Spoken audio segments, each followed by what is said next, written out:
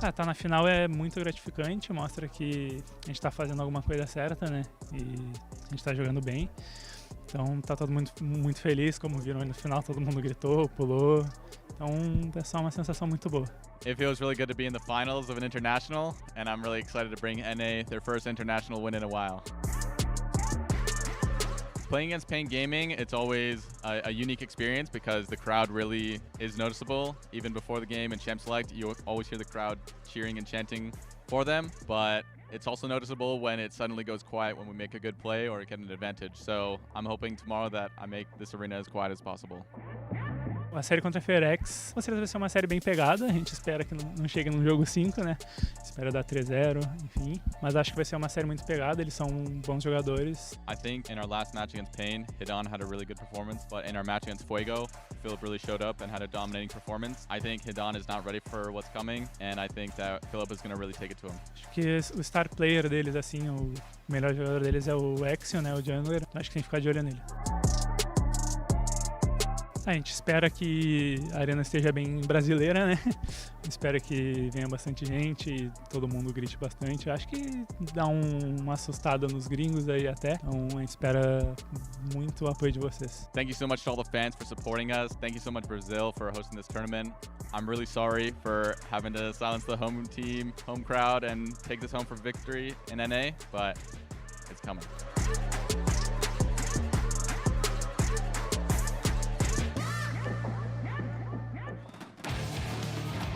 Welcome back, one and all, for the America's Challengers Grand Finals. The stage is set before us. 6 teams from across North and South America, all with one goal in mind, to be the pride of our Tier 2 scene and the grand champions of our first ever America's Challengers. I'm Mazel, I'm joined by Beatdown Boulevard, and I couldn't be more excited for this Pain Gaming versus FearX Starforge matchup. It's going to be an exciting one. You said it, Lennon. We started this tournament off with 6 teams, and we are now left with just 2. Pain Gaming, FearX Starforge, 2 teams who have done nothing but perform since this tournament started. They've proven to be the best of the regions that they're representing, and now today we're going to find out which one of them is going to be the first ever America's Challengers champions. Yeah, it's going to be a lot of fun. Let's go ahead and take a look at the gauntlet so far. It did end up being a CB LOL Academy versus NACL matchup, but my goodness, did we have some fun along the way, Beat. We did, and honestly, Fuego going a lot further than definitely myself expected. I was really happy to have underestimated them and see how far they were able to go. In the end, unfortunately, FearX Starforge defeated them yesterday to make it here to get the rematch against Pain Gaming. And for Pain Gaming, I mean, it's just been nothing but greatness from them since this entire tournament started. I think after the first couple of matches, day 1 and 2, you could see the opinion of a lot of the viewers and us as broadcast talent really recognizing that Pain Gaming were suddenly the team to beat. And now today, I think that hasn't really changed. Fear have a series ahead of them. Yeah, the duality of the story of the upper bracket run versus the lower bracket run. But the upper bracket one is one of dominance, is one of might. And here in front of the home crowd, you know it's got to feel good for Pain Gaming. Yeah, that's right. This roster, again, from the beginning, have done nothing but impress. Even in their home region, they were a team that dominated almost every match they were in, stumbled just a little bit in their split 2 finals, losing it to VKS, who they overcame here earlier in the upper bracket. So now they have a chance to avoid a repeat of history as they face Fear. I love Fear coming out, trying to get some chants going for themselves. I hope we can hear them. I hope we can get somebody cheering for our boys. But here they are, Fear. Philip Stone Cold as always. But their journey here has been one of a lot of stumbles and trying to get over that line and doing so at the last moment, seemingly. And just take a look at that crowd, guys. I mean, of course, they are in São Paulo, and it is a very... I saw a lot of black and red in the crowd. I don't know about you, Lennon. So there's a lot of Pain Gaming fans. ABO even mentioned it in that opener video that we had aired, that, hey, he wants to silence the crowd because he felt it, that every time they did something good against Pain Gaming, the audience was quite silent.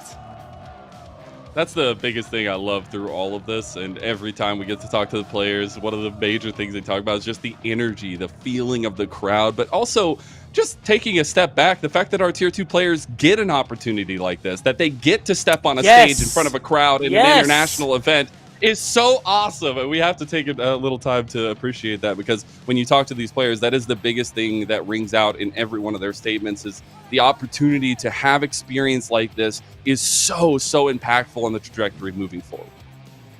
Yeah, it is. Like, just the ability to travel, go to other places, interact with other regions, and learn slightly different ways to play the game, and just get that experience does wonders for players who either have been in the Tier 1 scene, but especially those who are trying to make their first steps into LCL, CBLOL, whatever region it ends up being, Lennon. That's the amazing thing about it. Getting that experience beforehand is so invaluable, and that's the best part about America's Challengers for me. It is indeed. And now that we're talking about our potential championship round here going on between FearX, Starforge, and Pain Gaming, we have to talk a little bit about the journeys getting to this point. It feels like this Pain Gaming roster, I know we talked about the upper bracket itself, but this guy on your screen right now, the guy that's playing rock, paper, scissors, that man has been leading the charge alongside this man right here, Tatu. I mean, Hidan and Tatu have been such an impactful force for this gaming team. Yeah, they have been, and it's not to say that the rest of the map are slouches either. You look at QOTS, you look at Marvin Giggs, everybody pulls their weight on this roster. I think Marvin in particular, I mean, a player who, this is his first year of competitive play. He's still a rookie, that's right, Lennon, and he's still shown such amazing performances, especially here on stage, in front of a crowd, albeit a home crowd. Still, something to be said about a talent like that. And if Fear are going to have a big hope today, the first two coming up on the docket are also just as important, but this man right here, Hidan, has had his number every time they've gone up against each other today, needing a huge step up from Philip. But this guy right here, you put everything on his shoulders, he will bear that weight. XU and a Blaze Olive, also the mid-jungle duo for this FearX Starforge team, have also been, I would say, just as impactful as that duo we were talking about for Pain Gaming. Yeah, 100%. And I think you look at the bot lane of this team, Instinct is more of a sort of secondary carry role. I heard Cubby use the term cleanup damage yesterday during the broadcast, and I really agree with that assessment. And I think he does fulfill his role for this team very well alongside Winsome, and I think this is going to be a big challenge for them, especially considering what happened the last time in the playoff bracket these two teams faced off against each other. It was a bit of a tough showing for the bot and top lane of FearX Starforge. Yeah. I don't know, man. I can't really hear you. You know, the crowd's getting too loud through here. I can feel their energy coming through the the mics here. But it's been really cool to see as well. And the fact that also we got a little bit of a preview to the trophy itself. The trophy looks absolutely beautiful, and be some nice hardware to take home for the first ever champion. Yeah, and I thought the NACL trophy looked great, and mind you, it does, but I really like what they did here with the America's Challengers one as well as we get into Champ Select. Again, this is our grand finals. Mazel, Pain Gaming versus FearX Starforge. Both regions' second seeds for the tournament are here to try and take it home. Funny how that works. We'll see if the lower bracket run is what makes dreams for FearX Starforge or Pain Gaming remain dominant all the way through. This is Fearless, so every champion chosen for these games are not going to be available since it is a best of 5. Once we get to game 4, we will not have our second phase of bans. Once we get to game 5, there will be no bans whatsoever, just the Fearless bans. Now, already neck deep into it, we had the Azir first pick for Pain Gaming Academy. Meanwhile, on the other side, FearX Starforge, they double lock in the Cassante and the Tristana. Yeah, and I will say real quick, the bans that we saw from Pain Gaming, the brand, because they know it's such a big pick there for XU, and I especially want to call out the Ezreal ban. It's a champion that has had a lot of success in this tournament. It's 7-1, Instincts look great on it, and I have a feeling that we're going to expect to see that taken away for most of this match. Thing is, though, with these best of 5s, you won't have bans. That's true. Time Game goes 5. On, so we'll see exactly how it goes. They can go the distance. So now we are getting a very strong top jungle combo here, at least with the Sejuani Camille. I mean, Sedge, melee top, you already love to see it. And the Camille into the Cassante, a counter we don't see too often, but it's a counter Hidan is very happy to play. You said it earlier, Mazel. He's had Philip's number ever since this tournament started. And Philip, he's trying to beat the fatherhood allegations today. I'm wondering who won the rock, paper, scissors competition there. Oh my god, me too. That's exactly. Hey, I don't know. I'm not remembering very well if he played scissors or not. But maybe he did, and then we have Camille. So it's foreshadowing. It's not Gwen, but it's the same thing. The Ziggs, though, something else to think about. It's the construction crew, or the destruction crew, rather, for FearX Starforge so far. Yeah, and you can see the Kaisa taken away immediately. Has been a very popular answer in this tournament. Marvin himself has even done it in this matchup. So they want to remove the late game power in the Kaisa, and conversely, the early game power in the Kalista. Another champion Marvin has had great success on. He's currently 2-0 on it. So they want to remove some bot lane dominance from Pain Gaming. Philip's been training for this his whole life, this whole tournament. That's all he's been building for. Speaking of some of the things that we've been building towards, the very heavy facilitation jungler setup is going to be taken away. Deforestation is the name of the game for Pain Gaming, as they do not want to see the Ivern or the Maokai from FearX Starforge getting into the second phase of picks, though. We are already getting the Rel for Winsome, and I actually really like this pick. I think it's been a pivotal pick throughout the tournament. Yeah, it has, and the Galio hover would be interesting. Oh, wow, they're actually just going to immediately lock that in. Galio, it's going to be Galio support for Giggs, and it does play pretty well into a lot of melee matchups, but really what's good about it here is that it's being paired with the Camille. I can already tell, looking at this draft, no one can match Camille in the side lane, and if you try to make a play where FearX Starforge over-index in that lane, Galio can join, turn the play on its head. That's so interesting. Also, just the Venn diagrams going on right now, at least. Also going to be very, very strong. But the team fight damage also backed up very heavily from Pain Gaming. This is the kind of draft I love to see in a full Fearless game number one. It is the Zyra, though, and I will say this pick is a monster in the hands of XU. Yeah, it is. He is really good on the pick. Another one of the AP junglers that Pain Gaming weren't able to, couldn't afford to ban away. So now this comp is going to be all about the range. It is all about trying to keep Pain Gaming at arm's length. They do have a good front line as well with Philip and Winsome to lock up members of Pain Gaming, especially this Zeri, especially this Camille, who are really trying to get in there and do as much damage as possible. God, love to hear the crowd there. Love to see the chants. This is the kind of fandom you love to see represented, and especially here on the T2 international stage. Now, talk about the compositions a little bit more. Like, we are looking at fisticuff central here when we get to 5-on-5, but it does feel like Pain Gaming's kind of in-between style picks can be very powerful as well. Yeah, and I think the thing that's Pain Gaming have going for them is, Zeri, Azir, late game, that's a lot of DPS you're working with Mazel, and you have the front line to cover them as well. So if this Camille, if the Sejuani can close the gap and allow these carries to do damage, especially in the late game, I'm really liking Pain Gaming's chances. You have the Ziggs, you have the Tristana. This is a combo FearX Starforge go for a lot, Mazel, and what they need to do with it is actually try and prioritize those grubs if they can make it happen, get an early gold lead with this Demolition duo.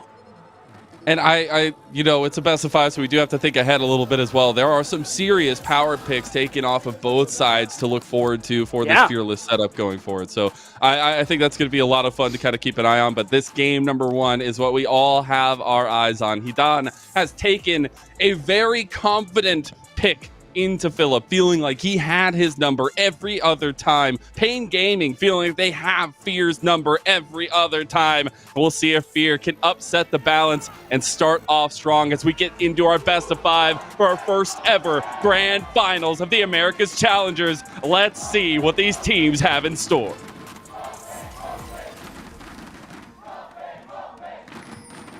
Oh, and you can just hear the fans chanting, "Go Pain, go Pain." Those are the very chants Blaze all of us as he wants to silence.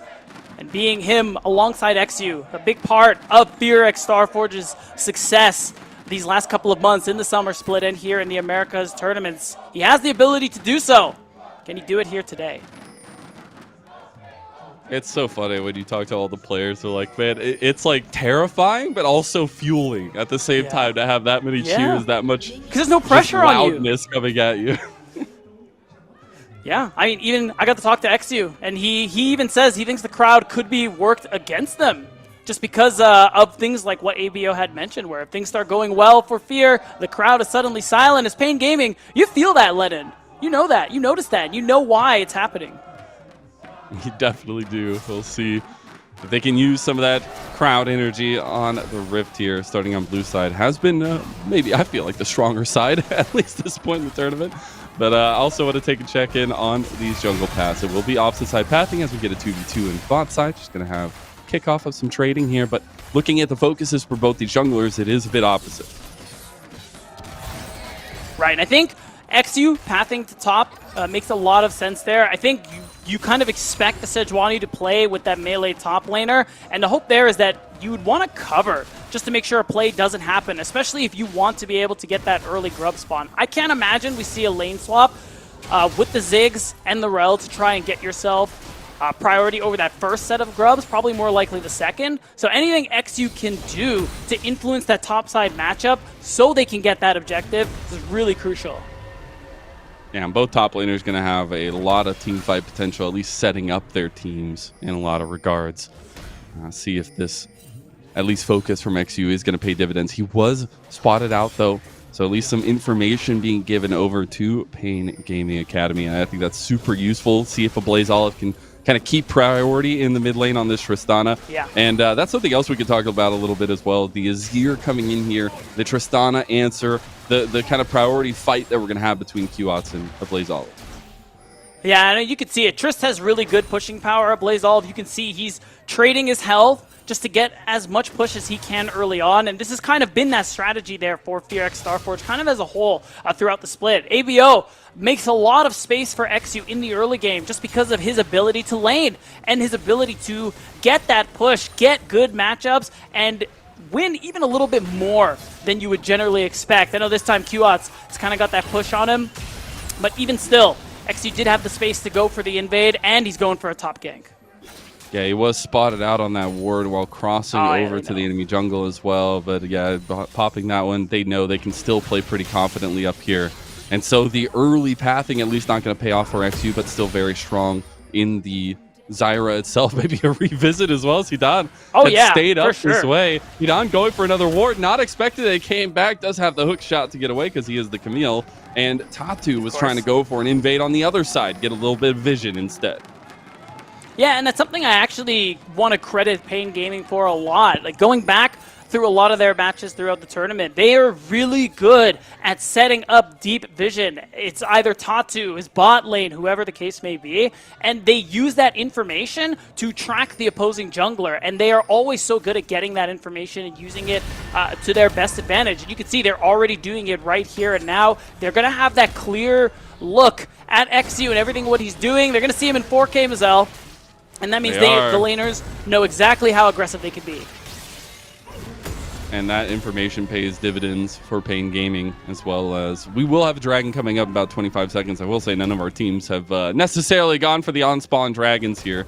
A lot of vision for Pain Gaming is just being played towards right now, and honestly giving them kind of control over decision-making like you were saying. And we actually see Tatu going for a bit of an aggressive move to wait for XU. Maybe he thought maybe a little bit of vision play there, but fight over the chickens instead. Yeah, both have smites. ABO actually does have that fast track because of where the wave is. I think Tatu actually wants to go for it again. Wow, he's really pushing for this one. ABO's fighting on the other side of the wave. There we go. The XU's fight that one away. A couple of emote trades between the two. We have seen in the past these two like to chatter a little bit. It's been a lot of fun to see kind of their relationship grow. Yeah, especially just hearing from XU that these guys have been talking a lot. XU has a lot of respect for him. Oh, hold on. That's bold. He had the level 6 mark, so that's the biggest difference that he was trying to utilize right there. Yeah, I'm interested to see if he done. Okay, yeah, he is going to stay. He's going to clear that wave out. XU cancels the back. I think right now that's why you could see ABO is walking towards his top side. Pain Gaming know that they're not in a great spot to go for these grubs. They have the bot push. They're going to go ahead and Drake stack instead. So both sides kind of getting a lot of what they want. You don't mind trading Dragon for the first 3 grubs as Pain Gaming. The question is just going to be, can you prevent Fear from getting all 6 of them? Because letting that go to a Ziggs and Tristana comp, I mean, you're liable to lose a lot of your turret plates before that 14-minute mark. But if you look at Pain Gaming's comp, I mean, once they get level 6, their kind of fight around that next spawn of grubs will be very strong. Yeah, I'm sure they're going to be bringing Giggs up as well. And seeing him get involved on the map, especially once he gets that heroic entrance, I think is super important. Just being able to kind of make this Galio pick pay off. But he's also, not only that, the player that has been in a majority of kind of shot calling positions, or at least playmaking decisions with Tatu. Yeah, and I think Giggs in general has just been really good on not just the standard picks, but will play the more unique kind of stuff here where he'll play the Galio, he'll play the Poppy, he'll run the Pike, even though the Pike ended up losing for the most part. He does really well on these sorts of picks, and he opens up draft opportunities for his team. Like, again, because his willingness to play this pick in this position, they have the Camille Galio combo, which is really going to leverage Hidan's ability to be powerful in side lane as the game goes on. We did see Tatu leech level 6 there. So he does have the Glacial Prison. If Fear step up too far, they're just going to die. There's the Glacial Prison goes wide. The flash play doesn't matter, though. The damage sticks, and first blood goes to Pain Gaming Academy. Really nicely done there from Pain Gaming. Nice patience from Tatu, even though the Glacial Prison ended up missing. That's just good recognition from Giggs. As soon as the Satchel Charge goes out, you know you have that Justice Punch to set up the CC onto the Ziggs. This little stutter there from Hidan, but honestly, so huge to get Marvin, of all people, an early kill on the Zeri. You'll love to see that, and also this, this rookie year of his maybe ending up in a strong position for him, at least starting off in this game number 1.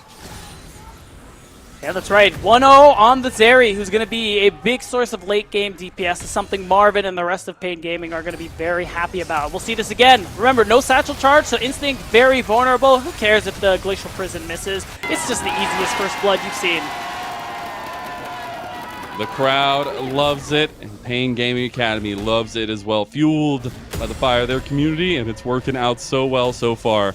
As XU is going to try to make a gank happen in topside. You have to remember, it's very hard to kill this Camille, and especially when Hidan has flash. Winston also going to make his way up here. Ablaze Olive is also making his way up here. Bring your masses!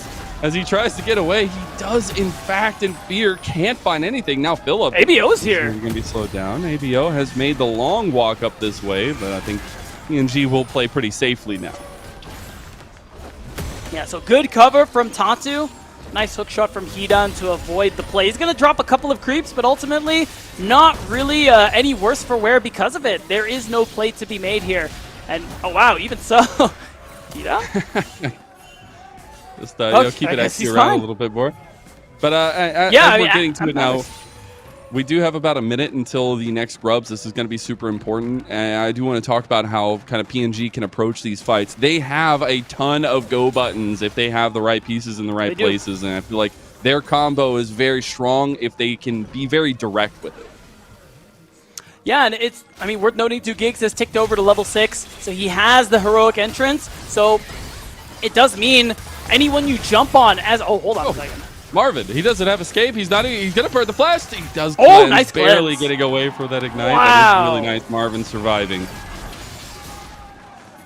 Yeah, really nicely played. It does cost his ult. It does cost both of his summoner spells, though. So now Fear are in a position where, if they wanted to lane swap or push this wave in and then move their bot lane over to these grubs, I think they'd have a really big advantage. Marvin's going to have a tougher time actually trying to put out DPS at this subjective fight. And yep, I like this direction Instinct is going in. I think Fear recognize how valuable these grubs are.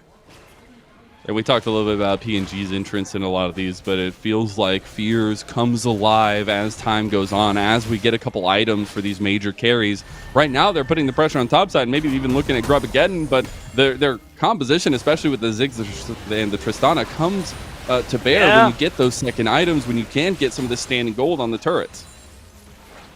Yeah, and I mean, they can get to those second items very quickly, Mazel, now that they have gotten that Grubageddon. All 6 grubs into their back pocket. You can see Qats is pushing in the picture-in-picture, but I think this is absolutely worth it, especially once Fear, just use that 6 grubs that they've gotten for themselves. All they need to do is throw a bunch of people plus Ziggs into one of these side lane turrets, and they should have no problem collecting that first brick. And in fact, they can probably collect the second one too.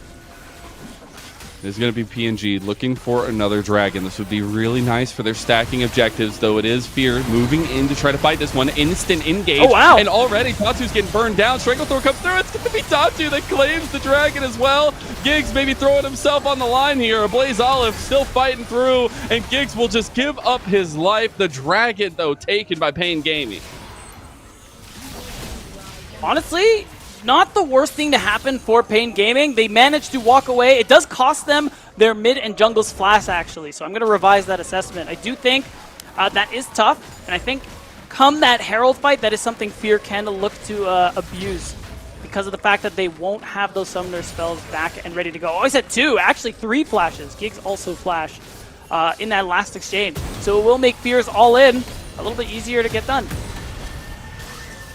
We are also getting to first items here in majority members, at least the Convergence or Tatu, but more importantly, the Nashor's Tooth, first item for Qats. We also got the Leandries and the Blade of the Rune King for the mid jungle for Fear as well. So an uptick in a little bit of fighting power, but in game, they look to try to punish Philip up here and maybe get Hidan a bit of an advantage in the side lane. Yeah, I think it's just more showing up, escorting the wave in case Philip gets too aggressive. Yeah, there's a ward. Hidan, I don't think he knows necessarily, but now there's a lot of people headed towards that top side. I mean, right now, we're a minute away from plates dropping. Still waiting to see if Fear are going to be able to actually try and knock down some of these turret plates. We are seeing XU towards this bottom side.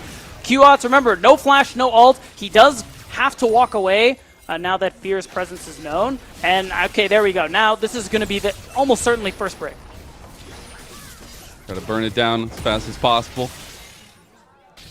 And see what Pain Gaming can get anywhere else. That's a Blaze Olive that was walking pretty riskily back to lane, but will be just escorted by Giggs. His first turret does end up going to Fear X Starforge, using the destructive comp very well. Yeah, I mean, between that, the plates collected on top lane as well. You can see Fear X Starforge have gotten themselves almost a 3,000 gold lead. And this is exactly how they want to do it here. And as long as Philip avoids the ensuing play, oh, he's fine. He's fine. Everything's fine. There's a chicken. There's a chicken running around.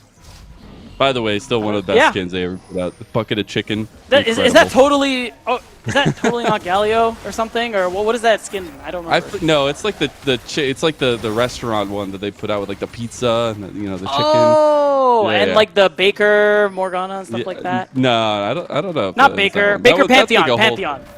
Maybe. But they're baking right now. Yes. Because they're looking for I dare a fight. say cooking. Again, baby cookie. They might have the chef's hat on. Yeah. The biggest thing here for Pain Gaming is the strength lies in their instant engages. They catch somebody overextended or in the wrong position, they can instantly pounce, and you're going to be wishing you had not gotten out positioned. And we're seeing a little bit of movement from this top side, but stopped in his tracks is Hidan. They're going to take a fight there instead. And Fear, they're actually leaning up towards this way to try to collapse over here. A Blaze Olive going to be over here with the rocket jump, but now PNG taking advantage of the rest of the fight. Philip maybe overextending there. Tatu going low. Tatu going down. Instinct gets one. Winsome going low here as well, but PNG, they wanted this fight back, and now they don't find a good place to continue it. They're on the other side of the wall here as Riptail gets started up by Fear X Starforge.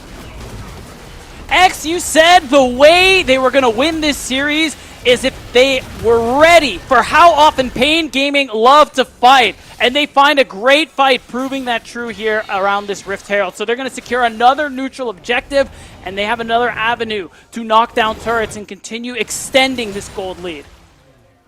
A little bit overzealous there by Pain Gaming, but I could see the angle. Because that's honestly, if you look back to their last series against each other, that's where Pain Gaming were taking advantages on the back ends of fights or in the in-betweens, like forcing Fear to not have a standard setup for themselves. The Blaze Olive is going to get Hextech Ultimatum. There's the combo. Venn diagrams of death come for you, and nobody can escape that one. A shutdown as well to Q-Ots.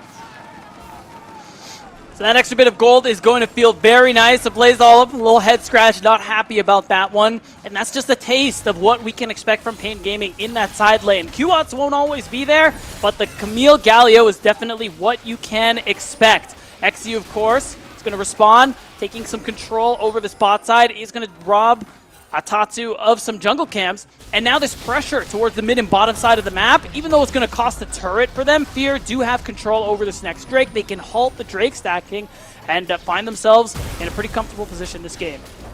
They're extending pretty far on bot side, and there is a redeploy coming out from Pain Gaming. Luckily, they'll catch Tatu right in transition here, so they won't stay around for the turret. Do get really good damage on the tier 2, but now the focus has to be on the Dragon. You do not want to give a soul point over to Pain Gaming Academy. No, especially not Mountain Soul. Galio, Camille, Sejuani, I think they would love that a little bit too much. So Fear can't let that happen as we take a look at this play right here. We saw the other POV with God Vision. This is what EBO saw. Unfortunately, there wasn't really anything he could do there. Actually, it looked like he used the Buster shot right away, and Hedon managed to dodge out on it when he cast that Hextech Ultimatum. So nicely done from Hedon. I mean, the guy has been the GOAT, it feels like, of this tournament. Hedon has had such an incredible, at least go for Pain Gaming Academy himself. But it's also just been the way that he's kind of dismantled the top lanes. And I mean, the fact that this guy is so experienced, he's been in the scene for so long, and he's still able to do this kind of stuff is so nice. Yeah, it's great. And he has been just a top performer this entire tournament. And again, a big part of the success Pain Gaming had against Fear X Starforge the first time earlier in that playoff bracket. I think what I enjoy most about watching him play is his ability to find flank angles. He'll go deep to set up these angles so the carries of his opponents aren't able to respond properly. And it's part of how Pain Gaming team fights so very well in that mid to late game. We're going to need to see that come alive here as we're getting closer and closer to second items completed as well. More team fights on the horizon. As Fear looking to make a move behind Pain Gaming's move, and it's just moves of moves, flangles of flangles, and P&G, they're trying to reconsider that one as Winsome goes for the insta-engage. Now right back to it. There's the Emperor's Divide. Stranglethorn used underneath it, though. Winsome getting low. Pain Gaming, they're looking to fight, and they've got Tate. Phillips split off from the rest of his team, and this is where we've seen things go wrong time and time again for Fear. Pain Gaming take full advantage. Yeah, they're initially engaged. It didn't get them enough, Mazel, so Giggs was able to have a big play with the ultimate there in that heroic entrance. And a lot of the gold lead, basically all of it, has been destroyed by that play there from Fear X Starforge. And you can hear the chants. They're getting louder because even the crowd knows that Pain Gaming have gotten themselves a big play. Yeah, I mean, from the shutdown at topside when they got that one, and then now also these couple fights, it is an even game. And that's where we have to talk a little bit of brass tacks here. This also has been the story for Fear. They constantly find big advantages in the early games, but we've seen them falter every time, it feels like. So trying to find that consistency for this team is also important. Yeah, we're going to see the replay here. I think that the interesting thing, too, is that's kind of hard with this comp is you're playing a Zyra, you want teams to move into you, you want to kite, but you could see they're running forward, XU is flashing forward, and they couldn't find a single kill after using all their ultimates. So the turn from Pain Gaming, it's just too easy. They want to get up close and personal, and they are very happy about Fear running into them. You could hear how quiet the crowd was until these couple moments have started going back in their favor. Now we're getting loud and rambunctious again as Philip forced to flash away, but instantly pounced on by Hedon. Now we're going to get the TP in. That's a Blaze Olive. I mean, he's just a little Tristana. What are you going to do against them? He busted shots away. Rocket jumps beautifully as Giggs was trying to come around there. They actually caught Tatu. He's going to flash. He is going to get out with his Arctic Assault. It's now Rico again. Philip staying a little bit too long. Does almost get his life taken from him. As we do get the Rift Herald pop, it's going to be XU trying to drive that one straight to mid lane and get some more standing gold for Instinct and for Fear. Yeah, it is a bit of a kind of last second Herald spawn. I'm almost certain that it was about to Oh, expire. no. Oh He has Strangle's no! He doesn't even have time to use it. Finally, before he dies, he goes down with that ultimate use. Now Hidan has found that TP play, almost catching the stragglers here, but not worth it. And PNG, they consistently are finding punishes, and now, for the first time, they have a gold lead. And it's like that first 15 minutes didn't even happen, Mazel. You just see Fear not being able to effectively use the Rift Herald, having to drop it last second. It makes the play very telegraphed. So Giggs, Tatsu, the rest of Pain Gaming were very easily able to punish Hexu for that one. And Fear, not only did they not get that mid-tier 1 turret, they lost the bot tier 1 as well. Pain Gaming, they have the gold lead in their favor now. And meanwhile, we have seen Tatu maybe be the one that gets caught out a lot, but he's also one of the major pieces of what is setting up these kind of plays for PNG. And honestly, rightfully so. The guy has been a king at the jungle, and now that we see the momentum shifting in their favor, he is also going to be on his second item. And I think these team fights are going to get a little bit hot and heavy to handle. That's right now. The focus here is on this next Drake.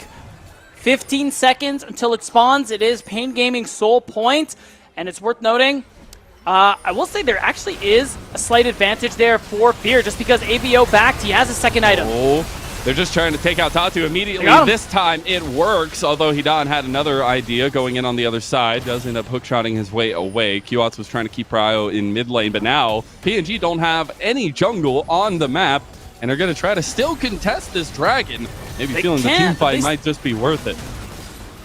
They do have some big ults to play with, but it's looking like they actually just want to posture, maybe push out that next mid wave and trade the Drake. I will say, stacking Mountain Drakes will feel really nice there for Fear. Winsome and Phillip are going to get very, very tanky if they're going to be able to continue stacking. But again, a lot of that advantage came from the fact that ABO had that second item over Qats. He's going for the death cap second, so it's very expensive. Didn't get that second item power spike, and it is what opened this one up for some success, I think. I mean, he just doesn't have the tankiness to stay alive just yet. Maybe in the far future, yeah, but not just now at least. And we are now finally cresting the second items for our carries as well, as we have that Runans completed from Marvin. Also has a BF sword on the back of it, so his team fight strength has actually kind of soared through the roof. But that's what I love about these comps. If we take a look back holistically, like in the draft, we literally said both these teams want to fisticuff team fight and team fights. And team fight and team fight and team fight and team fight. And that's what we're going to get. And at this point, I feel like both these teams are setting up to some very, very big 5-on-5s. Yeah, and I will say, I do like Pain Gaming's chances a little more later on into the game. Partially because, again, no one can really match Hidan, especially once he gets to that second item. He is going to be a monster in the side lane. He has Giggs in his back pocket with that Camille Galileo combo. And the fact that, I mean, you have a good front line in these 5v5s for Qats and Marvin, who are very strong, consistent DPS dealers in these team fights. So Fear, they're going to have to play these fights out really nicely, really cleanly. They want to get that win here in game one. Completely dead even, 24 minutes in. Pain Gaming Academy trying to put some pressure on this top side, leaning Giggs over there as well. And the side lane catch-outs can be very powerful for them. We already mentioned it so many times, but their catch-out tools are very, very strong, as they're actually getting a redeploy out from Fearx Starforge, trying to re-secure some of the vision control around this top side. I will say Hidan is actually staying. I think he must be sitting on a bunch of gold. He's ahead in terms of gold, but you can see how behind he is in itemization. Might be waiting for a big back. Maybe he's waiting for himself to back, set up a teleport play, and maybe Pain Gaming can try and go for a Baron. But right now, yeah, Phillip can definitely do this. He's liking his chances. Okay, Phillip likes him. He's going in. He's got the flash already burned. He's going to try to get the angle here onto Hidan. Does end up getting the hook shot away, so not able to do it. It's just Camille. What can you do? They do go flash for flash. He must have won the round for this disease. Yeah. And okay, I guess this is that Baron play. Remember, Hidan has teleport. He has a lot of gold to spend. don't know, though. This is going to be a little dicey if Fear can get their damage dealers here. Hidan has come over. Oh, he's just going to go for the engage. There we go. That's what you like to see. Heroic Entrance coming down as well. Pain Gaming. Now, though, they're split from the fight. Divide. Bringing him right back. And Marvin waits to use the Lightning Crash until it's right in the eyes of Fear. They can no longer see. They've been blinded by the light and Fear. They are rebuffed from that mid lane play. And now back onto the Baron. Potentially goes Pain. No. Okay. No. These health bars are way too low, but a great fight coming through from Pain Gaming. It is going to get them that priority, and actually, they're just going to full send it. Never mind, you have Sejuani to tank. It doesn't matter. Blaze Olive TP'd away, so they know that they have the ability to do this. Oh my god, it's a disaster for Pain, or for Fear X Starforge. What a map play. I mean, I love it because we were talking to the XU, and XU was like, oh yeah, that was close. One of the biggest things is we want to either be able to outfight them or be able to out-macro them. Well, Pain Gaming have showed up today with some serious macro hands. They will end up losing a couple turrets because of the destruction crew that Fear have, but getting that Baron is huge. And that is a small comfort for Fear X Starforge. They open the map a little bit more. They do collect 2 tier 2 turrets worth of gold. And I think it's just in time. As long as they can get these recalls off and get them soon and spend the gold that they do. Wow, that just feels terrible. As long as they can spend this gold and recall soon, they will be on time for this next dragon. But that's why you're seeing Pain Gaming get aggressive, wasting their time.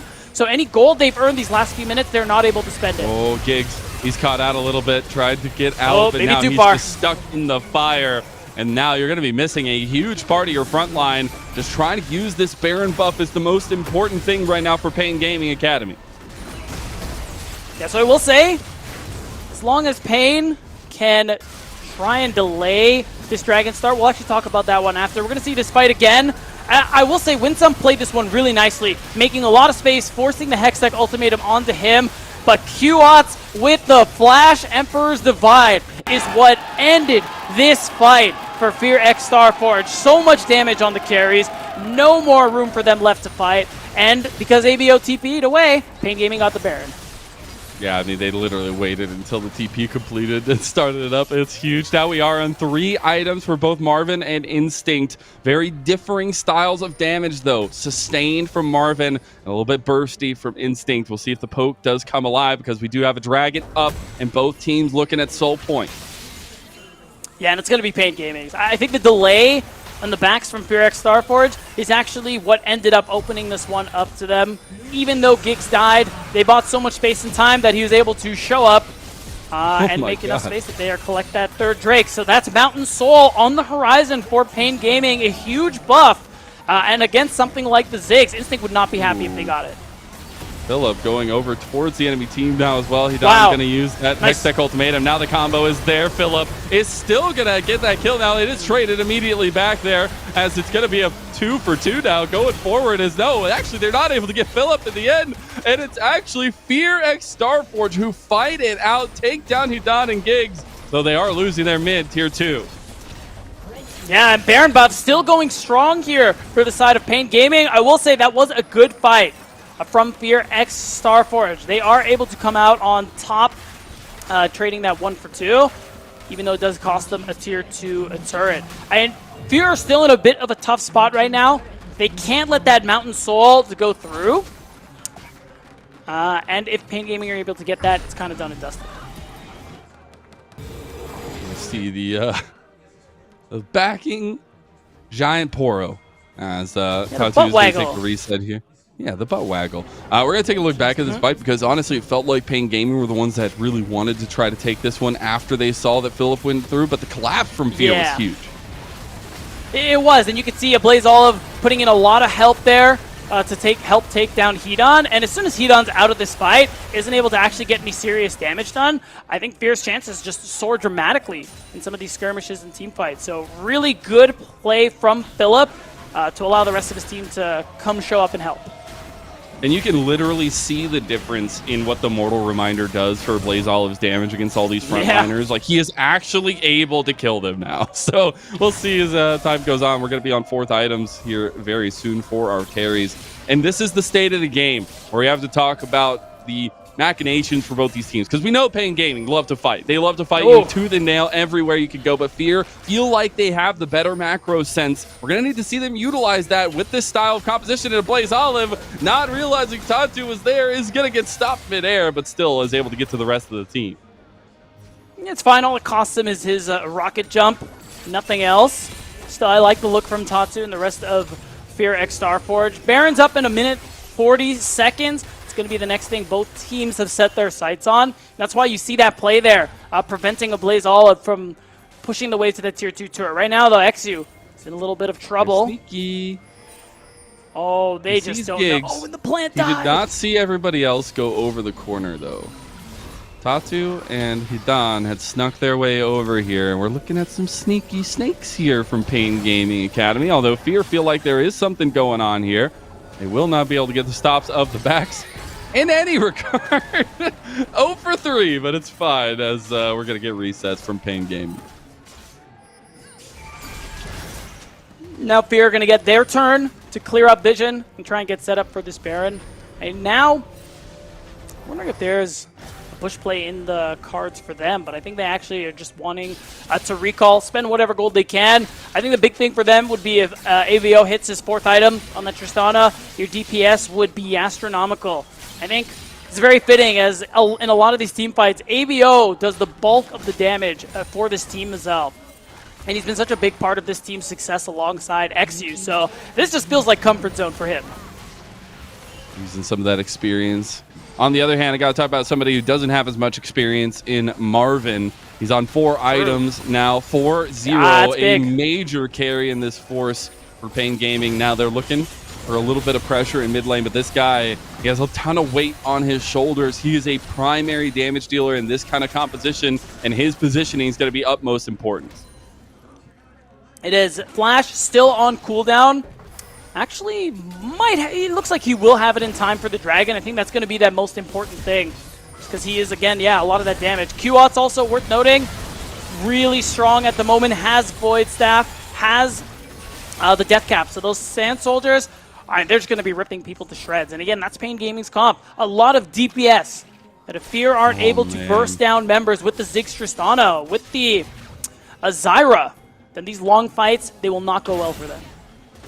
You look at the vision toggle by the observers, no vision around this Dragon Pit for Fear. None. They don't have any control over that side of the map, and they know there are sharks lurking. Hidan is just waiting to catch somebody out, and we're getting ready for this Dragon spawn now. We've been waiting around for about a minute in mid lane trying to see who can push, who can pull, but now we're going to get a potential soul of a Mountain Soul for PNG.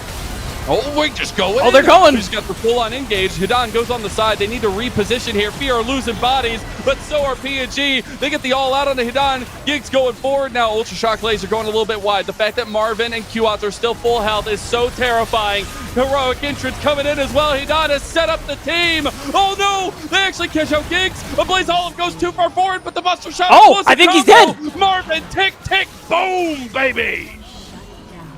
Wow, so it ends up being a pretty even fight. Well, it's actually a 2 for 3 in favor of Pain Gaming, but it's looking like, can QOTs actually go for the Drake? I mean, there's vision, but there are also teleports on the side of Fear X Starforge. They don't want to let this go through. So can they actually do something about it? It's looking like the answer is no. The Camille, Azir, I mean, as Tristana Ziggs, you don't want to actually walk into that. So that is the Mountain Soul over for Pain Gaming, and a big buff in their hands. It's going to help them close out game 1. God, I love that we're getting this kind of game for game number 1. It is a knockout, drag-out fight. We're taking a look back.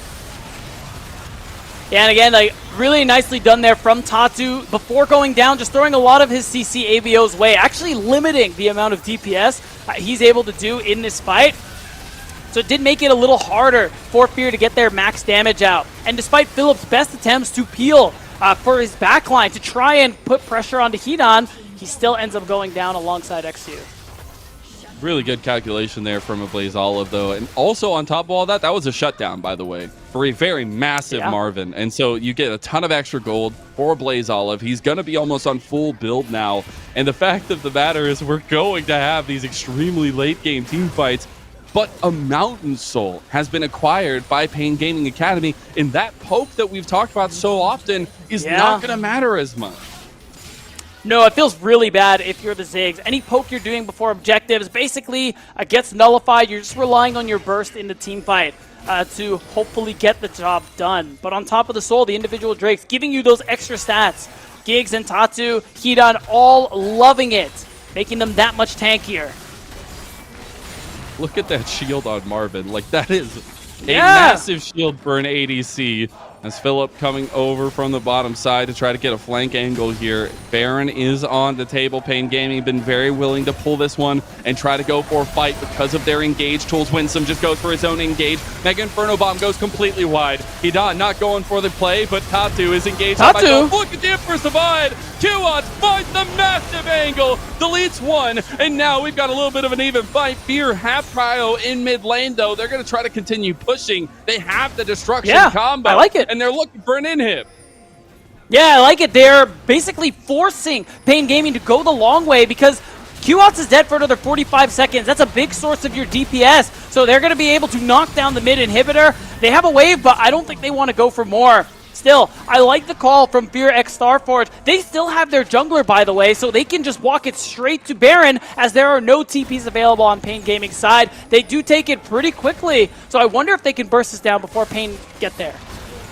I will say, though, Pain looks like they want to try to contest, though it is burning down they very do. quickly. Maybe if Tatu can get in there and steal it away, maybe he's got the hands, but it only gets down to half health. Now Fear not feeling confident. Hidan goes forward. Nice. Really nice natural charge there from Instinct, though. X-Deck Ultimatum is used. Philip is the tank. Philip is the front line. Philip is setting up his team. Here comes Winsome to reinforce, and you gotta say the Caliber is charging. Wow! Hidan! Instinct goes on a rampage now as well. Wow, so that ended up going huge there for Fear X Starforge. They can actually turn back and start this Baron again, especially because they have Winsome back. He's respawned and made his way over. Hidan is 40 seconds on the gray screen. That's rough. That's a huge in for your team here. Winsome looking for the angle on the other side, just trying to stop them from moving forward. The Baron is not the target right now. Marvin going ham. Marvin looking for the angle. Look for him. He hasn't been touched. Fear trying to fight front to back. Buster shot comes through, though. Heroic entrance onto Marvin. Now they're trying to get the rest of the fight. Fear do not feel confident to move forward, and Marvin putting out so much pressure there. And they had the redeploy coming through from Tatu, so they felt like they maybe could move forward with that Baron, but gonna pull back. Yeah, and that's tough. It doesn't look like Pain actually want to try and go for a Baron take themselves. ABO does have teleport, so they could teleport and try and hamper them, but really nicely done from Pain to prevent that Baron from going through. That could have been a big turning point in the game here for Fear X Starforge. I gotta say, Lennon, our first match of our first game of the Grand Finals, going to 40 minutes. I gotta say, it's delivering. It absolutely is.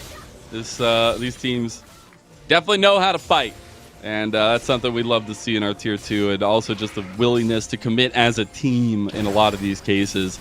But the pressure is not off yet. It is a game one of a best of 5. Still a lot of game to be played, but it feels like the momentum in this series can be incredibly important. It is fearless. All these picks will not be available as we move forward into the series itself. And all the pressure is mounting now. Hidan thinks he found Instinct, but the satchel charge gets away, so that's a flash burn by Camille. Yeah, I mean, that's a big deal. It's going to make it harder for Hidan to run away. Next time he gets caught out like that, it's going to make it harder for him to try and close the gap as he's been trying to do onto members like ABO and Instinct. I gotta say, Philip's been doing a good job at peeling for his carries and also being the one to find catchouts there with the Pathmaker, with the All-Out, to bring enemy members to the rest of his team. But we gotta fight. PNG want to go right back in. It's the give and take, the push and pull that we were talking about. They know that Instinct isn't going to have satchel charge for a little bit as well. Looks like the reset of the fight will come through. Winsome still doesn't have a lot of health, but Fear don't want to reset. I think they need to, because now we're 30 seconds away from the Elder Dragon, and this is a tough spot for Fear to be in if they stay on the map. ABO is feeling really strong. Not alone. This is actually dangerous. Here's the combo. They do get it. Mega Inferno Bomb used right back. Hidan did not have the health bar. Tatu moving forward now as well. Ablaze Olive. Oh, it's looking good. So much damn work, baby. Instinct goes unstoppable. And Fear look right back to the Baron. Yeah, and they can do this. They got to be careful. Q-Ots does a lot of damage, so they have to either burst this down as quickly as they can or make the turn. That's why you see Philip kind of posturing. Oh my god. It's going to be so close. Winsome goes right back in. Giggs going down low. Winsome going low as well. Both supports traded. And Marvin has death in his eyes. And he's looking at the Grim Reaper straight in the face. Wow, it's just unbelievable. The Elder Dragon is still up. It's been up for a little bit, Mazel, and no team has really turned their sights towards it just yet. Now we're seeing teleports towards the bot lane. Now we're finally seeing recalls, purchases made, just to guarantee you're in the best position possible. And I gotta say, Fear, they have a chance. Maybe they want to start this one right away because there are still a few members of Pain on the gray screen. Dude, he does so much damage. Oh my god. I mean, he's yeah, this is crazy. Blaze Olive is full build. I mean, Pain Gaming realized they're behind the play. They're going to go for the Baron call. They're going to go for the double TP up there, though Elder is already falling. Can Fear get over here fast enough? Doesn't look like that's going to be the case. No, I think Pain Gaming just end up making this call because I agree they're not going to be able to actually reasonably... Wow, that was close. Pain were never going to be able to actually threaten getting towards that Elder Dragon, so I like the call to just try and get the Baron buff, because in situations like this, you can use the Baron to, empower your waves, make it a little harder for your opponent with the Elder Dragon buff to actually knock down too many of your structures. It makes it a little easier to keep yourselves in the game, buy yourselves time. And time is what they need. We're getting to the point where time isn't going to matter either, because we're going to have full items for all the carries here as we're looking at a pressure fight from Fear X Starforge. They don't have the Baron, so the siege is going to be very difficult. They do have the Elder Dragon, so they can absolutely take the fight if it's going to ensue. They have so much damage on single targets. Look at that. That was just a little bit of damage from a Blaze Olive onto the tank of Tatu, so they can't siege because of the Baron buff. Yeah, that and the wave clear from Marvin and Qats is very potent, very powerful. Fear, because of the Camille Galio, you don't feel confident in trying to affect multiple lanes, especially in this game state where spawn death timers are so very long, Mazel. So this is kind of the position Fear are in. They have to go for this all-in onto one side lane. It didn't really do much damage. That was a Mega Inferno Bomb used. You see how much damage is packed into such little potential here for both teams. Yeah. Somebody overextends, they get half their health chunked away from them. And this position is just showing, again, how valuable it was for Pain Gaming to secure that Baron buff in exchange for this Elder Dragon. They're able to hold on. Not a single structure has gone down since Fear secured that objective. So now you see Hedon, he's just moving towards his top lane to try and push this one up. In a little bit, as much as he can, while the rest of his team finally walk outside of their base. This Elder Dragon, it's 30 seconds left. There isn't really a whole lot of extra value Fear are going to be able to get for it. So we're kind of back to this neutral state. Yeah, I mean, the Baron will still be up a little bit longer than the Elder Dragon, but honestly not going to be much to work with between that time. And I think the setup right now really is just about who can get the big catch out from Pain Gaming. You can see that they're always looking for it, especially Hedon, especially Tatu, and Giggs is there to follow up in a lot of these cases. Yeah, and I will say, XU, Instinct, both have access to Stasis now. That is a big deal against the comp that Pain are running, where they're looking for those pickouts, Mazel. So now they both have that extra bit of survivability, that chance to buy time for the rest of the carries of Fear X Starforce to do their work. So Pain Gaming, at this moment, actually have their work cut out for them. This Baron is going to... this Baron buff's going to expire any second now. And once it does, Fear are back in the driver's seat. Ooh, Philip getting caught out a little bit, does end up using his Unstoppable to get away. There's the Glacial Prison used as the turret did fall. Pain Gaming looking for the fight. They have Hedon on the angle here, deciding not to commit to it just yet as he is spotted out there. Qats could always try to go for a big Emperor's Divide. Giggs getting low. Mega Inferno. That's a lot. Used. Giggs is down. They lose their front line, but now they're put into a corner like fish in a barrel. Both stasis, but look at Marvin. He is absolutely lighting them on fire. They got him with electricity. The man has stepped up to the plate and knocked out a home run with a triple kill. And Philip, even though he is trying to buy time, Hedon's going to be able to clean him up before TPing for the win here. Mazel, it looked like Fear we're going to be able to make it happen, but these death timer means this game is done and dusted.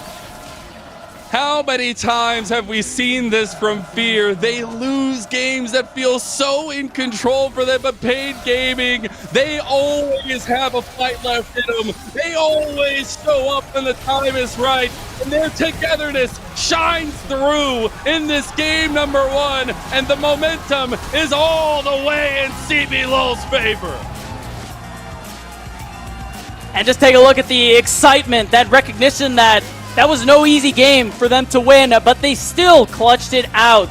And on the side of Fear X Starforge, that is a tough loss, Mazel, where it really felt like, especially those last 5 minutes, that they were able to secure the win here. You can see on their faces, they knew it too. They don't feel good about it.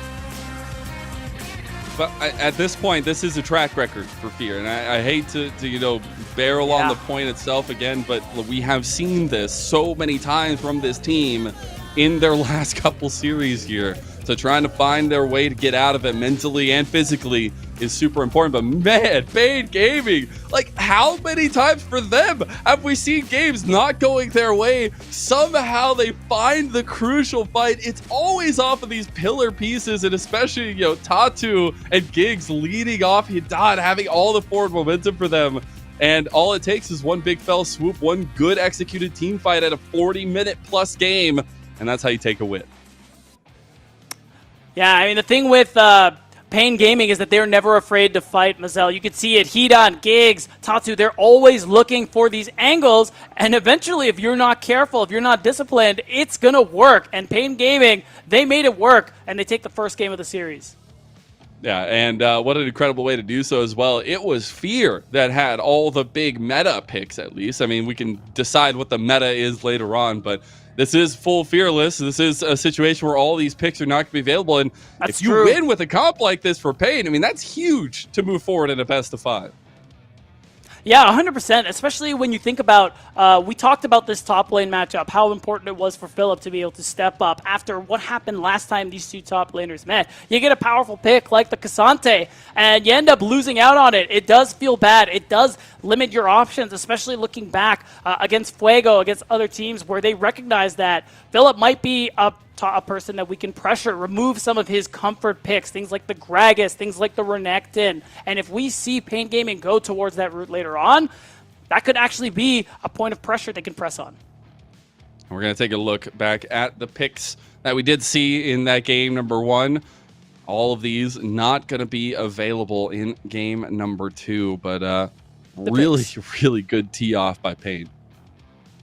100%. Again, I really liked the Camille coming through in response to the Cassante. You don't see it. You don't see her played very often, but she is really good in that matchup. And you pair it with Giggs' willingness to play something like the Galio. Again, his willingness to play these more unorthodox picks in the support, these less common picks in the support role, was really what set up a play like that. And I feel like it limited some of Fear's options in that mid to late game when it comes to playing the side lane. They didn't really try to play the side too often because, again, no one can answer Hidan, and many members of Fear would not be able to answer Hidan and Giggs.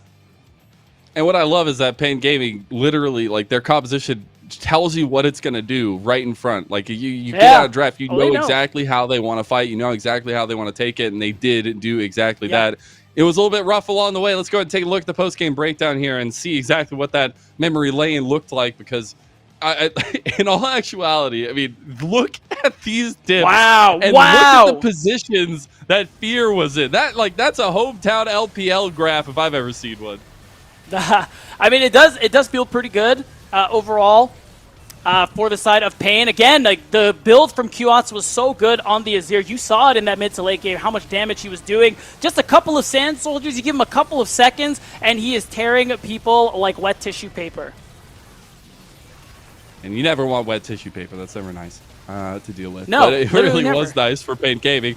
And there were some times where the crowd was, not as into it, not as hyped because some of the things were going the way of Fear. But as soon as things start turning around, as soon as Pain Gaming make any kind of play, you immediately feel that energy rush back into it. And I know these players are filling off that. The last time we got to talk to Tatu as well, like just the what this means to do this in front of a Brazilian crowd, in front of his home as well, and be able to kind of have this representation for CB Lowell and to start off this grand finals like this.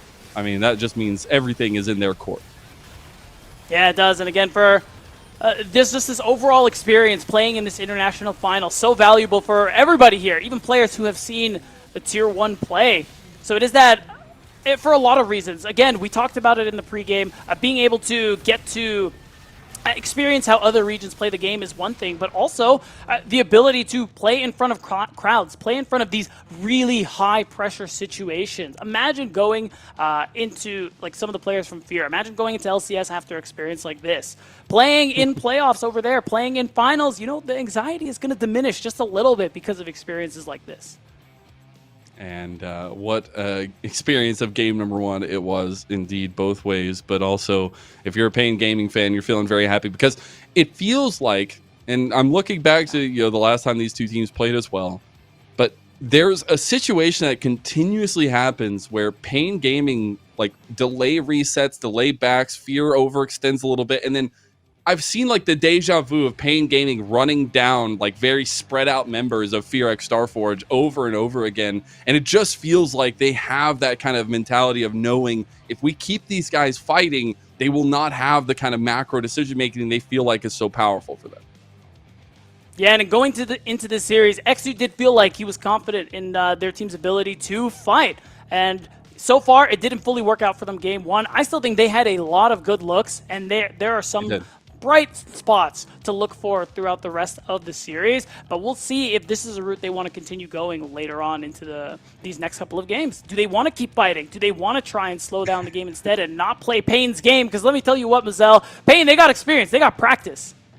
They do. That upper bracket run paying off dividends for them there. But I did hear that Fear have gotten that blue side this time around, so that'll be a super important adaptation, trying to figure out how exactly they want to approach that as well with their picks. But honestly, I got to give some praise, at least, as you were saying, to Fear. I think Instinct Ziggs was super impactful. Obviously, we're not going to see the Ziggs again, but trying to get him in a place of comfort is super important because you already have Marvin popping off on the other side. You're going to need something to combat that.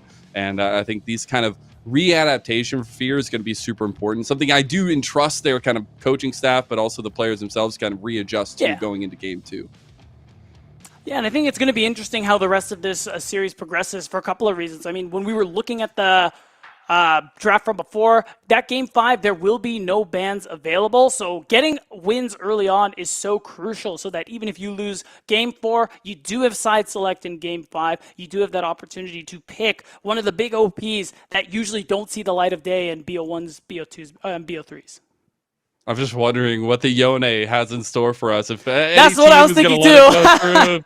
Anybody's just going to let that they one won't have a slip choice on through before we get to it. But in the end, they won't have a choice. See if they can kind of decide on that a little earlier. But honestly, I expect this series to be a long one. You already saw like 40-plus minutes there for the first one. We'll see what game 2 has in store for us as we send it to a break.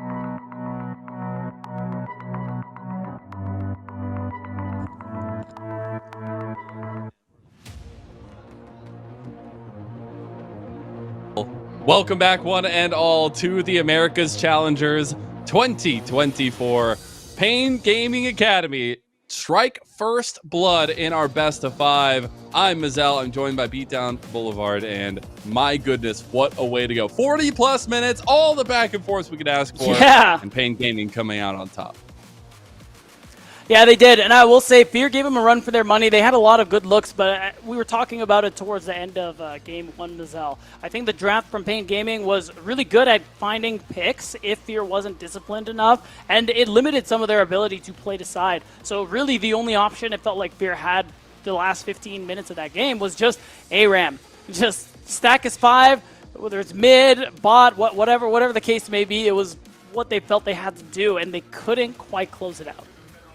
Yeah, and it came from some of the side lane picks, but also just the togetherness and the decisiveness that we're seeing time and time again from Pain Gaming Academy. I mean, that is the reason why they're the big boss here in America's Challengers. You're seeing all the fun they're having as well. The kind of, Valorant feel of the pop-offs and the fist bumps, things like that. Like, it just feels like this team is riding so high off this community sentiment, off the fans, off the energy in the arena, but also their damn good gameplay here, Beatdown. Like, the fact that they are taking the hands and giving it to Fear has been really fun to watch.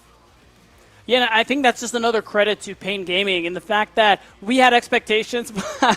We had expectations for what we'd wanted to see from members of Fear, particularly Philip and Instinct, who I think actually had a pretty good game ones, better than what we saw the last time these two teams faced each other. And still, Pain were able to overcome them in the end. So it's kind of back to the drawing board here. You mentioned it.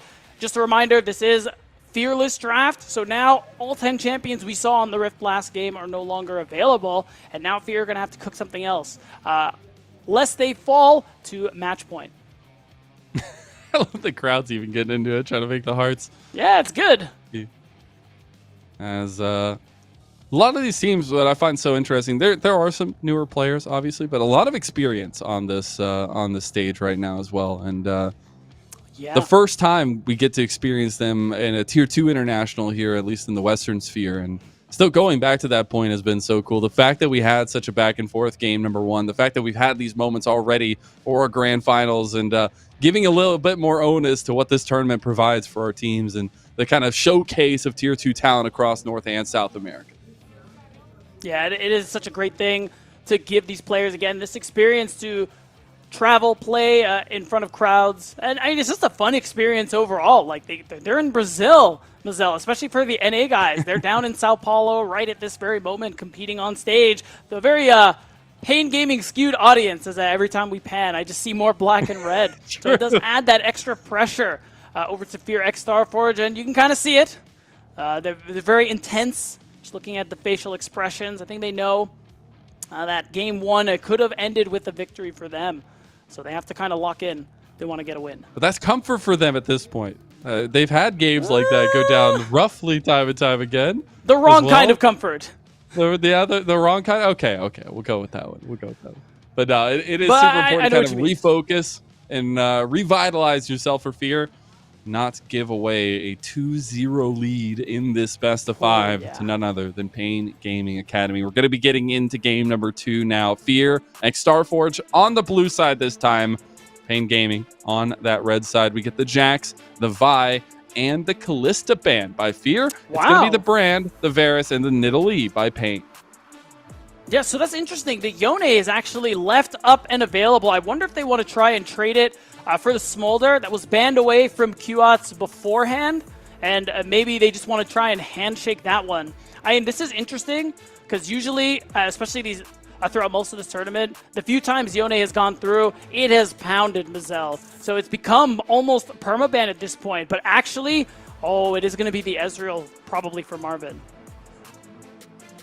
I mean, that's such a powerful pick as well. It just gives you some serious flexibility and versatility, as you see. 8 picks, 7 wins. Just need to continue that 100% win rate here going forward. But it's honestly another thing where you think about this Yone maybe is just something that Pain Gaming are willing to let through because they know that it could be a decider in a game 4, in a game 5 if it goes that distance. Maokai, the lock-in for Tatu as well. Yeah, that is what is interesting about the intricacies of a full Fearless draft, where, it could be them just letting it go through. They have a plan cooked up against it just to ensure that if they find themselves on red side in Game 5, they don't have to worry about letting it through because there are no bans. So we're seeing the response immediately. The Kai'Sa Karma is interesting. You don't see... I mean, we've been seeing Karma pop up now and then. I think this is more of a deny because you don't want that Ezreal Karma to go through. But I will say, I do like Giggs on more of the, oh, it wasn't locked in. Oh, I got baited, Mazel. You know what? Your turn to talk. Whatever, man. We got the Fanghorn Forest matchup coming through here. It was double banned away by Pain last game, but this time both let through, both locked in. XU gonna be on this Ivern. Already has his two kind of ADs locked in around him as well, and Instinct going for his namesake with the Killer Instincts to reposition in these fights on the Kai'Sa. So there's likely going to be a mid pick here for QAts on R3. I mean, the Corki makes sense. Pairs really nicely with the Ezreal, with the mobility, the range, the damage later on into the game. I mean, picking it into Ivern kind of feels a little bit bad because the healing shielding will definitely mitigate some of the poke coming through from Pain Gaming side, but it's a strong enough combo that you're just happy to take it. Yeah, honestly, I think it's not too shabby into the Yone, but also just gives you so much of that poke damage that this comp is very obviously leaning into. That's the other thing, and I think it's something we talk about sporadically, at least, especially in Fearless, but picking comps that you have very clear win conditions is super important. Yep. Making kind of ease of execution to some extent in Fearless is incredibly important, and right now I'm seeing ease of execution on Pain Gaming side.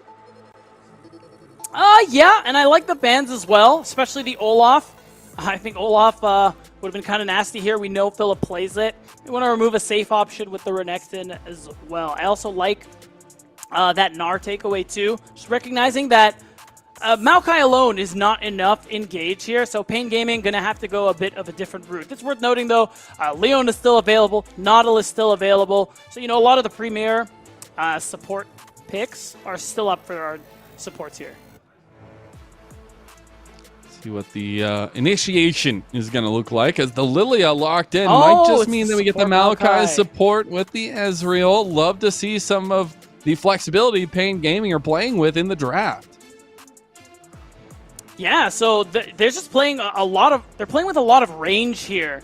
And especially when you think about how Lilia wants to play from range with the Swirl Seeds, you have the Maokai Twisted Advance as well. So I think that's kind of how Pain Gaming are trying to build up the CC on their comp. The other side, I mean, they're just doing it the old-fashioned way, Mazel. We got Nautilus for the side of Fear X Starforge, and this ability to just have this long-range engage so that your Kai'Sa can get in there, so that your Yone can get in there and do damage. I think the go buttons abound for Fear X Starforge. Literally everybody except for Instinct can say, hey, we're going in, guys. And I think that's super powerful to have at this level of gameplay, and also having the follow-up with Instinct there. We have to take a look, though, on the other side. Hidan has locked in the Mordekaiser. It can absolutely uproot some of this engaged potential that Fear X have, but it's also a very stalwart composition that Pain are running. That's right. They have a lot of range to play with here, but they have that ability, again, to full send it on the side of Pain Gaming. I think Giggs is going to be that big trigger pull, and I think that is when Pain Gaming do some of their best work, Mazel. When he's the one calling the engages, when he's the one who has that control in his hands to make it happen. So it's going to be up to him and Hidan to make space for the other damage dealers, the other carries for the rest of their roster. Giggs only in his first year with Pain Gaming Academy, at least, after moving over here, but also his energy, his direction has been incredibly felt for this team. Him and Tatu combining early is so incredibly powerful, and we saw that happen in the last game on the Galio of all things. But now we've refreshed. We're getting ready for game number 2. We do have a very go-forward style of composition for Fear X Starforge, and one that loves to rely on the team fights and that kind of poke potential for Pain. And again, such an important game here for Fear X Starforge. Losing out in that game 1 where they kept it close for 40 minutes. is definitely weighs on you. So losing here would weigh on them even more. It would put Pain Gaming at match point, and that's something you don't want to happen. That's not the kind of pressure I think Fear are wanting to deal with so far. So tying up the series, a big priority for them going into this game. Pain Gaming Academy have been the golden child of America's challengers so far, and rightfully so. They find a way to win, and they do it every time. Let's see if Fear can stop that momentum in its tracks as we get into game 2. And there it is. You hear the chants again from Pain. You saw when they were on camera, just raising their fists in salute so the players can know that they're supported. Again, such a big boon to the home team here in Pain Gaming Academy. And something that they're happy to use, that energy, that momentum, to try and continue getting leads in this series. I want to talk a little more about Fear's comp. I think a problem that they could run into is a lack of damage, Mazel. I'm looking at it, and really the only damage you have is Yone and Kaisa. And it can be enough. You're dealing with a lot of squishy members on the side of Pain Gaming, but if the Yone ultimate doesn't land true, if you're not able to free hit in these fights as the Kaisa, I think Fear are just going to end up rolling over in these 5v5s. They'll roll over very slowly because they have a lot of tanky members, but they'll roll over just the same. And I will say, though, if you give Ablaze all of the tools, I mean, he has been a shining light for this team in a lot of cases, maybe even when it's most dark. And having the Yone, having such a premier pick that we've seen run rampant throughout this tournament, it's putting weight on his shoulders, but weight that he absolutely can bear. And it's going to have a lot to say on this mid-game especially. And I think that's where we'll really get the tick-off from both these two teams, is that mid-game. Yeah, 100%. Again, especially level 6 for the side of Pain Gaming, when Tatu has access to that Lilting Lullaby. I think it's when Pain are really going to get excited and try to make things happen. For the moment, though, I'm expecting Tatu actually to just do a bit of full clearing, not ganking unless absolutely necessary to cover a dive, help a wave get pushed in, whatever the case may be. So there is that opportunity for XU as the Ivern to have more of an impact on his lane, see if he can make a play onto Qats, who's going to be pushed up in the lane for a lot of the laning phase. And I think the fact that that priority that you're talking about, we actually saw pay out in last game as well, and how contested mid lane was super important. And you wonder now if Ablaze Olive is going to kind of try to use this push and move style from the Yone to find any kind of advantages in the side lanes as well. Because I think there's a elephant in the room to some extent. Hidan on the Mordekaiser, and we've seen this pick be able to just kind of supplant team fights, and a lot of crucial pieces can be just taken out of it.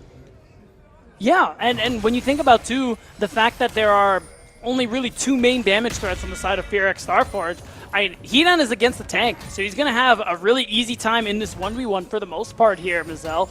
And if that's the case, and Hidan leaves the laning phase very fed, Ablaze Olive gets pulled into the Death Realm. Instinct gets pulled into the Death Realm. That's a 1v1 he'll be happy to take, and it leaves Fear's ability to fight in these 5v5s very limited.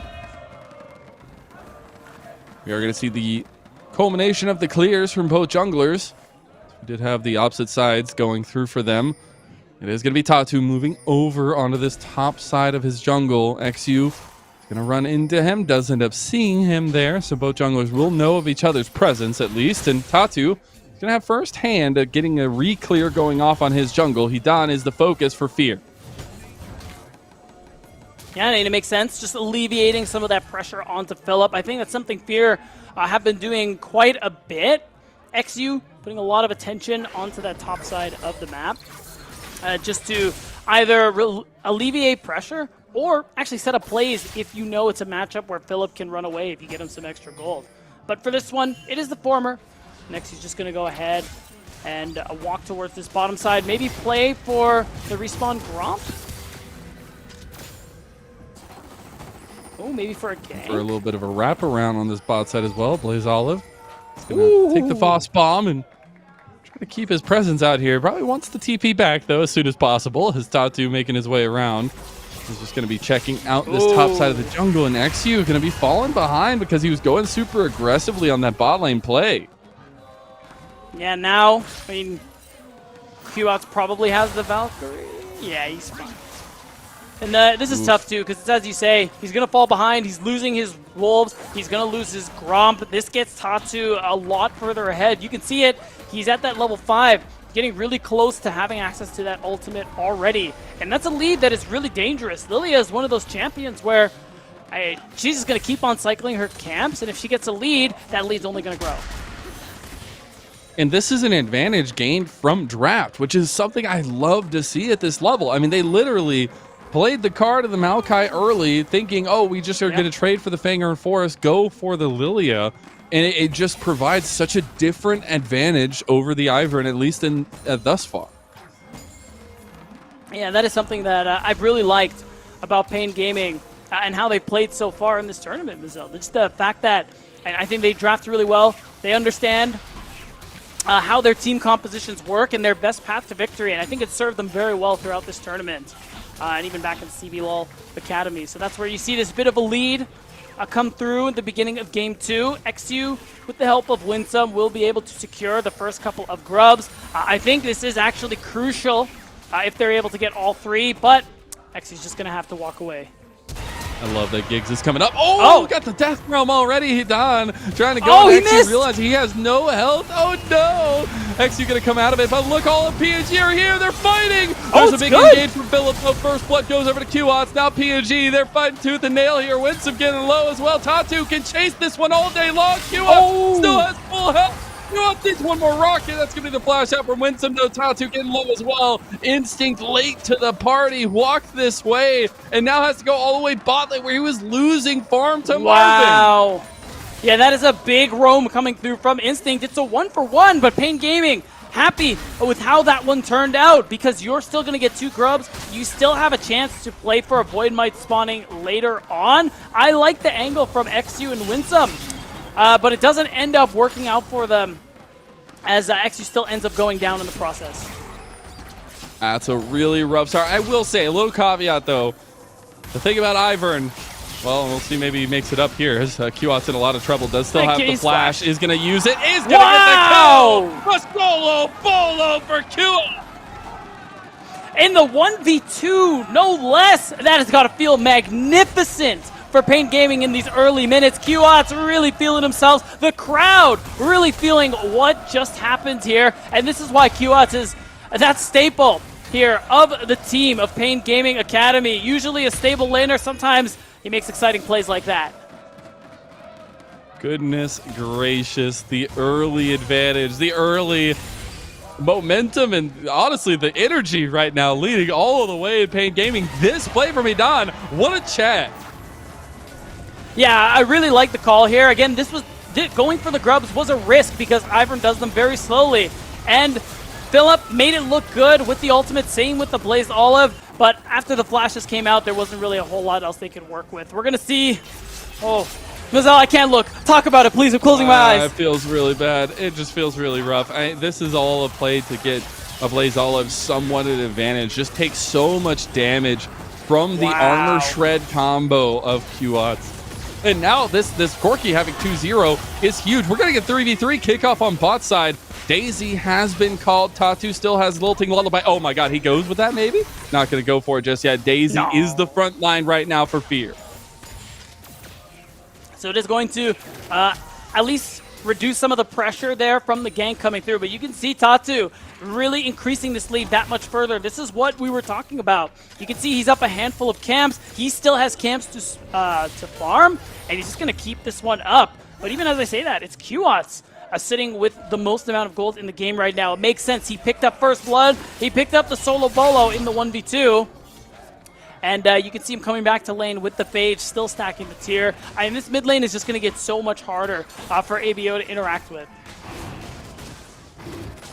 It truly is. And that's not what you want to be saying. We already put all that onus, all that thought process on why they picked this one, why they have all this strength around this Yone pick. It still will have a precipice, and that's what I want to kind of calm the doomsayers about for Fear. Ivern from behind is not the same as really any other champion That's from true. behind. His items are super cheap. He is always useful, and especially with 2 ADs and the fact that they have Instinct and Blaze Olive. 2-3 items for a Blaze Olive is going to be where he can literally just murder anybody on the map. So we'll see if they can get to that point. Pain Gaming do not want to allow them to even think about getting to that point. As Giggs going for a play on bot side, though. He's just dying outright. Oh, Giggs, you're just a tree. Wow. And Instinct's got a big ol' axe. As XQ's now coming for an angle here on the bot side. Well, Giggs got a little aggressive there. I'm really just trying to wrap my head around that one. But Winsome, nice punish there. Be able to cycle his CC long enough for Instinct to get the kill. Shuts down the play Pain Gaming was looking for. Does mean that Instinct can be that point of power still for the team. Whoa! Long distance. Oh, guesses a little bit on the other side here, Philip. Trying to get as involved as possible. Is going to TP up into top side to answer Hidan. He is falling behind in CS there, and that's something we also have to think about a little bit. There's a small CS differential in AD, at least in favor of Pain Gaming, but it's really this jungle and top that I'm getting a little worried about for Fear. I will say it or not. I need to hold that thought actually, because Giggs is in the area. Okay, I think it's fine. Philip falling a little bit behind. I think it's okay. It's not as bad. And I like that he is using some of the time and his teleport to just try and impact other lanes. Again, all-inning on ABO in the mid lane. So important for Fear and how they want to play. So I like the angle that they went for to try and make that happen. Oh my God. I like this look too, because you know you can't fight for the next set of grubs. You deny Grubageddon by picking one up early, which is, you know, a small victory, but instead you're just going to focus on trying to take plates on the bottom side. I mean, that from blind arcane shift to get out and buffer that one actually so huge. The guy's got hands, man. That will be 5 grubs, and it's close enough to grub again, it feels like. Blaze Olive tagged. Sing sweet nothings to yourself, Blaze Olive, as that's a killing spree for Qots. The heart, the soul of Fear has been stabbed by a knife. Oh my God, and it's just so brutal. Pain Gaming now just have full control here in this game 1. It's a disaster for Fear X Starforge. Corki being 3-0 before plates fall is the doomsday scenario in basically any draft when the Corki is on your opponent's team. So now Qots is just going to be this big damage source for Pain Gaming in any and all skirmishes going forward here. Gonna be a pretty hefty lead, at least a little lead for Pain Gaming earlier on, and those chants you hear in the crowd, they ain't stopping anytime soon with this kind of early game from this team. And Hidan is going to be something to deal with in the side lane, it feels like. Does not seem like there could be an answer on this team besides maybe a Blaze Olive for the side lane pressure that Hidan is going to be bringing. Yeah, I mean, you said it earlier, Mazel. 3 items, Yone, kind of insane, very disgusting. So as long as ABO can get there, there's a chance for Fear to be able to kind of pull it back in that late game. A lot of pressure on his shoulders to be able to make that one happen. He's in a really tough spot in this matchup with how ahead Qots is, but it's still possible for him to have that huge impact we're used to him having. We are going to finally get first items for majority members here as well. As Leandre is completed for Tatu.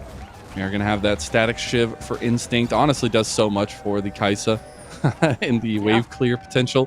Going to be able to keep pressure onto Marvin down there as Ezreal's wave clear not nearly as strong. And the Blade of the Rune King completed for Blaze Olive. That's a huge uptick in pressure that Yone can provide. And we see Yone's time and time go for those early trades as soon as you complete that item. Instinct will be spotted going to the mid lane.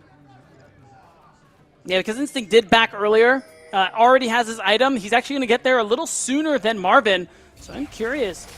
Yeah, it does look like Fear are going to use that. They're going to go ahead and take it, but I don't think they can take it fast enough before Marvin gets here. So I have a feeling there will be a fight. Yeah, they're going for it. Nature's Grasp. Here comes the Ornhorn as well. He gets stopped. He can't use it. PNG, they might find the fight. Blaze Olive goes too far. But now Fear, they're split over this side of the map. Blaze Olive getting low, but not going down. Instinct goes with his killer instinct on the other side, but it's already kills going down. Rift Herald going down. What has happened to Fear? The Grim Reaper is non-existent, and Pain Gaming will be the new Lords of Death. Oh, and it's not over yet. Blaze Olive is going to feel that scythe any moment now, but actually it looks like Hidan is the one who's in trouble. Realizes instinct very strong on this Kaisa still, but does end up getting the flash out first. Turret going the way of Pain. Now the instinct almost getting Hidan. Not able to finish it off there, but that little lead I was talking about, oh, it's grown, baby. It's huge now. And Pain Gaming 15 minutes in, they are showing what it takes to be a champion.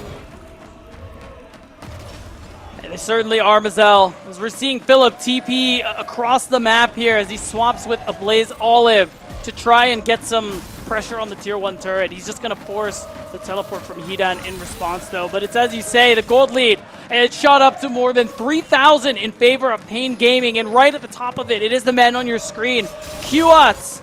You can see him locked in right now. He's so strong. He already has his first item, but he's about to complete a call. So he's going to likely reach 2 items before anyone else.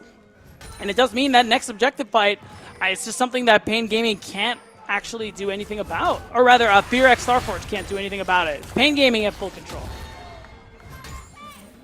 And I just can't help but look at the draft and just see the payout that this style and the flexibility that Pain had brings to the table here. In a fearless draft as well, when you know every game matters to depend on what meta you're going to get for the rest of the games in the series.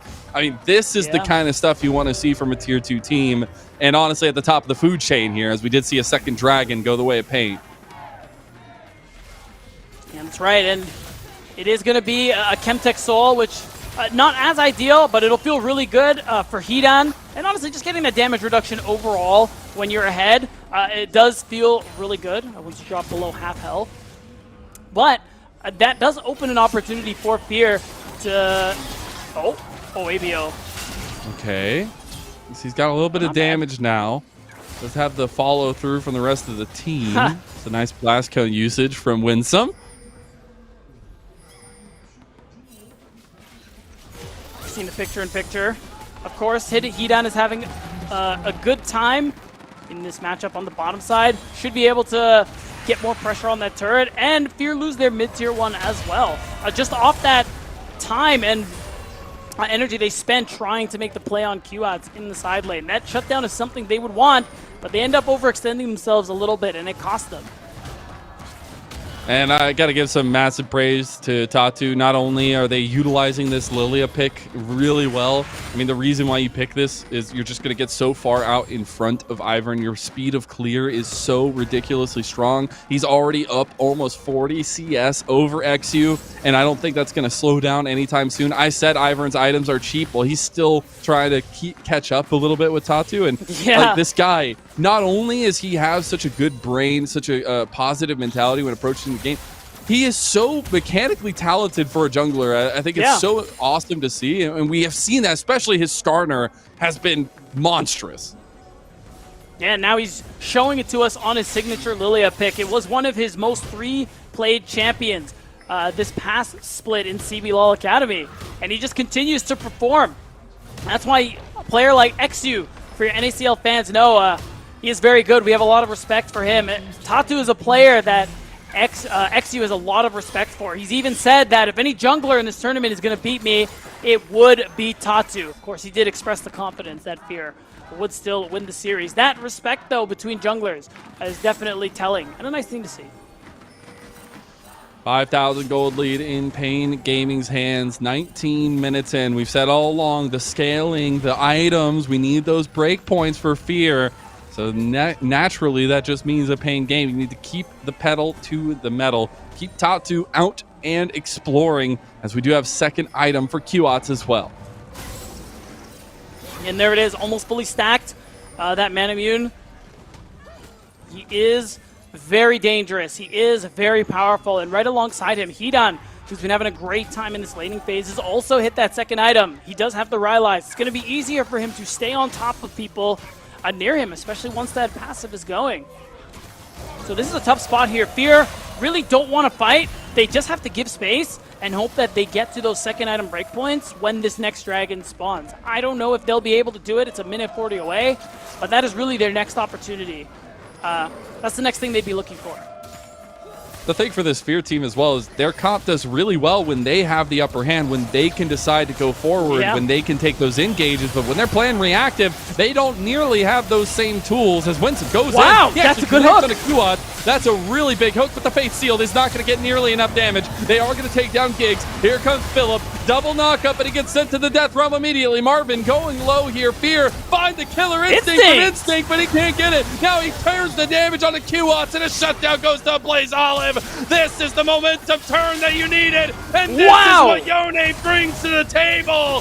Fear turn it all around as they take one crucial fight after another. Hidan is 1v5 right now, but won't be able to find much.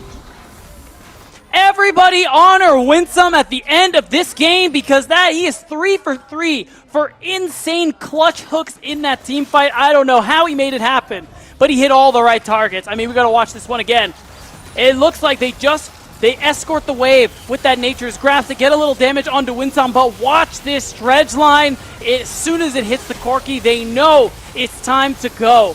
And the thing that's worth noting, before getting sent to the Death Realm, Philip is able to get the Call of the Forge God off, and that is instrumental in this fight. Everything else is just ABO and Instinct finding clutch damage. Yeah, I mean, that Ornhorn literally is the difference maker right there. If Hidan gets him just a tad bit earlier, it's a completely different fight for Pain, but those are the little increments that matter so much. And you love to see a little bit of anger still keeping up the chance going, but Fear show a little bit of life to us here. A little bit. That heart is still beating strong, it looks like. On the side of Fear x Starforge, they aren't able to secure that third Drake. I don't know what to say. I mean, it's a very strong heart. I don't know what to tell you. And even though they aren't able to, right? Wait, X2? No way. Oh, okay. Not even with Smite. That's kind of funny. Well, a little bit fun happening on the Rift right now. Maybe forgetting our places as Dragon gets 4 people unceremoniously taken by Fear, and now a big top. Oh, they're doing Baron. They're doing Baron. They are. ABO TP'd away. This is the second time that's happened. Oh no. That's such a big momentum changer. It's 22 minutes in. If they get a Baron, XU needs to show that his Smite is just the difference. Smite. He can't even get into the pit. Finally going through. Is it going to be XU? It's secured by Tatu. Not quite. And now he gets the lilting lullaby on the back end. And Fear, they've been dusted in this one. Time to run. Olive left open by himself. Goes for the face. Goes for the kill back. Is trying to get something back on Hidan. But now just burned down by Marvin. And that is the Baron buff secured. The fight secured. And the gold lead reestablished. And again, it's just that snap decision coming through from Pain Gaming. Every time Fear try to make some sort of tempo play, TPing to a lane to get a wave push and try to secure a turret, they recognize that, hey, we do Baron pretty quickly, guys. What do you think? That's the second time that's happened in this series. And it's got to feel really bad. I mean, they had a clear numbers advantage. They get some kills on the exit. And just as quickly as Fear started to answer back in this game, Pain Gaming pull ahead again. Little moments lead to big things. And Fear looked like they were going to have a little bit of a turnaround, but this is just good play calling from Pain Gaming. Yeah, and it's tough. I thought X2 had the angle there, but isn't able to secure the Smite, and Instinct was forced away so early on that his damage wasn't really... there wasn't a whole lot of damage he was going to be able to do. I will say, split pushing power is limited because Hidan no longer has that Baron buff. Tatu did pop his Zanyas. Oh my god! Wow! Marvin, my boy, he's doing so much damage. That second item completion plus the transformation is going to be massive. As now Pain Gaming with this Baron are trying to siege for another minute and 20. They've already gotten a 3,000 gold Baron power play, and they want to make it more. They're pushing Hidan down mid lane. A Blaze Olive is going to be the one that has to answer that, because at this point, he's the only one that can. Yeah, but again, because Hidan was killed by ABO in the back half of that Baron take, he doesn't have Baron buff, so he's not able to actually take down the turret. But as soon as they see ABO over there, they just go for the engage. Luckily, the Ord Horde is there to follow it up and stop them from moving forward. Yeah, Hidan actually pushed away. We're seeing the power of the Ivern here. The brushes. Oh, hold on. Mid lane? Ooh, he got the turret there as well, ABO? so there's no defense from Hedon. Oh my god, is he gonna win? The 1v1, but Hedon is big. Who's gonna get it? It's gonna go the way. Oh my god! ABO with the solo bolo on the big man on campus at Hedon. Now the siege continuing though. The Baron is still up for 30 seconds. It's Blaze Olive taking a tier 2 in mid lane. Yeah, but look at that. ABO gets the kill. They defend the bot tier 2 on the side of Fear with the power of that Ivern. So they actually trade up in that play big time. Very clutch for ABO. We talked about 3 items for the Yone, but he's starting to carry ahead of schedule, Marcel. Just finding the right picks. I mean, this champion is still just giga busted. I mean, this thing is literally a game-winning machine. That's why we've seen it banned every single game. But now it has made it there's through. item 3. They can make its mark. There it is, as we do get it, the IE. Yeah, and it's worth noting, too, something we haven't mentioned yet is that the Ornn items can really help close the gap with regards to this gold lead a little bit. Those extra stats are going to be a big deal, and right as that IE comes out, it has become a masterwork in Infinity Edge. So now, a Blaze Olive just got a massive spike and is actually very dangerous to the backline of Pain Gaming. Someone they have to keep an eye on when it comes to this next Drake fight. It is the sole point for Pain Gaming, so there's a chance that Fear may not even want to fight it. So it feels like if you're going to use your strength, it does need to be when you have a Blaze Olive in the right position. I think, PNG will realize that. They'll have a decent front line if they can just honestly sacrifice Hedon for the rest of the team. If he can just take a Blaze Olive out, that's really massive as well. Yeah. But with that Dragon coming up, vision is of utmost importance. We're seeing both teams positioned around this for a potential soul point for PNG. Yeah, that's right. And we'll see. Like, stacking Chemtech Drakes feels really good as the Ivern, just because of that buff to heal and shield power. And because they managed to get this inside track, now they're forcing Pain to have to walk into them. So this is actually a good chance for them to just go ahead and start this turret, this Dragon. Keep an eye out for Hedon. Could try to alt X you to remove the smite from Pain. Fear. They're going to try to, okay, there is the Death Realm, not used just yet. They're going to get the hook. real engage. There's Philip. Wow. He gets the huge horn. And look at Instinct. He's on the back line the entire time. Top 2. He's going golden, but he's going no. He's over the wall now as well. Big Swirl Seed pack. Look at Hedon. Hedon is putting in work, but Marvin is down to Blaze Olive. He has gotten all his weaponry, and he is Blade Bear onto PNG. It's going to be a double kill for the mid laner of Fear, and a Dragon for Fear themselves. And Fear are making the comeback again. They're stacking these Chemtech Drakes, and you're seeing just how powerful this Yone is. And honestly, again, more credit to Winsome. He just keeps landing the hooks, Mazel. He keeps finding the angles, and inch by inch, Fear are pulling back. Oh, hold on. Okay. Giggs just going to be spotted out, but not able to be taken down. We're going to take a look back at that fight, though. Watch Giggs started it off here as well. And this hook again, Qats, he's got some metal in his pockets or something, because Winsome is playing with a magnet. That knockup into the Call of the Forge God means the most fed member of Pain Gaming is out before he could do anything meaningful. And once you lose those couple damage dealers for Pain Gaming, it comes back to that conversation you kind of had for Fear earlier on. They just don't have a lot of damage to follow it up, and that is exactly what this composition does well for Fear. It is find those backliners, get to that backline access, and take them out. Right.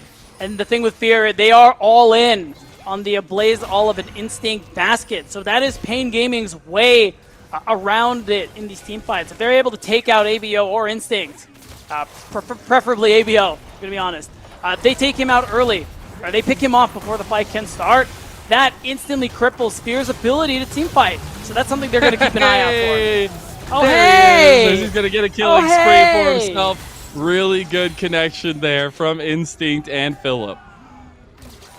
Yeah, and at this point, with how many Ornn items are coming through, I mean, ABO has one, Instinct has one.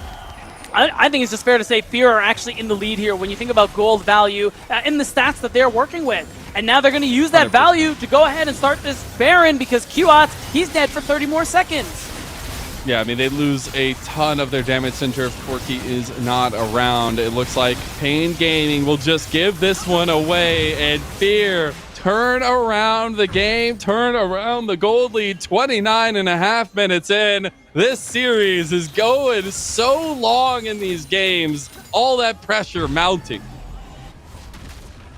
It is, but Fear, they got to close, Mazel. It's not over until it's over. Not been their now brightest, with this you know? Baron.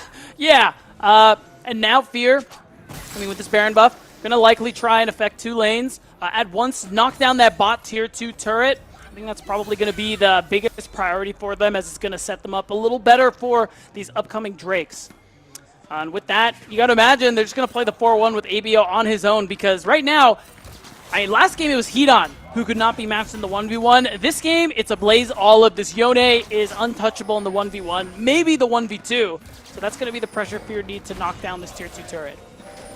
And of course, it's none other than a Blaze Olive, who is going to be repping that one as well. Probably the strongest mid laner in an ECL representative. And has been really relied on for his experience, but also his playmaking ability for this team. Now they're going to take a tier 2 in bot side of Blaze Olive, looking for a Fate Sealed on the Tatu. He is able to do so much damage to him and get out as his team goes for the get Q-Hot! Might as well call him the bottom of the ocean because the anchor hits deep. Wow, that is so clutch. Tatu chunks, Q-Hat's gone. That's another turret going to be knocked down. And Fear, they find another angle. They could take us to that game 3. They're just going to settle for inhibitor number 1 and inhibitor number 2 soon to follow. Baron still up and available. No real fight back available for Pain Gaming. They got a rampaging instinct in their base. Another turret's going to fall. The minion wave is going to crash. And Fear, they're looking to even up our series here. That game 1 felt rough, but after that, they recouped, regrouped, and found themselves a comp that works. They're taking down Pain 1 by 1, and they have turned that arena into silence as Fear X Starforge focus the Nexus and bring us to game number 3. And that one has got to be feeling good. They are all smiles as they leave their computers. Some clapping coming through from XU, of course. And there it is, that calculated decision from Pain Gaming to let through something like the Yone, and ends up biting them back in the behind. As, oh wow, XU going to share words with Tatu. Again, really just shows the relationship these two have developed since this tournament started. I love to see it. Love to see the back and forth as well in this series. It is grand finals of our first America's Challengers tournament, and we wouldn't have it any other way. Also, the fact that both games had comebacks here. I'm just saying, blue side seems to be king, but it is definitely comeback city here right now in this best of. You know what's pretty funny? Going into today's matchup, red side actually has the advantage. But when you look at the most previous patch, across the world, blue side was a super favorite. So this tournament, this is our first look at Worlds patch. So this could be an inkling of what the World Championship is going to be looking like. But now back to America's Challengers Finals. A great answer back coming through from Fear X Starforge. Again, Pain Gaming, they let the Yone go. They had a strategy to try and play against it, which worked for a while. But there's also a reason why that champ is banned like every game now, because ABO turned it up in the end. I just like... The amount that this champion just wins games when he gets the 3 items, it like literally doesn't matter what's happened in the first 25 minutes, but he just gets to delete people. And obviously, I'm making light of it. He's the task manager. Requires good hands. Yeah, but hey, apparently, Alt F4 onto all the champions on the enemy team. It is really important to think about, though, how Fear find ways moving forward, because that Yone was the reason they won. I mean, there's no ifs, ands, buts about it. So trying to find ways to win without that one is super important. But that's the thing about Fearless is we will not have those. That's true. I will say really quickly, I do want to give Winsome, a clap, pat on the back, his flowers, whatever you want to call it. I do think he was really important to set up some of the plays that got Fear X Starforge back in the game. Again, his ability to find these hooks onto Q-Ots, who, at times was overextended a little bit, blowing up the Corki who had the early game lead, I think was such a big deal here. And we talk about this being fearless. These champs aren't available anymore. Well, Ezreal, Corki, 2 high-performing champs, also out of the picture now. So now the question for Pain is, what are they going to draft next? Yeah, I mean, we're starting to get into the bucket of deep picks here, but also trying to see what all is going to be let through into a game number 3 where in a game 4 you don't have that second phase of bans. We've seen very much centered around particular styles in that second phase so far as well. A lot of support focus, a lot of top focus by Pain, but it is something to start thinking about, and why actually I'm okay with giving a Yone over in this game number 2, realizing it feels like it was going to take a win somewhere. Yeah, I appreciate that argument too, because if we get to a game 5 point for Pain Gaming and you're on the red side, Yone is going to be that B1 anyway, so you take care of it now. They do have another opportunity to try and collect wins, as we're going to see highlights from this last game. Yeah, and as we do take a look at it, it was Pain Gaming who had a massive advantage earlier on in the game, being able to kind of dictate the pace of the map, take a lot of really good team fights, and obviously Hidan had a big influence in that start up. But this is the start of the end, and Qots getting caught out twice there at the end after this one as well. Yeah, and again, it was just a really great hook there from Winsome, and an immediate snap engage coming through from Fear to follow it up is just really big there. I mean, that recognition that, this is the Corki with the big shutdown, kill this guy. And they end up picking up the Ezreal shutdown to top it all off. And pretty much every fight after this was pretty heavily in favor of Fear x Starforge. They started reaching crucial item spikes. You see Philip actually hit level 13 right then and there. So shortly after that is when he started adding ornaments into the mix too. And I love the praise on Winsome. It's a guy that maybe was taking a lot of the flack for this team, but also is a guy that he is a major reason why they find their advantages. And I know him and XU combine a lot in their kind of thinking and their know-how, but also just knowing when their advantages are and how to find those team fights. And you can look back to that game 1. You can see that also from Winsome, but this guy does deserve praise. His experience speaks for him, but his mechanics and how he looks for those angles is really, really nice. Yeah, and it's a good look for Fear and Fear fans, just given the fact that this is a game very much like every game you play against Fear, where there are going to be fights happening all the time, Mazel. So being ready to start off ones that favor you, being ready to respond to the engages coming through from your opponents, it's a great look for Fear to be able to kind of play that game. XU, even though it didn't happen in game 1, he did have that confidence when I spoke to him that they could play that game against them, that they could overcome them, and they did it in game 2. They did indeed. We'll take a look at the post-game breakdown now after that crazy game number 2. I mean, that's like a roller coaster going right up to the sky. That's actually an incredible goal differential change. Yeah.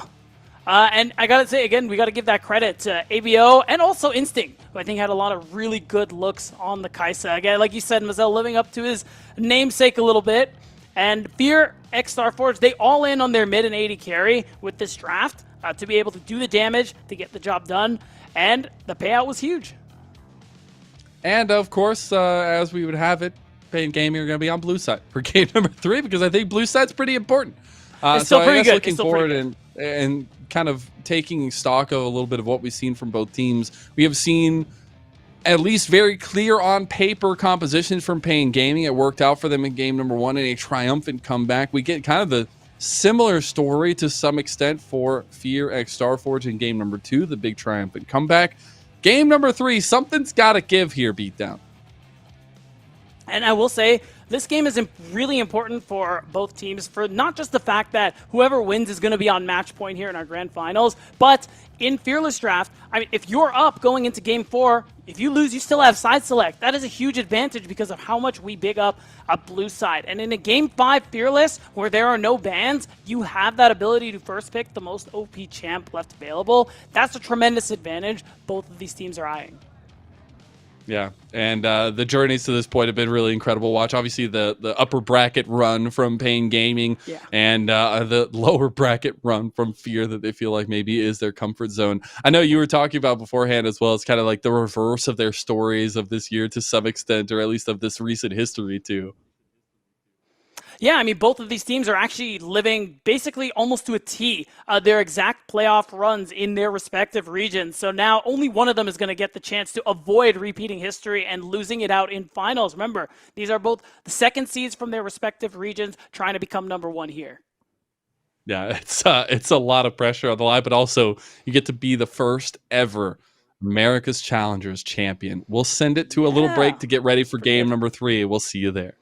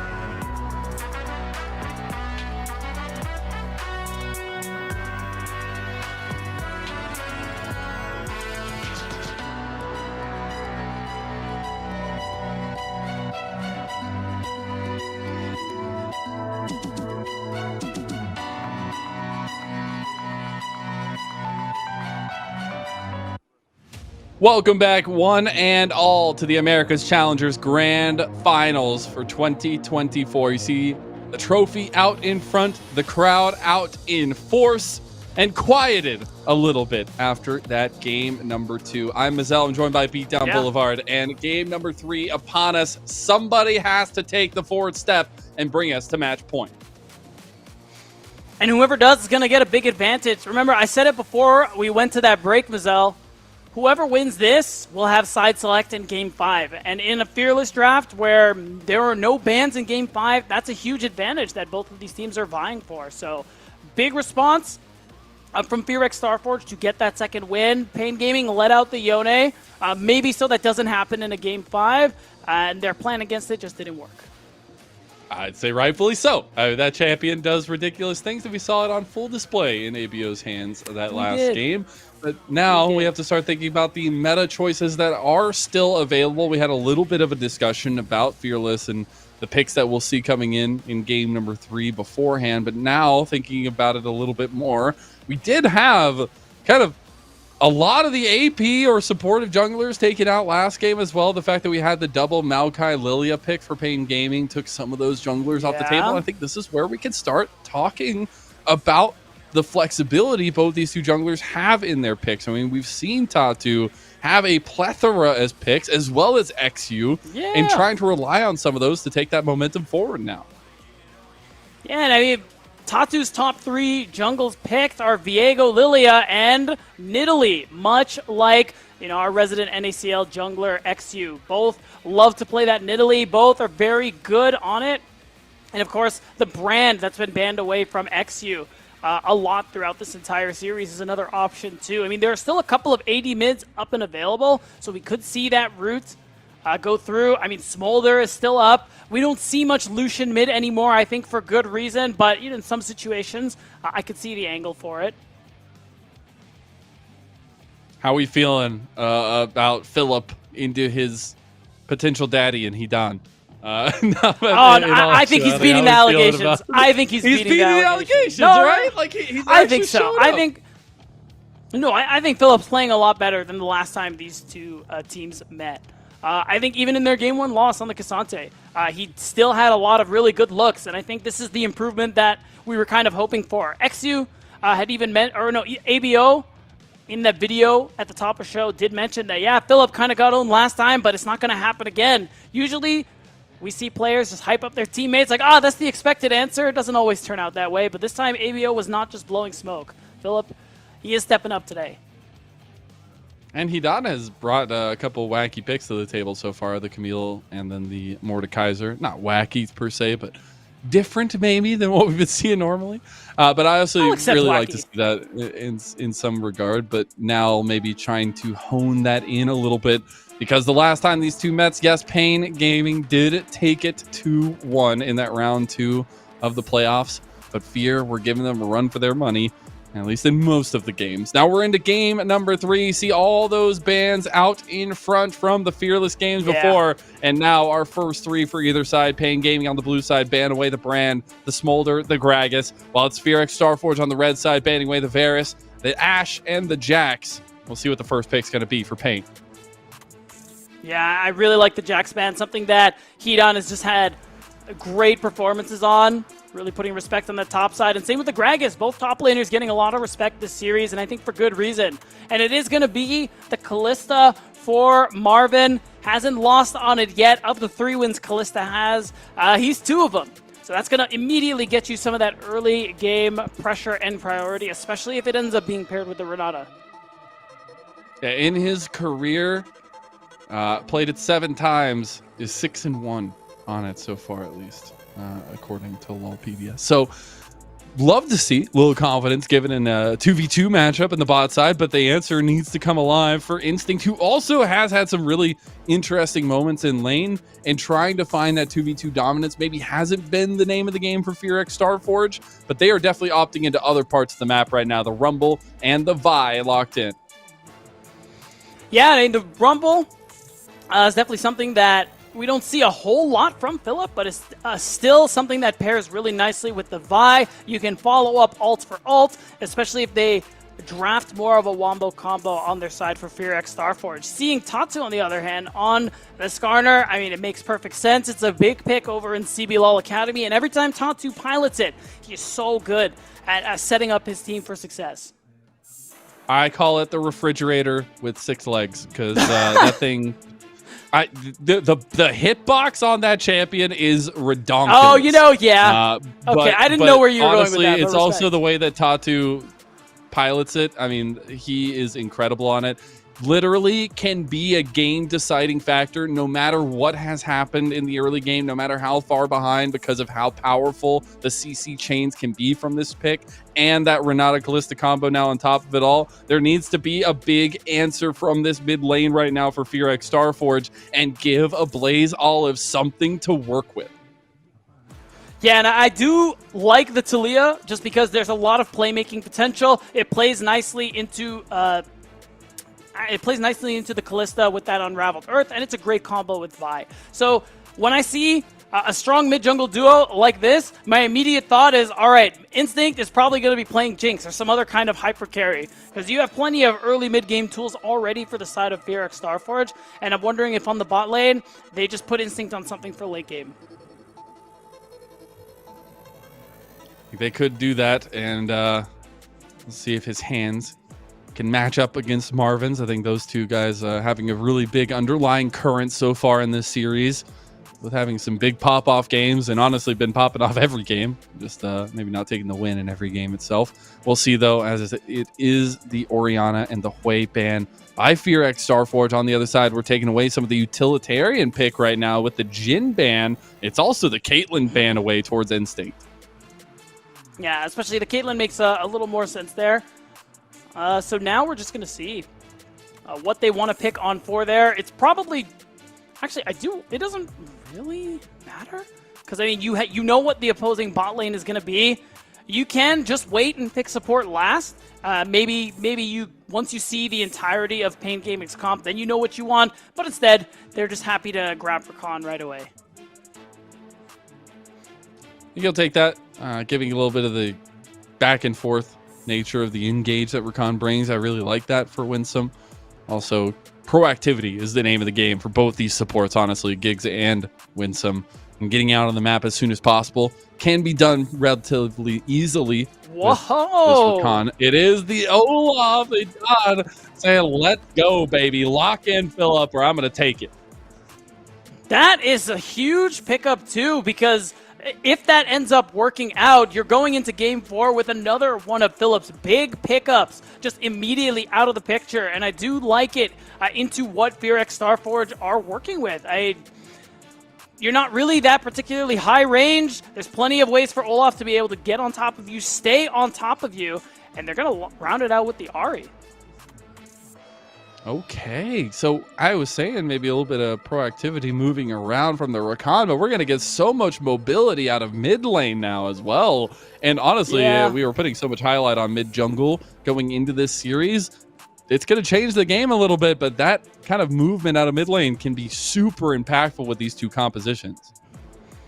100%. I mean, looking at a Blaze Olive, he's going to have that opportunity on the Taliyah. Just use that Weaver's Wall, get across the map, get whatever advantage he can in the mid lane, so he's set up to do that.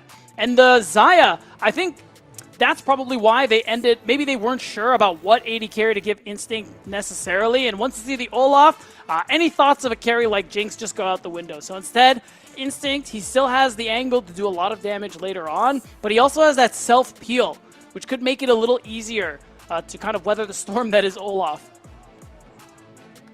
Absolutely could be, but we've seen those axes go raging into the night and come away with massive wins.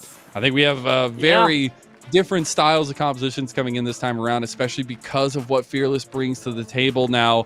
And you have to start remembering that Game 4, the next game on the docket, will not have second phase banned, so even more of the big picks that are being banned away are going to be picked up. So looking at this game in particular, you have Tatu's signature Skarner. We have the Vi for XU. A lot of setup coming from these two Wonder Star junglers. That's right, two junglers who are such a large part of their respective team's success, both in this tournament and in the league that they are representing here in America's Challengers. And you can see it, crowd hitting those thunder sticks. Excited, but a little nervous, a little quiet after that last game that FearX Starforge were able to get. Pain Gaming's fandom still in full force. You talk to any player that's been here, they know what it feels like to play against this home crowd. I love to see his cheek was throwing his hand up too. But obviously, no real love for FearX Starforge in that building. And see if that momentum, that energy the crowd brings is able to fuel Pain Gaming Academy to a match point here in the America's Challengers Grand Final. It's all fun and games until you come away with that championship. You already saw that trophy. It's looming large into the vision of all these players. Yeah, 100%. And you can see now, vibes, at least for Exio and Fear, they're feeling pretty good. They're laughing. They're smiling. They're also doing the Pain Gaming salute. The fans are loving it. And you got to imagine getting that win in Game 2 was a weight off their shoulders, Mazel.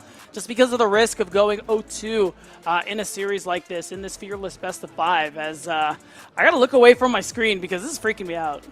Staring into my soul. He's holding it now. He hasn't been able to hold it the last days. I can't look away. Okay. Well, get locked into those eyes and get locked into this game. We did hear, unfortunately, we will have to remake picks and bans, so it will be just a little while till we get back into the game. Honestly, I was expecting the crowd to hold their hands up the whole time. I mean, that's true fandom, right? That's true fandom. True. Yeah? No, Oh, I don't know. I think I respect. Oh, okay. That's what I mean. Like, no, whoa, I work out, but not that much. Take it down. Oh, yeah. He's telling him, like, guys, cut it out. Like, come on, man. That's funny. He knows he has time to work with, so he's just messing with the crowd a little bit. I like it. I appreciate it.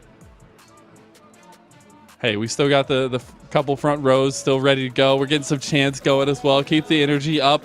Don't let this downtime stop anybody. But again, I guess we could take a little bit of time to appreciate the space, appreciate everybody showing up for this tournament in Sao Paulo, and just honestly all the tournaments that led to this point. It's just a sight to behold to get to have an opportunity to cover these players, cover these stories, and get to watch it unfold like this. And I know these players, it means a lot to them across the board. Yeah, it does. Not only the experience, but trying to get a win here. I mean, on the side of Pain Gaming, this is a team, this is an org. One of the oldest in all of CBLOL, has just been nothing but excellence throughout all of 2024. Even in most of Split 2, Mazel, they stumbled in one place and one place only. It was their playoffs finals. And that's when they ended up losing to Vivo Cade Stars, coming into this tournament as a second seed. But, I mean, ever since they came here, they showed us why they were dominant all year long, going into this match where a lot of people would say they were the favorites to take that win. And on the other side for FearX Starforge, and performing really well in Challengers League, running the lower bracket to face Dragonsteel in the finals, only to get mollywopped by them. So both of these teams, similar trajectories that they're facing here in the America's Challengers, but one of them has that chance to rewrite history and get a huge win, becoming our first America's Challengers champions. And what I love, it obviously comes with the caveats, but both of these teams have overcome those demons that beat them in their domestic regions as well. Fear beating down Dragonsteel in that group stage matchup, but then in the playoffs, well, I guess multiple times, but I guess in the playoffs here, PNG being able to beat their old nemesises and make it to this point. I think also, speaking of kind of that rematch of what we saw in round 2 between this FearX Starforge team and Pain Gaming, is that we just have rambunctious games. You never know when these games are going to end. I mean, Fear has had the longest games of the tournament by far. It feels like they've got multiple 40-plus minute games here for themselves. But it shows that both teams are kind of putting everything on the line and trying to leave everything out on the table. I mean, we're in grand finals. These teams are done for the year after today. There's nowhere else left to play, so they better be leaving it all out, Mazel. And yeah, I am glad to see that they are, because it has been exciting. Both the last time these teams faced off, and of course today, both teams going into the late game, especially in that game 1. As you see the fans just continuing to cheer, continuing to give Pain Gaming their energy as we get into the second game. These are the players, the teams, the faces that you will be seeing crop up in your Tier 1 regions if you're in North or South America. It's cool to see them get these kinds of moments. It's cool to see the crowd so enthused with it. You gotta love the community energy down there in São Paulo, but also it's just trying to put your best foot forward to see if any T1 teams may be looking to snipe you away or have that promotion come your way. And I know, speaking from personal experience, having gotten to talk, obviously not as much with the CB Lowell representative, but a lot with our NACL representatives.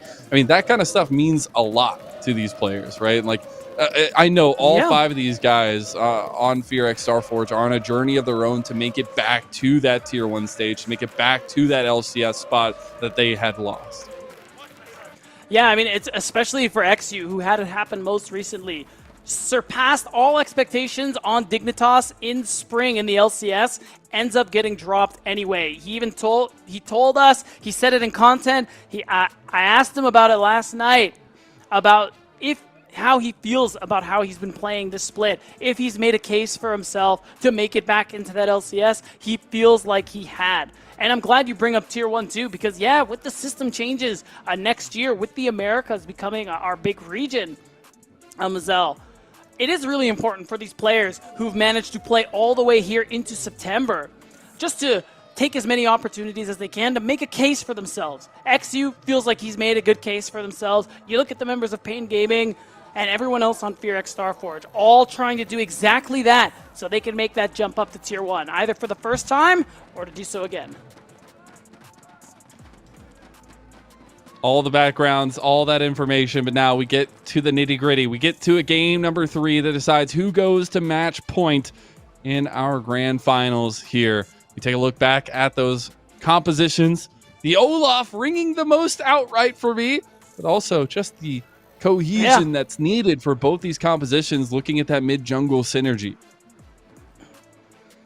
Yeah, 100%. I think the Olaf does have an opportunity to be massive in this game as well. I think it's something for Hidan, who's had a great tournament overall, something he's definitely looking to continue doing here in this game. Remember, whoever wins this game, if we go to a Game 5, they are going to have that advantage because they will have side select. Game 3, so important in a full Fearless best of 5. Pain Gaming, they're going to start it off with a level 1 stack. There was already a ward, double wards placed up there by Fear.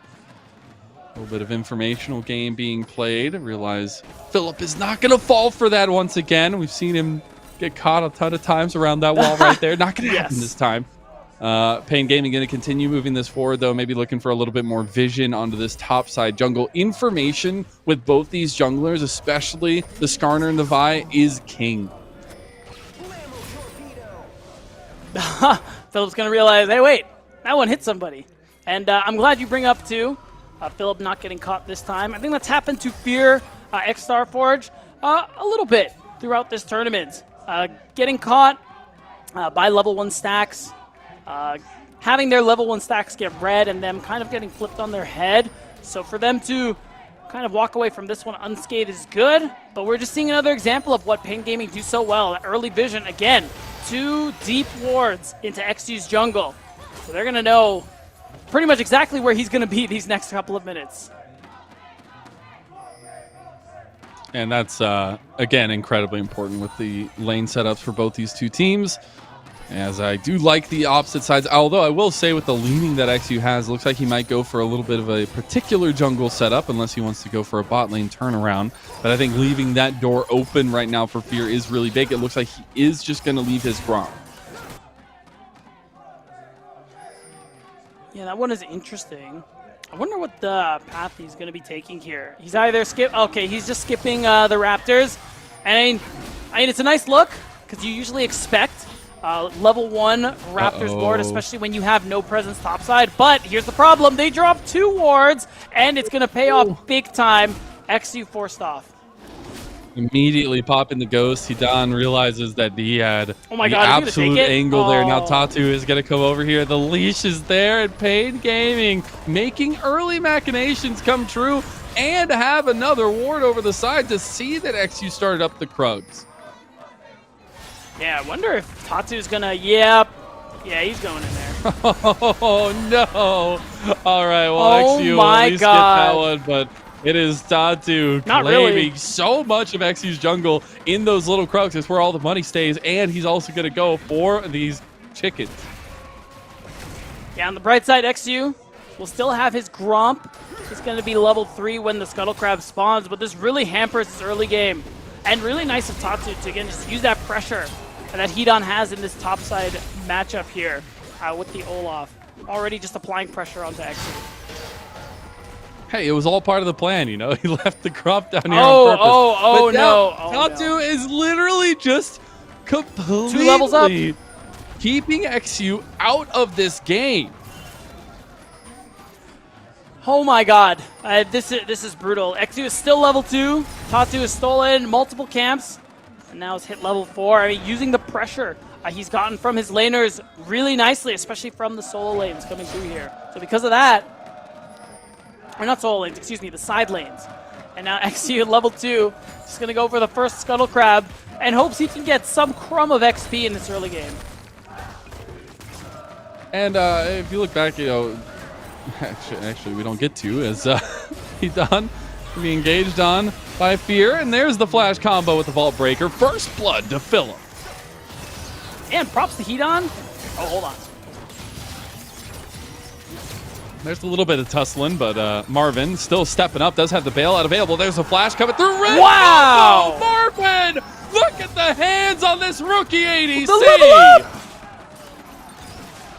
Really nicely played. Again, Instinct and win some. They gave him a run for their money, but you just can't beat Kalista Renata. And Marvin, he's looking to pick up his 3rd win on this champion in the tournament because, wow, that's a big wave. Instinct's going to lose a good chunk of it. Dude, the step up like that as well. And the fade away Q after the flash. I mean, the things right themselves here. Incredible stuff from the bot lane of Pain Gaming. And taking advantage of that 2v2 early enables the rest of their map. We are going to have objectives coming up. No early Dragon started this time around. We should have both Grubs and Dragon up at the same time.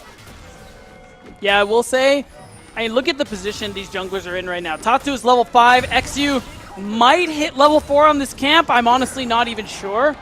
And you just really, by putting XU behind, not only are you limiting, you know, his ability to farm, get gold, and get stats, you're slowing down this really powerful combo Fear X Starforge have in their mid jungle with this Vitalia. Because now XU's level 6 is delayed so heavily, Mazel.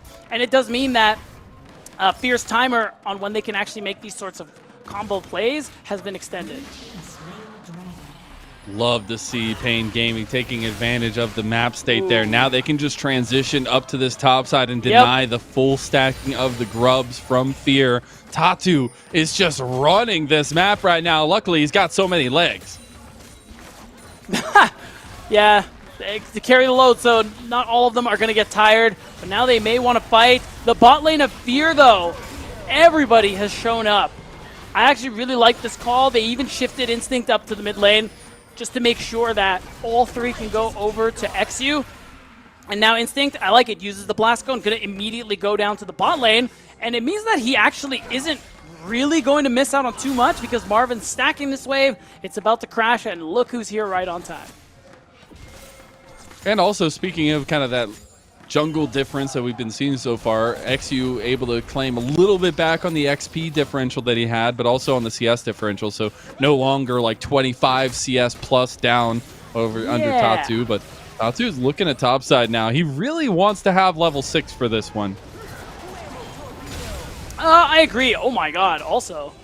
Wow, that's the Ragnarok. Yep.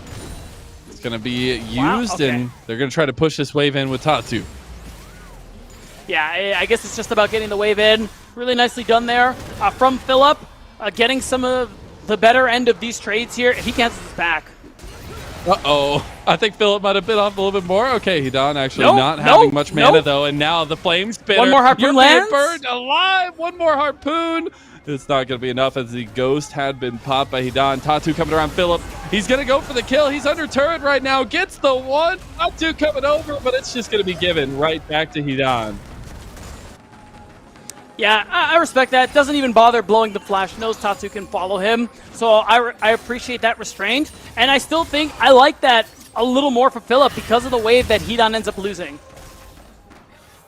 XU does have level 6, so was looking for an angle and a Marvin if he overextended or on the gigs. Not going to find anything else, but this is where XU's tempo can kind of increase. He can always go for these plays, and now he's the one taking the aggressive looks into Tatu's jungle. Yeah, and I like it. With Tatu showing up topside, he knows he's pathing down. XU's going to be able to get a little bit of something back in that early lead that Tatu got. You can see it's been nullified a little bit. XU's almost evened up. He still has plenty of camps to farm, and he does hit level 6. A little behind schedule, but he's there. And him and a Blaze Olive, now they have that combo. They can make plays.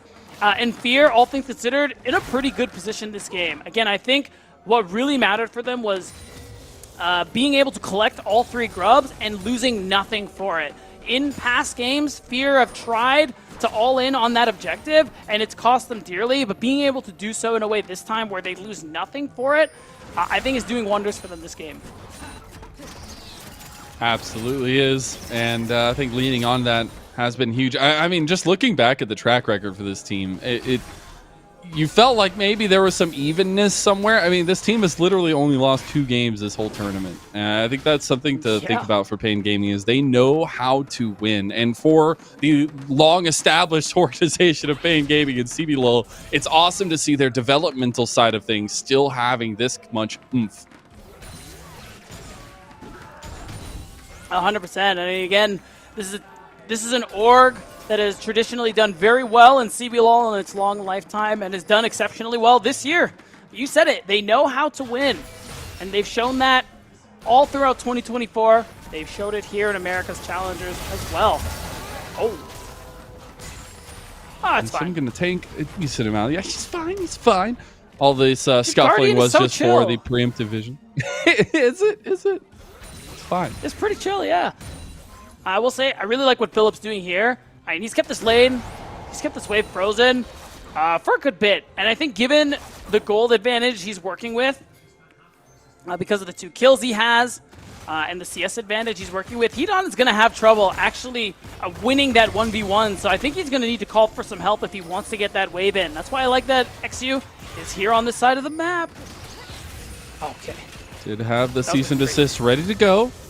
Was waiting to get an angle if they could, but now over the grubs we go, as it is a grub again on the cusp for Fear X Starforge. Very nice to have from that red side, but BNG, they want to try to contest. It's going to be tough. You can see the poke from ABO is coming through. They've already got 1 grub, and XU still has Smite. So I really think the angle is just to walk away here from Pain. They're trading plates on the other side, as you can see in the picture-in-picture. So that is something, some gold you're able to get back.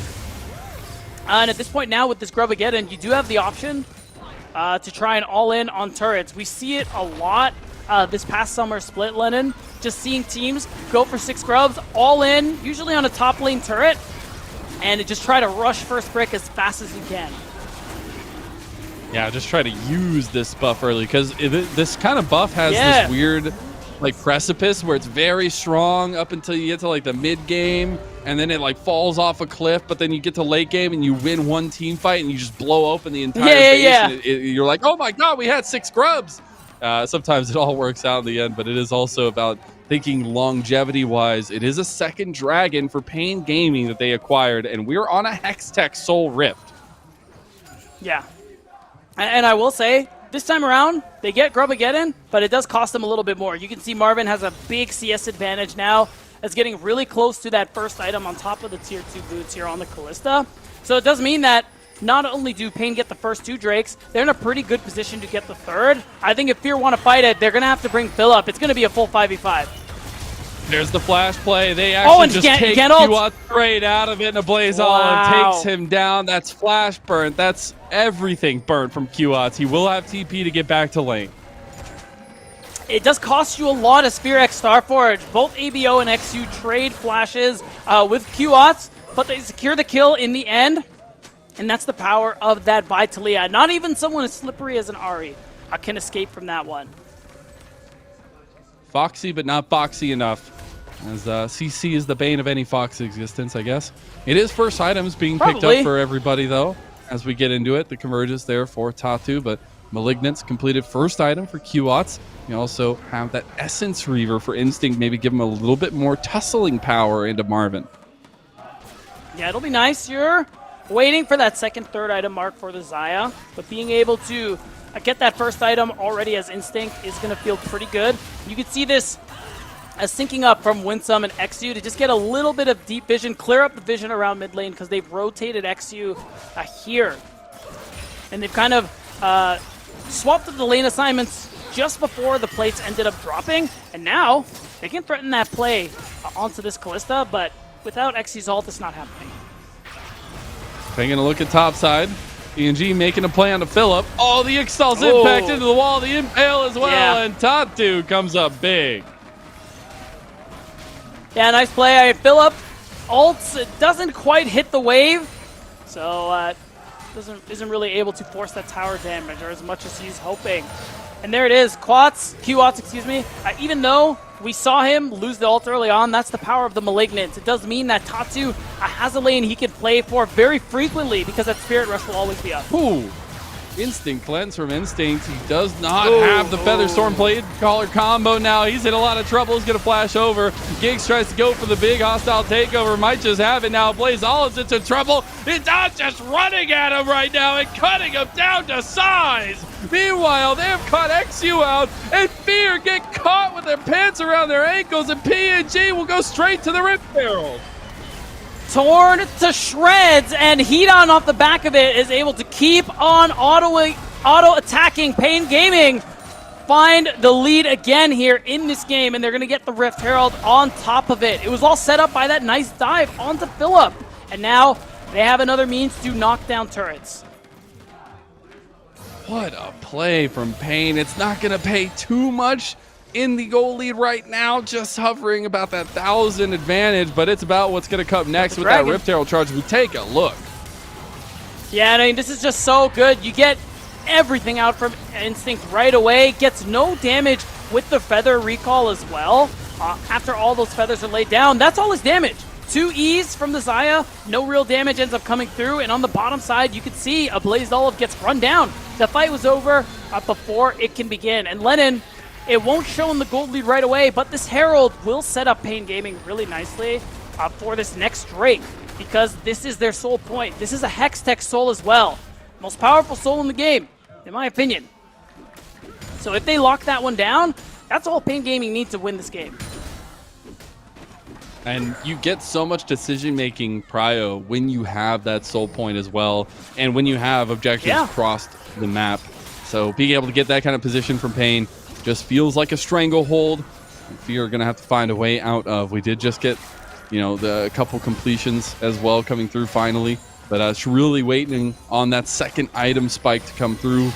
It is also a position where we can talk about the in-between moments. The team fights, all well and good, but the fact that Tatu and XU have the abilities to kind of take advantage of these in-between moments is so huge. You can never overstep at least. Yeah, and then I think when you add Qots to that equation as well, again, this is the Malignance with the Ahri, so it does mean that you have that Spirit Rush available very frequently, very often, and it does mean there's more opportunities for you to make plays off of that Ahri ultimate. So now, Herald is still in the pocket of Tatu. Pain Gaming, yeah, they're going to drop it and go for the Drake. And I will say, Blaze Olive does not have Weaver's Wall. He used it to cut off Qlots there from that mid lane play. But now, not having kind of that spacing tool available to him, here comes the charge in. They're just going to go onto the turret itself. They have that Demolish proc, and that is first turret of the game going the way of Pain right before this dragon fight. Yeah, not just first brick, it's the inside track. You can see it. Pain Gaming, they have a little deep vision. They have the Kalista Sentinel. And the angle, it just isn't there. You don't want to run into Pain Gaming's comp. Kalista, Renata, Olaf, it is too dangerous. Oh, trying for it anyway. Goes for the catch on a Blaze Olive there, gets about half his health, though Tatu needs to go back to the Dragon. This is a Rend plus Smite combo. It is so hard to 50-50 these. Pain Gaming taking full advantage of it, and there's the Rend. XU is now over in the middle of everybody, wins some flashes to try to combo with them, and now leaves himself out to get all of his health chunked off of him. He's still alive, though. Wow, it's working. Is the one that gets bailed out first. He's going down. XU cannot find an angle into this fight, but maybe he's waited long enough. He's charging it up now. Philip can't get over into the combo. Oh no, misses the ball breaker as they still try to find the combo to Marvin. Look at Marvin. He's going down. XU staying alive the entire time. And it might be Pain Gaming getting the soul point, but they lose everybody. An ace for Fear Starforge. That might be the most nicely executed fight I've ever seen from Fear X Starforge, playing that one from a knife's edge and finding overwhelming success in the back half. Yeah, they lose the soul point, but the gold they earn from that fight, from the turret ABO is about to take down, it turns things around big time.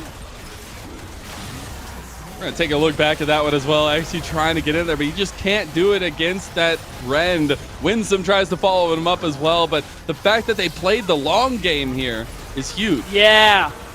I mean, again, credit to XU and Winsome buying so much space for the team.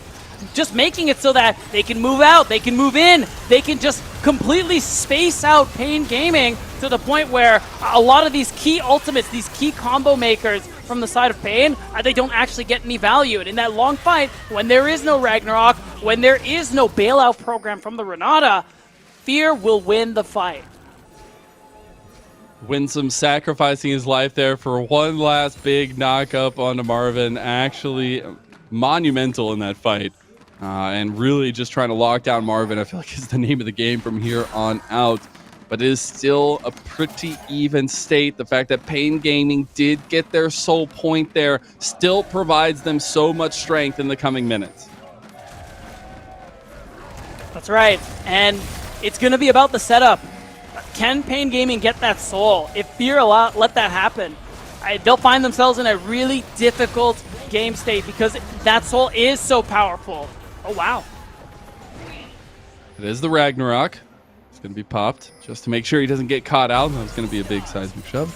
As now, you look back at the reset. I'm sure second item is going to be coming up very shortly for majority members here, but specifically Pain Gaming as well. Trying to defend off this top lane tower. We haven't seen any bricks go down just yet for Fear, but maybe they're looking for it on bot lane as Zidane gets caught out, no longer having Ragnarok and can't heal himself, though has the bailout. Oh my god, almost gets it. The Impale coming right back, though. Tatu catches down XU, but they have to sacrifice this turret. And what a Chad. XU gets ulted. He just walks in and hits the turret. But really nice patience from Fear X Starforge. They get the Ragnarok out. They don't just walk away, Mazel. They know, oh, that's a play. That's a play we can make if we're just a little patient. They turn that onto a kill, getting Hedon off the map, getting that bot turret taken down, and more gold into their pockets. This is the most even we've had a mid-game go. Usually it's a big advantage by one team and then flipped around in the mid-game to the other team. This has been very back and forth, but now Fear have a small advantage. You can feel it in them, though. They are feeling very confident to move out on the map, and you can also hear the cheers have come fewer and further between here, Beatdown. Fear trying to utilize that energy against Pain Gaming. Yeah, the audience, a little quiet at the moment, just because of the last couple of successful plays Fear X Starforge have made. Now, though, as things kind of slow back down, we're kind of in a position where I don't really see either team going for necessarily a 21, 22-minute Baron. I think it's just going to be about trying to get an overwhelming advantage for the soul coming up in 50 seconds. That's what everyone has their sights set on. That's what Pain Gaming wants, almost need, to be able to get the win in this ever-important Game 3. Blaze Olive on his second item now with the Crypt Bloom. The most gold in the game by 700 as well. He's going to be very instrumental in this next fight. Hedon, he's the focus right now. Does still have the Ragnarok, but if they can pop it, would be huge. Yeah. Can't get anything out of him. That little smite of the axe, and we're going to start setting up for this dragon. And it's worth noting now, you can see Qats, he's heading towards that top side. I think he's playing for a TP, if anything, after pushing a wave out, but this is going to be kind of tough. Because if Fear pull the trigger right now, they get an early kill. I don't know how much Qats will be able to do to kind of save it. Yeah. So we're looking at setups right now. We're looking at who XU decides to cease and desist. We're looking at Tatu's big impales and where the damage kind of falls behind that. Tatu is first and foremost up here at the Dragon. It's Pain Gaming coming a little bit later as Weaver Wall is going to be put across. Tatu is by himself against the impale and the XU. Now it's Winsome lockdown too. It's the hostile takeover over everything as well. XU is already gone. Nobody's there. Big drag for Fear. The soul secured by the home team.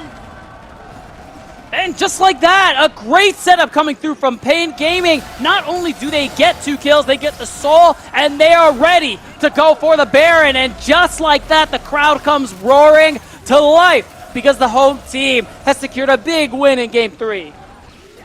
Fear indecisive in that moment. They didn't know if they needed to just burn the Dragon or go for the fight, and that ends up biting them in the butt. Ablaze Olive has TP'd over here, has no real tools to get into the pit.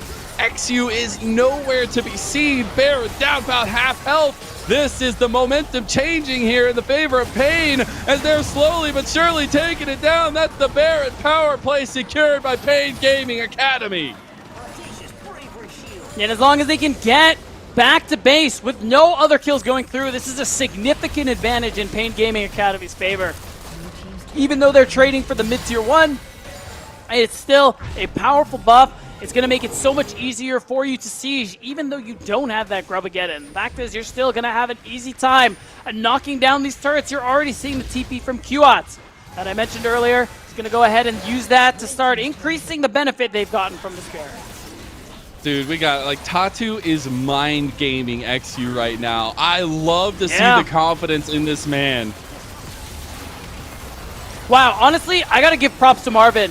Reacting really to Winston's snap engage. He ults, he E's off the Vi to try and get onto the Kalista to limit the damage, but he immediately Qs and hops away. That setup allows the follow-up, which ultimately killed XU. So really nicely done there from the rookie in CB Law Academy in Marvin to be able to respond to that, make sure their opposing jungler goes down immediately, and that you get the Dragon Soul.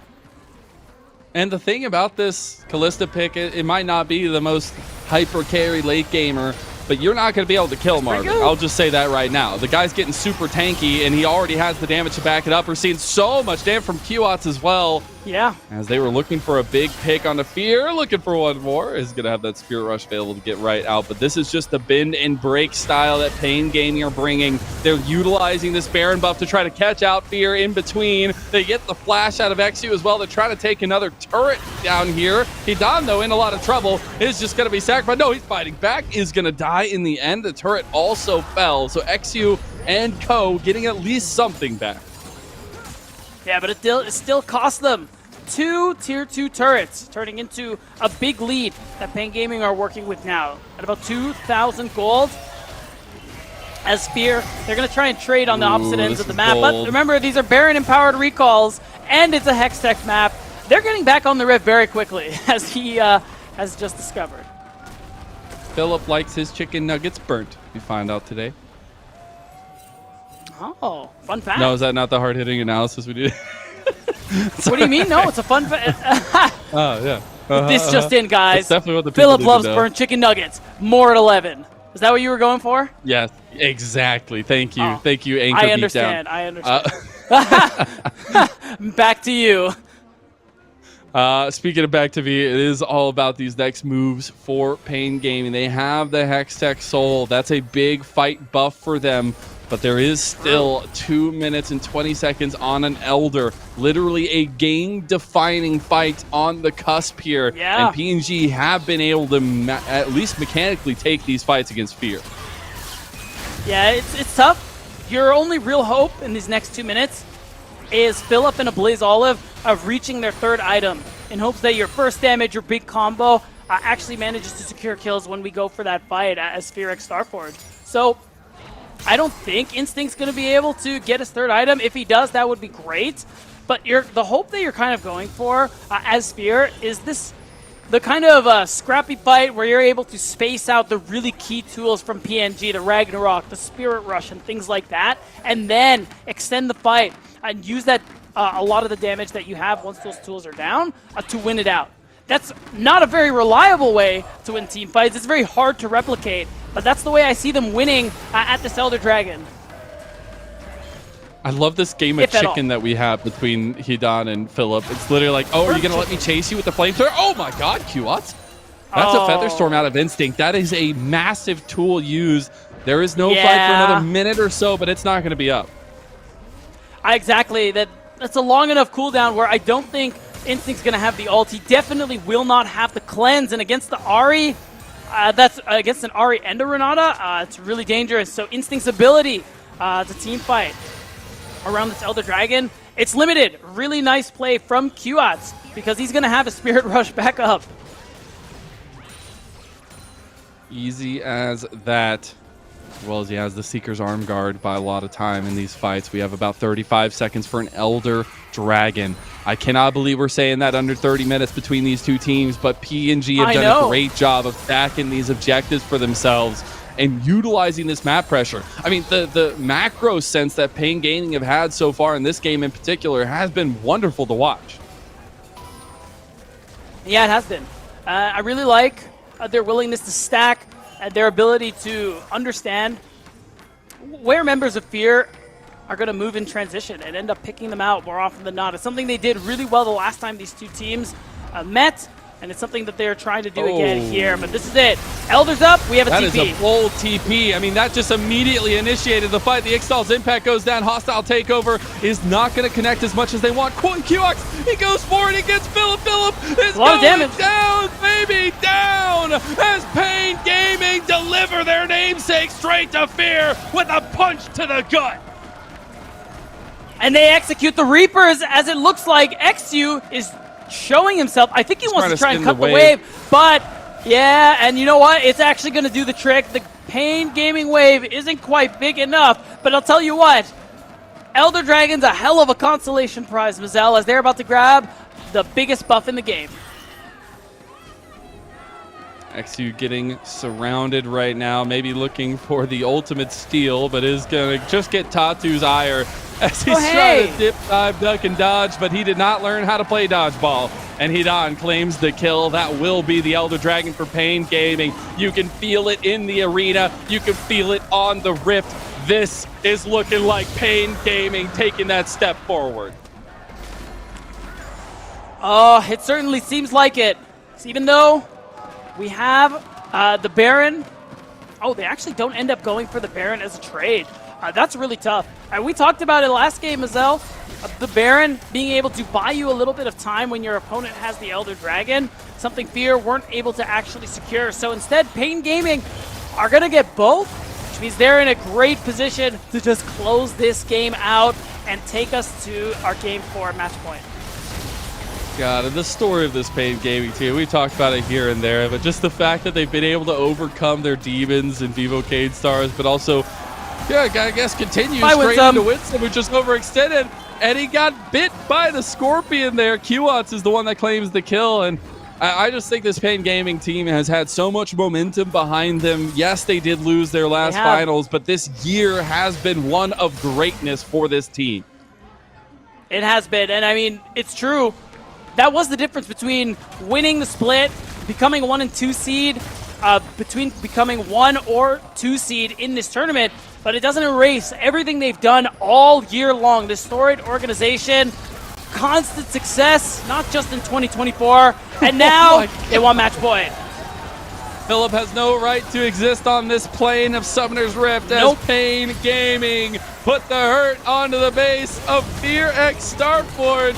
And you hear those chants ring loud, you hear those kills, and the scream of the Elder Dragon coming alive for Pain Gaming. They just need to get the minion waves in here, and they're looking at match point of our America's Challengers Grand Finals.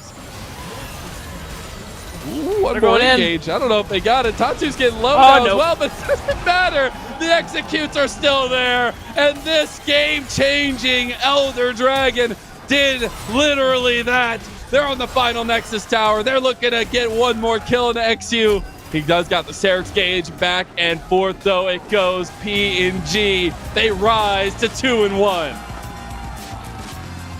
Yeah, you can just see it, Tatu. He's telling the boys to stand up. He's hyping up the crowd because They are now one game away from being our America's Challengers champion here. You can see XU, he's throwing up the 3-2. He says, we're going to game 5. This series isn't over yet, but we're going to have to see. I know Tatu's feeling good about that one. His Skarner comes out big yet again. Honestly, his Skarner has been one of the most brutal picks of this entire tournament. It feels like he is a game changer on that one. I don't know what he's doing there anymore, giving us a little bit of sock puppet time. He's putting on his socks. Get those he plays barefoot, I guess. Yeah, but he did like a sock puppet. But in all actuality, this is a big step in the right direction for Pain Gaming Academy. Now they are one game away from taking that first ever America's Challengers Grand Championship. And what a world it is. What a meaningful moment it is for these guys to do this in front of their home crowd as well. Yeah, it's going to be a fantastic feeling for these players, for this organization, for the fans, of course, who are all sporting the black and red. Pain Gaming Academy are one game away from getting that second title this year that eluded them in their Split 2 finals against Vivo Cade Stars, and they're looking damn good doing it. If they won that second split, do they get the Tier 2 Golden Road? Oh my God, is that a thing? Is that a thing? No, we should start that. No, it's not a thing. It's not a thing. It's not a thing. Anyways, putting a little bit more focus on Pain Gaming. It is exactly how we set it up to be at the beginning of this series as a whole. They're relying on a lot of the shot calling direction of Tatu and Giggs, and it's very, very evident that they are huge pillars for this team to play around. They absolutely are, and I think no matter what they are playing, especially things like that signature Skarner that I think Tatu was just running the rift on, they are the keys to this team's success alongside Hedon in the top lane. These two are so good at being able to find engages for the team. They're the ones who make a lot of the calls as well. They're the ones who are responsible for a lot of those bush plays that we talked about, those plays catching people as they transition from lane to lane. That allowed them to either catch up or push their leads further. And looking at Fear X Starforge a little bit more, I know they'll be kicking themselves for that last game. Some of the decisions they made, definitely not leaning out, and then it just felt like dominoes falling. But it was a situation where these guys need to, again, just like they did after game number 1, regroup, recoup, and use that experience we know they have to get their heads back into this game.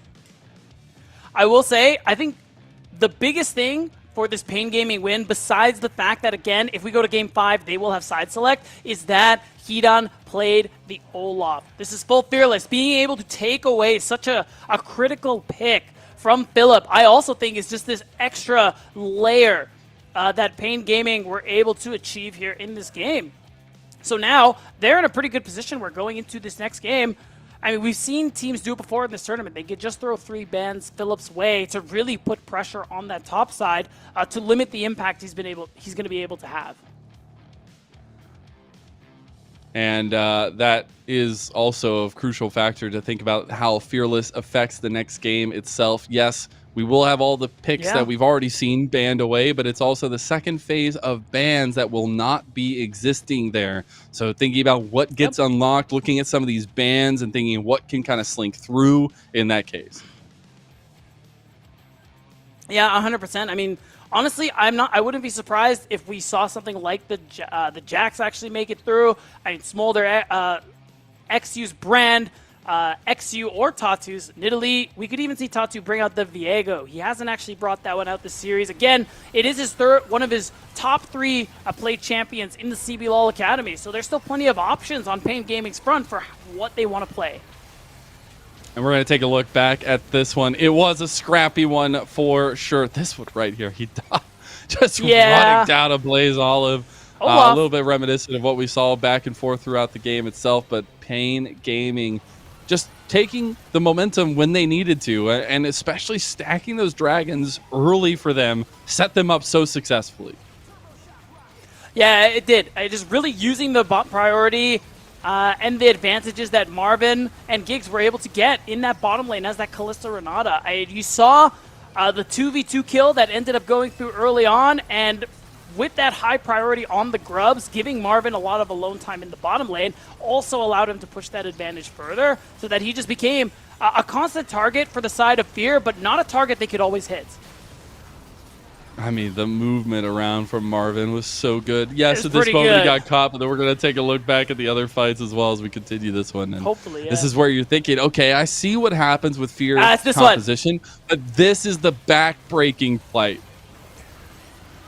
Yeah, it really is. Once the soul goes through, they weren't able to find that engage, and they weren't able to really layer their combo this fight onto the Callista. You saw Philip, he dropped the ultimate there, the equalizer on top of himself instead of on top of XU or Winsome, and I think that's what ended up losing it for him. A couple of these flash plays from QOut's also hitting where it hurts the most, it feels like. And honestly, a little bit undersung throughout this whole game, the Ari keeping presence, keeping pressure, and then just being able to find those big charms. It just felt like all of the teamwork we saw from Pain Gaming represented in this game number 3. Yeah, 100%. And a really nice fight there at the end is what ended up turning it into a win as they marched through the base with that Elder Dragon. And again, now a Pain Gaming Academy, 1 game away from being your first America's Challengers champions. They're 1 game away from getting that much coveted second win here in Tier 2. And FearX Starforge, it's back to the drawing board with some crucial picks of theirs out of the picture now as we're playing Fearless Draft. We got to see what else they can pull out. That's the biggest thing, and the hardest part about all of this is just figuring out what you set yourself up for ahead of time, what's still going to be available for you. And as we're going to take a look at the post-game breakdown here, it is something to think about the execution level of these teams that we've seen. And it feels like we are seeing Pain Gaming actually have some serious macro strength to themselves, even though maybe Fear felt like that was a positive for them coming into this series. Yeah, XU really stressed that. The way to kind of overcome Pain Gaming's kind of propensity to fight often and look for plays often is trying to trade across the board. And there were instances where they actually did do that in this game and in other games in the series. It wasn't quite enough because at the end of the day, when it comes to the 5v5, Pain Gaming Academy, they reign supreme. Especially with this composition where there are so many threats to Instinct's life. You saw so many times before objectives, whether it's Olaf, whether it's Ari, they're forcing out the ult, they're forcing out the cleanse, and it makes it so hard for Instinct to actually do any damage. I mean, that's why you can see it.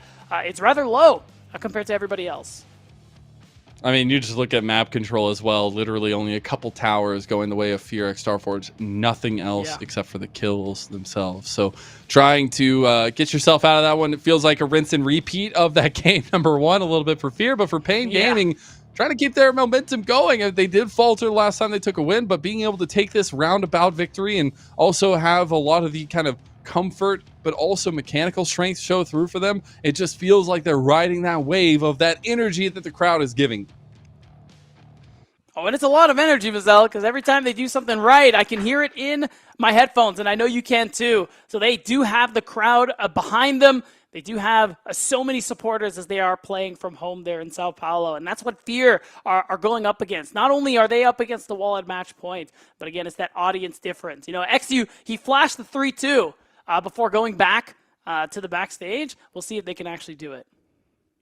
I'm here for it. We got the upper bracket run versus the lower bracket run. We've got CBLOL versus NACL in our America's Challengers Grand Finals. We'll see if we get to go to a game number 5, but we'll see what happens in game number 4.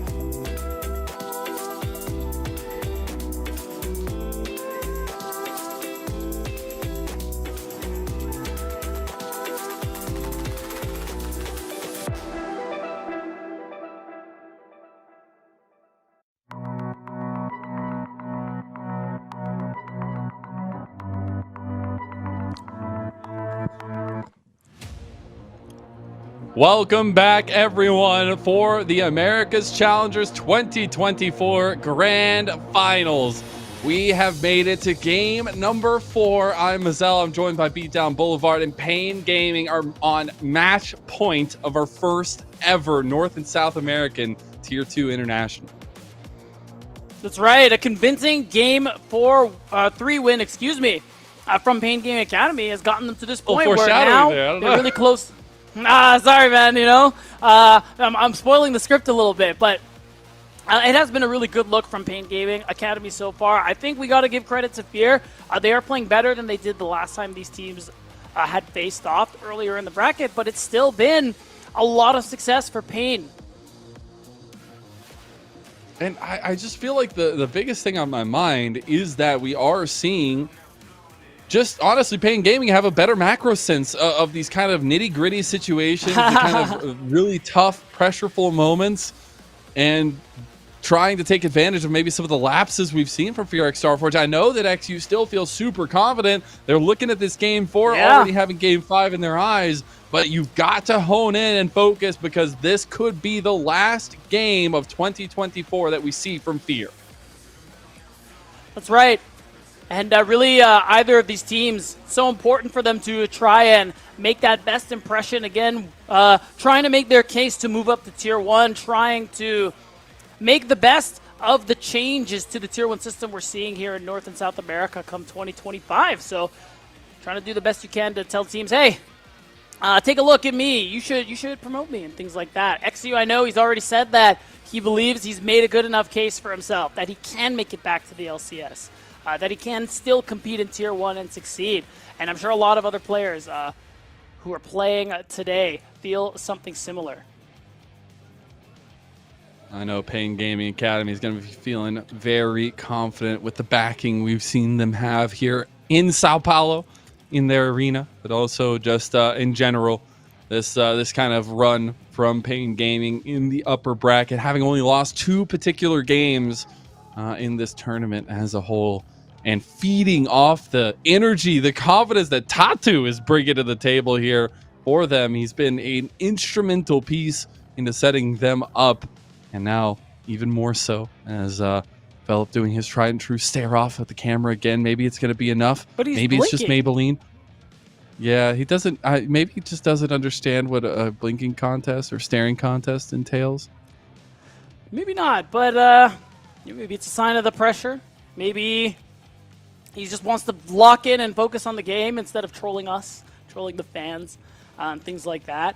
Either way, it's good to see. You can kind of see energy's all right from both sides. ABO, a little smiles. Maybe there's a bit of nerves there, but I think it's better than what we saw at the end of Game 1, Mazel.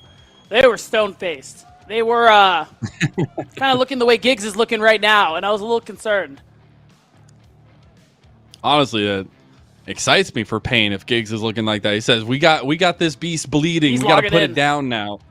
As, I think obviously it's a lot of pressure on these players. It's our first ever Tier 2 International on this side of the pond, at least here for North and South America. But it's also a statement, a moment of pride for these teams, for these regions, for the domestic talent that has been building up to this point with all the changes on the horizon, with everything going down next year, with the importance of Tier 2 increasing so much more.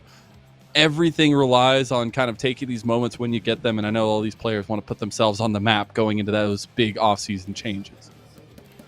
For sure. And XU, I've been asking him what it would mean for him to be able to win here today. Says it would be incredible. I quote, would call it an anime-esque finish to my year. This year's had some incredible moments, some incredibly miserable ones. But to end it off with an international win with this perfectly imperfect group of guys would be amazing. And that's what Fear are looking to do here into this Game 4, guys. Remember, even if Fear win, they have a tough road ahead of them because Pain Gaming will have side select in Game 5 and will almost certainly choose that ever-coveted blue side. Yeah, I mean, blue side is literally king right now, and we get into it. You see all those bands above the picks. Those are all the champions that have been chosen before this game, not available for this game. And now we're getting to the final band because in game number 4, we no longer have second phase bands. On that blue side, it is Fear banning away the Jax, the Gnar, and the Braum. Pain banning away the Varus, the Ashe, and the Smolder. Wow, okay, and is this going to be that first pick Renekton there? I mean, Philip running out of options considering what we've known him for this past summer, this past year really, including the Gnar and the Jax bans that we're seeing so far in this game. I will say, fun fact, Mazel, Renekton is winless here at America's Challengers. Yeah. I'm not even kidding, it's 0-5. So, I mean, for a champion that we associate very strongly with Philip, for how often he's played it this year, it would be a pretty big deal in this situation for him to get that win. But if I'm looking at the stats, ugh. Yeah, stats ain't telling the right story, or maybe it is telling the right story, but it's the story we don't want to hear. As the brand is locked in now for Pain Gaming. They will have a little bit of flexibility with that, but do expect that to go Tatu's way. And the Jace locking that one in means I'm probably about right, but it's also a lot of that range damage profile from Pain Gaming right now. Yeah, definitely poke. Solid. I'm assuming this is going into Qots' hands in the mid lane. A lot of pressure, a lot of lane dominance, and it's just going to be the insta Nidalee coming through here. The XU special. Tatu plays a good amount of it as well, but in NACL Summer, XU would put a higher priority on this champ than anybody else in the league, and he looks really good on the pick as well. So in the situation, tournament lives on the line, if there's anything I would bet on, it's XU's Nidalee. And on top of that, he's got the supporting cast around him that's going to benefit so well. The Leona and the Renekton. First of all, the Renekton-Nidalee combo is one as old as time, but being able to get the Solar Flare, the CC combos to land those spears from Winsome, going to be crucial as well. See the lock-in, though, for Pain Gaming. They're going to get some more team fight presence and maybe a bull in the room, as I would expect the Alistar to come through here.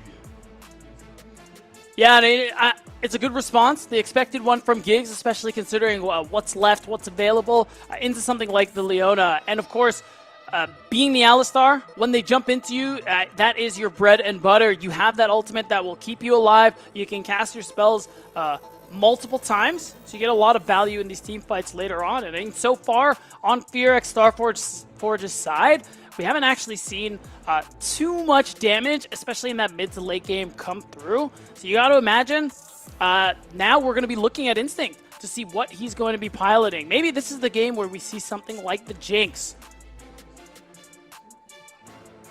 I would love to see the Jinx. I would love to see any kind of hyper carries coming through for both Marvin and Instinct. I think both these guys are ready to unleash themselves, as we've seen them have some really, really intense backs and forth. Both guys actually having some good performances so far in the 3 games that we have seen. If you're wondering why we're taking so much time, obviously I already stated, no bans in the second phase. We have to get through them all. Yep. So now looking forward, what are the big pieces that we're seeing still needed on the table for either team, starting with Pain? I mean, for Pain, it's definitely a marksman. It'll be interesting to see what they prioritize, considering what is left and what is up. They'll have that kind of pick of the litter. Maybe the Jhin is something they'll go for here. They could use some more setup. I think they do have a lot of damage already between Tatu and Qots. So that's probably my guess for what they would go for. And I think Instinct and the rest of Fear would be pretty happy about that too, because I think if Jinx is out, the only thing that I could think of is like the Aphelios, which hasn't seen play. Hasn't seen much play really anywhere, and not a single game so far in this tournament. It's, hey, that's when you know we're in the fearless best of 5s, when we start getting some fun picks coming out. But that's also why we've been building up to this moment. We only have 2 best of 5s here in America's Challengers, this being our second. We hadn't gone the distance in the last one, but it's important to think about what Fearless brings to those last couple games in each series, and how much the pick differential increases as we go. It is the Jhin, locked in for a little bit of utility from Marvin, so not the hyper-scaling carry that I was thinking of. No, but this is about what I expected. I think they have enough damage. I think this gives them that range. This gives them that setup to follow up on everything else Pain Gaming is doing with the rest of their draft. So that's expected, and it is going to end up being the Jinx for Instinct. So you got to imagine a lot of pressure for him, especially compared to a Blaze Olive, who so far, when we're looking at the stats, this team, so much of the damage comes from their mid lane. He has the 3rd highest damage share of the lead in the league, and it is first among mid laners. So the fact that he does so much for this team and instincts on the late game carry is crazy. But now we're getting deep and fearless because it's the TF for ABO. So it is about playmaking. It is about setting up for the rest of the map. It's not as much about him anymore. I mean, this is all about XU, it feels like. Yes, you have instinct on the Jinx, but if they can't find the combinations, if they cannot get a lead for XU, I mean, this game plan is going to go completely awry because Fear have one thing on their mind, and it is that Cougar. And now on the other side, it is the Syndra locked in, something we've been seeing rise in priority, and a sustained carry as we get further into the game. Yeah, and I like this answer too because much like the Alistar, you have that ability to create space, to push people away with that scatter of the week, and I think that's really important considering we see Renekton, Nidalee, TF, Leona. We are all about moving forward in Fear X Starforge's composition, Mazel. It is all about getting on top of Qats, getting on top of Marvin, Hidan, Tatsu, whoever, and just taking them out of the picture. But of course, that does also mean Hidan is playing the Jace, not Qats. Gonna be very fun to see how that top lane matchup goes. I actually do remember the Jace having some fun into the Renekton in times past, but we'll see how exactly that goes down. We have also seen Pain Gaming have some advantages straight out of draft in a couple of these games, and maybe using that flexibility to find yet another one. Both teams know how much relies on them, how much pressure there is on their shoulders here for this best of 5. All 6 teams that came into this tournament, and only 2 remain. Only 1 game away is the CBLOL #2 representative in Pain Gaming Academy. To be that close, to have this energy of the crowd fueled in your favor, you know the momentum is king, and they are feeling themselves. Fear, all eyes on them to try to put it back into its place and get us to a Game 5. All the experience that is on this Fear roster, all the dreams, the hopes, the pride that NA has left is all relying on these 5 guys to put it together and get us to those sweet, sweet silver scrapes. That trophy looming large in their eyes as we get onto Summoner's Rift for game number 4. And just like Pain Gaming Academy, Mazel, Fear, they're trying to do what they could not in the NACL Summer Finals against Dragonsteel. They weren't able to close it out then. They have a chance to do it now with this composition where they are all inning on XU and Instinct this time around. And you're going to have ABO just facilitating the rest of the map with this Twisted Fate. This is what they're betting it on. This is what their tournament lives have been leading up to. This is the culmination of their entire year, Lennon. I know it means a lot to XU. If you don't know XU, he's a very nice guy, has a really good head on his shoulders. Got a little bit of the short end of the stick with the loves his girlfriend. That's the Katarina hover every time. Got the short end of the stick, it felt like, coming to Dignitas over this last year.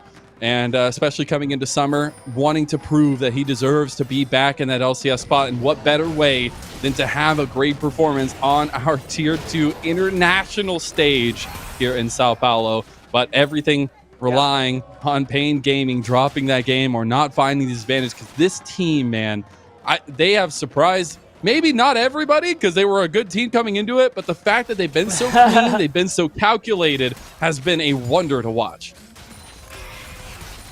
And I think it's been a good thing, too, especially considering our expectations for not just NA as a whole, but our other NA representative. Remember Dragonsteel, guys? Where we thought Dragonsteel would just clear everyone and their families, and then they didn't even make it out of groups. So the fact that Fear were the ones who have been able to step it up for NA and who are able to perform, making it all the way to finals, is such a big deal for them, especially as players. Trying to make up for that loss in, oh my god, in NACL Summer. I will say, man, that's 2 games now. First we saw the flexibility the Maokai used, and then the Lilia grab by Pain Gaming. But now the Jace pickup here really being played towards with the flexibility. And if you start losing that side lane, the Renekton is not going to nearly have as big of an impact with this Nidalee as you'd want it to. No, it's still, that's why you're seeing XU. I mean, trying to have that impact. Sees QOTS pushed up, gonna try and get a little pressure, but the defensive vision there from Pain Gaming is so good. That ward in the bot side river is what spotted XU there. We just walked past another ward, and here's a third one on top of it. So they all know. No! Oh, wow. Oh, they tried to go for the combo. They do end up getting first blood for Philip now, though, and Hidan still falling. Matters the most, even though the discommunication did come through. Now you got mid lane combos and Fear. They want to take the early game this time around. QOTS first to point the flash here, but Winsome still looking for the angle. He's trying to get over to Tatu. QOTS trying to get some safety from his jungler, but now Tatu is in the middle of everybody. He's all by himself. The spear going to be flashed out of. We have Giggs coming over here to try to support him, try to get him out of this one, but the yellow card and the damage. One more claw. Wow. And XU gets 1-2. That's 3-0 for Fear to start us off game 4. Man, a pressure scenario, backs against the walls. How about a 3-0 start for the Grim Reapers and Fear X Starforge? They bet it all on the Nidalee from XU, and it's already paying off massively here, 4 minutes in. The thing about the Nidalee is you cannot stop the pressure. You have to continue pushing it forward. The early leads, we've seen XU get them time and time, but now it is also about continuing that forward as we see Giggs and Marvin able to get a decent combo onto Instinct in the bot side. We are going to have Dragon coming up about 40 seconds. Looking at the redeploy from XU, looks like they maybe want to contest over this side of the map, but he's going to be clearing up towards top side. Yeah, I think the fact, I really like that call from XU. He's only cleared his bot side. His top camps are still level 1. But I think resetting, being on this side of the map is so important. Not even just the Dragon, but to make sure he's there with Winsome so Instinct gets this wave in. Yes, Instinct is your late game insurance. Yes, he's the Jinx, but you got to make sure he's able to farm at least somewhat easily and consistently so that he can be that carry, can catch the baton that the rest of the team are going to pass to him at that 20-minute mark. You ever been in a baton race? It's not easy. I'm just gonna say that it's handoff not. is tricky. I could never. I always drop it. Hopefully they're not gonna be dropping the baton this time around in this relay race that we have on Summoner's Rift now. But it is obvious no Dragon focus early on for these teams. I know Pain Gaming, we're putting a big emphasis on that in the last game from blue side, but it definitely seems like Grubs is going to be more of importance for both teams going forward here. Yeah, and we'll see. I mean, the They're fact that Marvin. XU is already 1-0, yeah. Oh, wow, they're just moving him towards the top side. So I am curious to see how Fear are going to respond once they realize this is going to happen. And the fact is, Instinct can't really do a whole lot of anything right now. He has boots, he has a cup. You know what I mean? So right now, he just has to farm it out and take these plates. So as soon as they see Marvin, I think Fear walk away. XU should come upon Marvin and there it is. Now, missing that spear. They will have to back away. They actually have QOTS moving as well from mid lane. Philip not going to have a lot of health here, but to still have the Dominus. There's going to be the back at least by Hidan. And trying to get back over here as XU starts up the Grubs. Wow, I mean, this is insane. If XU is able to walk away, I mean, with even a single Grub, after all that pressure they put topside, I think that's a win, especially because look at bot lane. Instinct, he's pushing a wave in. He's going to be able to get a plate from that. You couldn't ask for anything more as Fear X Starforge for your Jinx. So massive to get that standing gold there for him as well early on. Isn't going to find much of a laning advantage there, but you are going to get Hidan coming down here to kind of deal with him. XU, a Blaze Olive, and Winsome coming down. There's the Destiny, and it's popped. A Blaze Olive at the turret, though, tanking the turret. Now, not enough damage being followed through. The shots. Oh my god! Are you serious? And XU, my monster, 2-0. That's my go right there, Mazel. The fact that he hits that on the fadeaway. Hidan could not survive. And you get the assist onto the Jinx as well. And guess what? He gets to crash another wave. Fear come out swinging here in this game one. In North America, we haven't seen any TF mid lane in the summer split. There was some top lane.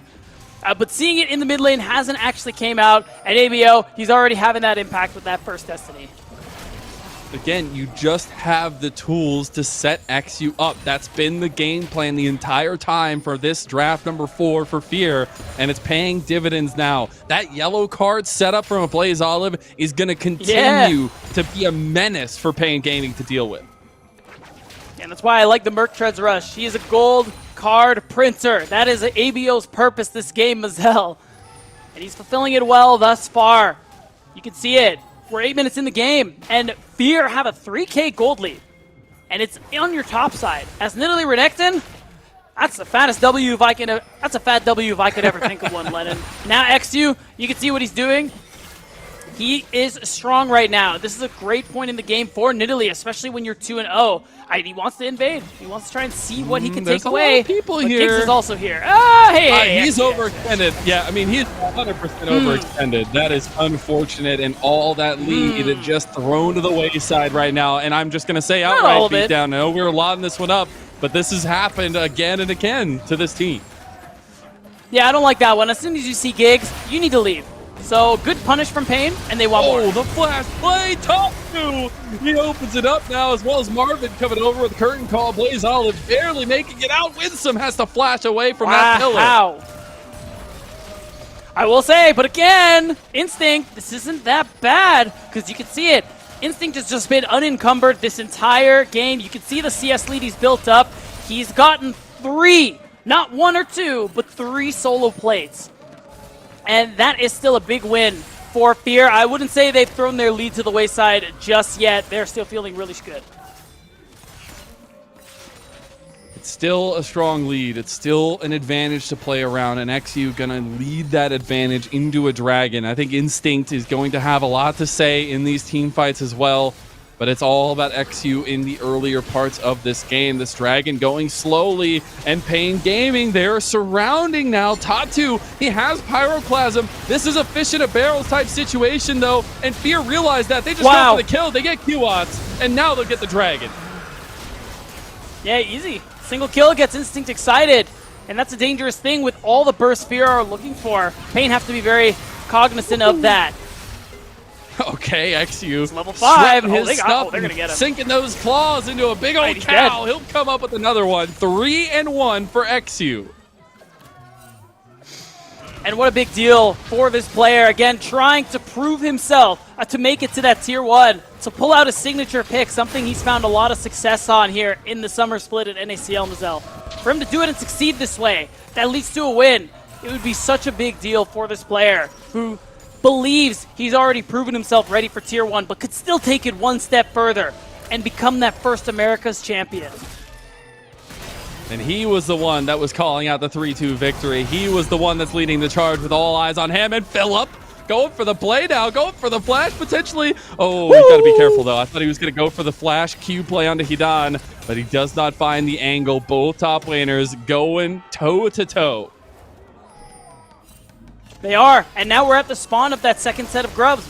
Because both top laners are out of the picture, now XU has an opportunity to get all 3 of these grubs. And if he does that, it's going to be Fear, not Pain, who have access to the Void Might spawning. And it will be Fear, not Pain, who are going to have an easier time trying to siege these turrets, knock down more turret plates, which Instinct has already gotten ahead of on. And I will say Fear have really done a great job of getting these grubs all series long. Able to get the 4, able to get those mites going, but it's also a situation where they are in a pretty hefty gold advantage. The Blaze Olive getting caught though is going to make a chunk into that. Solar Flare coming through, but it's not enough to save him. Marvin comes up with the kill. Oh, Phillip? Oh, still got the fights. Okay. The Renekton Italy combo finally coming out. See if they can actually get a combo here. He does just need to hit the W. God, almost walking into that one. Does back away. Going for the kill to Phillip. Almost gets him there as well. Though XU walking around just needs to hit one Q. Needs to do one thing. Needs to hit something. He does get the Cougar Claw sink deep, but it's Tatu right here to respond. And one thing the Cougars don't like is that fire. And Tatu's got it. A nice response. It took a while, but Hidan buys enough time for his jungler to help do a little bit of cleanup. But I like that Fear are still keeping the pace up, Mazel. I like that they are still looking for these plays and just continuously taking advantage of this lead they have. And then look. Oh, hold on. Oh, man. He doesn't have the power unleashed for Q-Out, so it should be okay from a Blaze Olive, although you just TP'd back to lane and are already losing half of your health. Definitely not something you'd love to have, but it is still something he can stay in mid lane with. We have another little while until next objectives come up as well. Yeah, I will say, this is still a really good early game coming through from Fear X Starforge. I like that they're pushing the pace because they have first items coming across top to bottom, with the exception of Winsome. I am Philip. He's going for the Stride Breaker. Just wants the slow to stay on people. ABO is going for the Roa, but most importantly, Instinct. He's going for the IE. He is going maximum late game Mazel. When he hits 2 and 3 items, he's going to spike so very hard, and he's going to be a problem for Pain and Pain's fans. And unfortunately, I will just say, if Pain fans are listening, even though they're all at the arena, luckily you still have a Syndra. And you know, the one thing that ADCs hate is a press R button win champion, as Syndra is. True. So we'll see if QOTS can actually find the combos. Marvin not nearly going to have the same damage profile as Instinct, so he's going to have to find meaningful access in other ways, using his utility and using his cleanup power. But right now, Fear are just cleaning up this bot side turret, trying to get as many plates as they can before they fall off at 14 minutes. I will say there's something humorous about Fear not actually having Grubaget this time, and immediately, or as soon as they can, all-inning a side lane turret. But they're going to go for it anyway. You can see topside Philip is going to have some alone time. He's going to collect some turret plates, and you got to imagine this turret, that's first brick over to this Jinx. And Instinct just moving forward to see what else he can do. And I think now we're actually seeing Fear be rebuffed a little bit. There's a big amount of damage from the Power Unleashed. It's not going to be enough. It is Marvin who opens up with the curtain call, trying to get the last shot going. Flash immediately out from Instinct. Winsome also going to flash with the Pyroclasm. It's actually going to connect onto XU now. And Fear, they're turning it back around though. Blaze Olive coming in with the yellow card. And now you have all the damage you can ask for. Philip has taken out the big croc and dealt the damage on the PNG. As Giggs is down, Fear turn everything on its head. And now at a 6,000 gold lead. At the end of last game and during Champ Select in Game 4, XU constantly in the camera promises what? A Game 5. He says 3-2. And how about this? 5-2 on the Nidalee, having tremendous impact in this early game. Fear have so much going for them, and there's a good chance. I think I can hear Silver Scrapes ever so faintly in the distance, Mazel. We might be getting closer to it. So softly it starts, and how loudly it comes if we do get there. But now we take a look back to this one. It is Pain Gaming who actually tried to take the angle here. Yeah, and this is something we see Pain do quite often. They'll move all 5 to a lane if they know they have a good fight, or if they believe they have a good fight. Because once Philip joins the fray, even though Instinct is out of the picture, I look at what this Renekton is doing. 0-5, statistical anomaly. Philip is still making this champ look great. Backline access is something that Renekton absolutely loves. And if he can find that access, it is not something Pain Gamer would be very happy about. Now, some of the picks they've grabbed for themselves in game number 4 not working out necessarily. Hidan 0-4 on the Jace. He capitalized on constantly, and now you don't really have a front line besides Giggs. Speaking of, Giggs going to pop the Unbreakable, but he can't stop the damage coming on to Tatsu. Tatsu's turning it back around, trying to with the Pyroclasm, but the lead is too far in front of Pain Gaming. And Instinct is tearing them a new one here as another outer tower is going to fall. That's the 4 grubs coming to work. That's the mites coming to work. And Fear X Starforge, they are at a massive advantage now. And I said they needed to keep this Nidalee train going, and they have been chugging right along. Yeah, they wanted to accelerate this game, and they have done so at blistering speed. Because they are now, I mean, they're going to knock over another turret. It's a tier 2 that's going to get, oh, nope. Yeah, wait. The minions.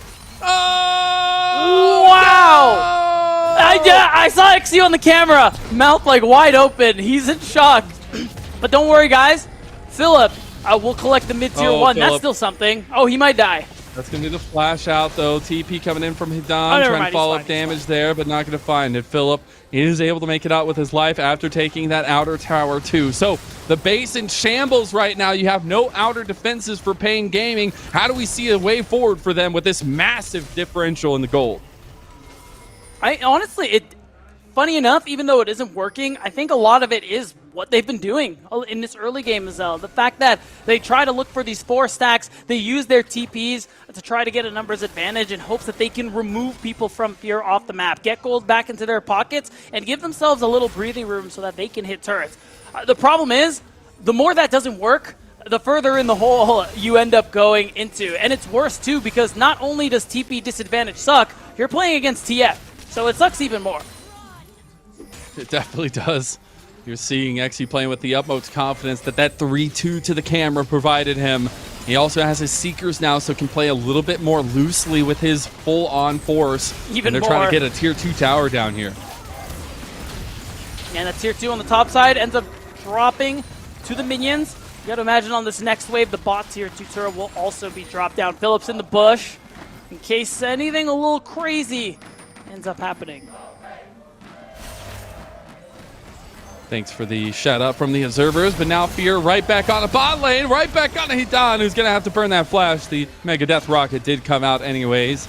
Going to follow that one up. Did end up getting his summoner spell. The siege going to continue. A nice scatter of the week there, as well as the deadly flares to follow back on it. Curtain call used, but this is just a way for Engage to come through for Fear. XU getting a little bit low from the pounce back by P&G. They get the second tier tower and back away.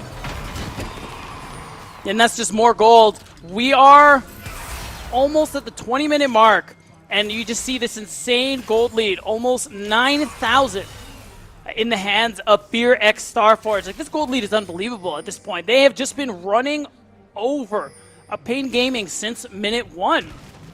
And again, it's because of this Renekton Nidalee combo on the top side, because of the Twisted Fate from ABO that we haven't seen him really play all split long in Challengers League, and definitely not here by anybody in the America's Challengers Tournament. But it's still paying off big time, as he and almost everyone on the side of Fear have already hit their second item before the 20-minute mark.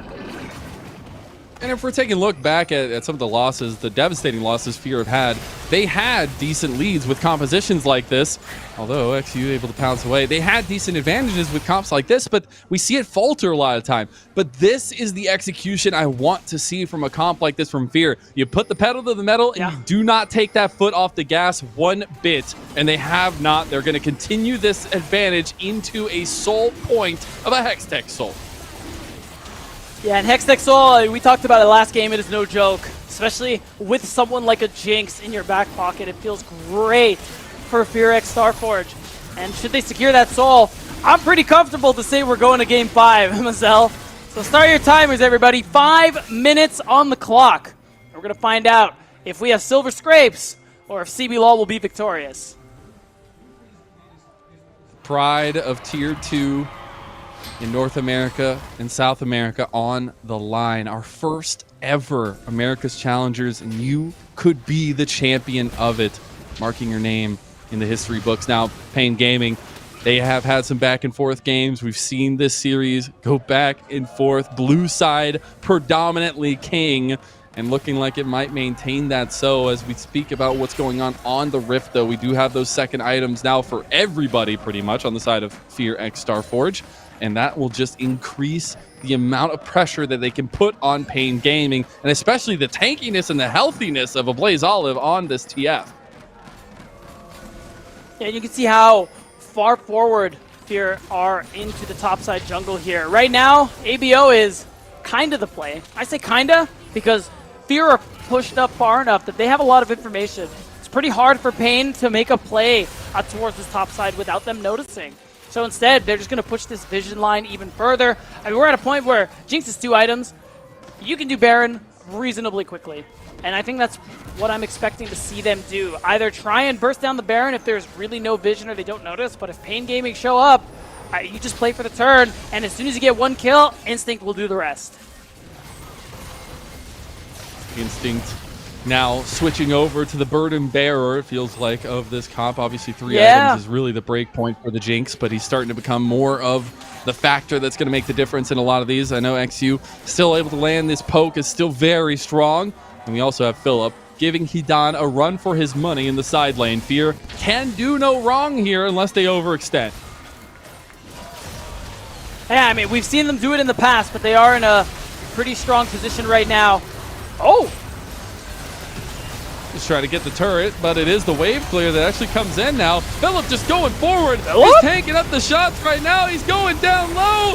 PG, they take him out. It's going to be the trade back. Look at a Blaze Olive, though. He has found Qats. Now Marvin, really the only damage dealer here, but Giggs will fall as well. That is an excited Instinct and an excited Fear X Starforge. Still not the worst fight. Oh, hold on. Uh-oh, Pyroclasm. He's going to flash for the play here. Does get the slowdown. Oh, look but the who's Destiny here. immediately popped. The spear connects. The yellow card makes it so. Oh. X2 goes golden just to put the hurt where it hurts the most.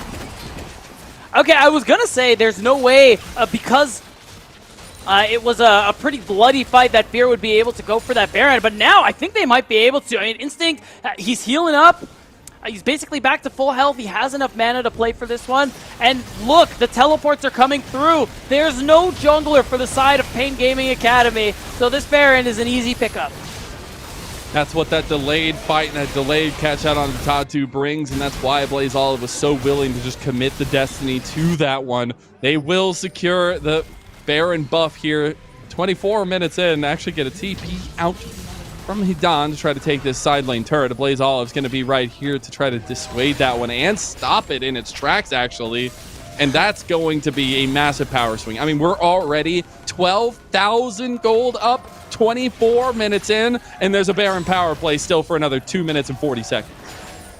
That's what I mean. The potential for more gold is just there and available. We're going to see a replay here of this fight. Again, really bloody, amazing solar flare coming through from Winsome to hit so many people. And it's just been the game for Philip of trying to tank up the turret while his team do the rest. He ate up a lot of that damage. I think that's why he ended up going down the way he did. But when it came down to it, the damage from Instinct, ABO, XU, it was still too much. This is that prime example of having a really big wallet and the wallet making the difference. It's like I'm making the 3-2 come true. Look at me. I'm doing it. I'm not a liar. Yeah, they truly are. It's been a massive step up from Fear. It just feels like they are fully locked in for this game. We haven't seen the big slip-ups that we've been seeing in other games so far from them, but now they got to get themselves out of this corner here as they're trying to get this inhib turret. They do take the inhib on top of it as well. Pain Gaming, they were surrounding, but they realize how far at a deficit they are. They probably still even lose that 5v4. Yeah, I really don't think they have the angle. Even with Philip not having TP available to join, it's just a fight you lose. You don't want to mess around with it, especially so close to the Dragon Soul. Problem is, it's a 12k gold lead. You mentioned, Mazel, almost 13. And Fear have control over the bot side river naturally. So it means that this soul should go into their back pocket. It would take a monumental throw for them to actually lose it. Fear just singing, any poke you can do, I can do better. In a much more singy tone, I'm sure.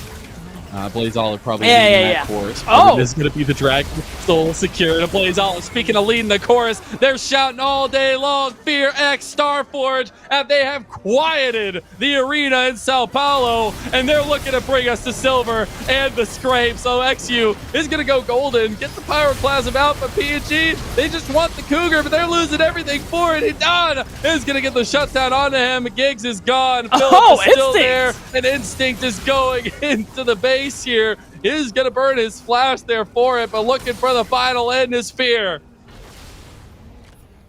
That's right, 20 seconds on Giggs, 15 on Qats. I think we're going to game 5, Mazel. Fear dominate Pain Gaming, and they're going for the Nexus. They want it one more time. They want to go one more round with Pain Gaming, but they don't have the minions. They don't have the finishing touch here. They don't have the damage. They lose their finishing factor, and Pain Gaming are still alive. The fact that Fear gets to walk away and nothing really comes of it means that any minute now we're about to see that end come through anyways, Mazel, because they have the Hextech Soul. They have the Hextech Soul. They have a whole lot of gold to spend after everything they have just taken down. I mean, Instinct's going to hit his third item as soon as he gets back to base. That Bloodthirster means it's going to be really difficult to actually kill this Jinx unless everybody gets on top of her and you throw all the damage you can on top. Oh my god, it's Bloodthirster and another component. So he was sitting on a lot. Was definitely so. And I'll just say outright, as we see Fear crossing their T's, dotting their I's. Love to still hear the Pain Gaming fans out in force, still chanting, even though they are at a massive deficit. So keeping the energy up, knowing that there is a Game 5 in store.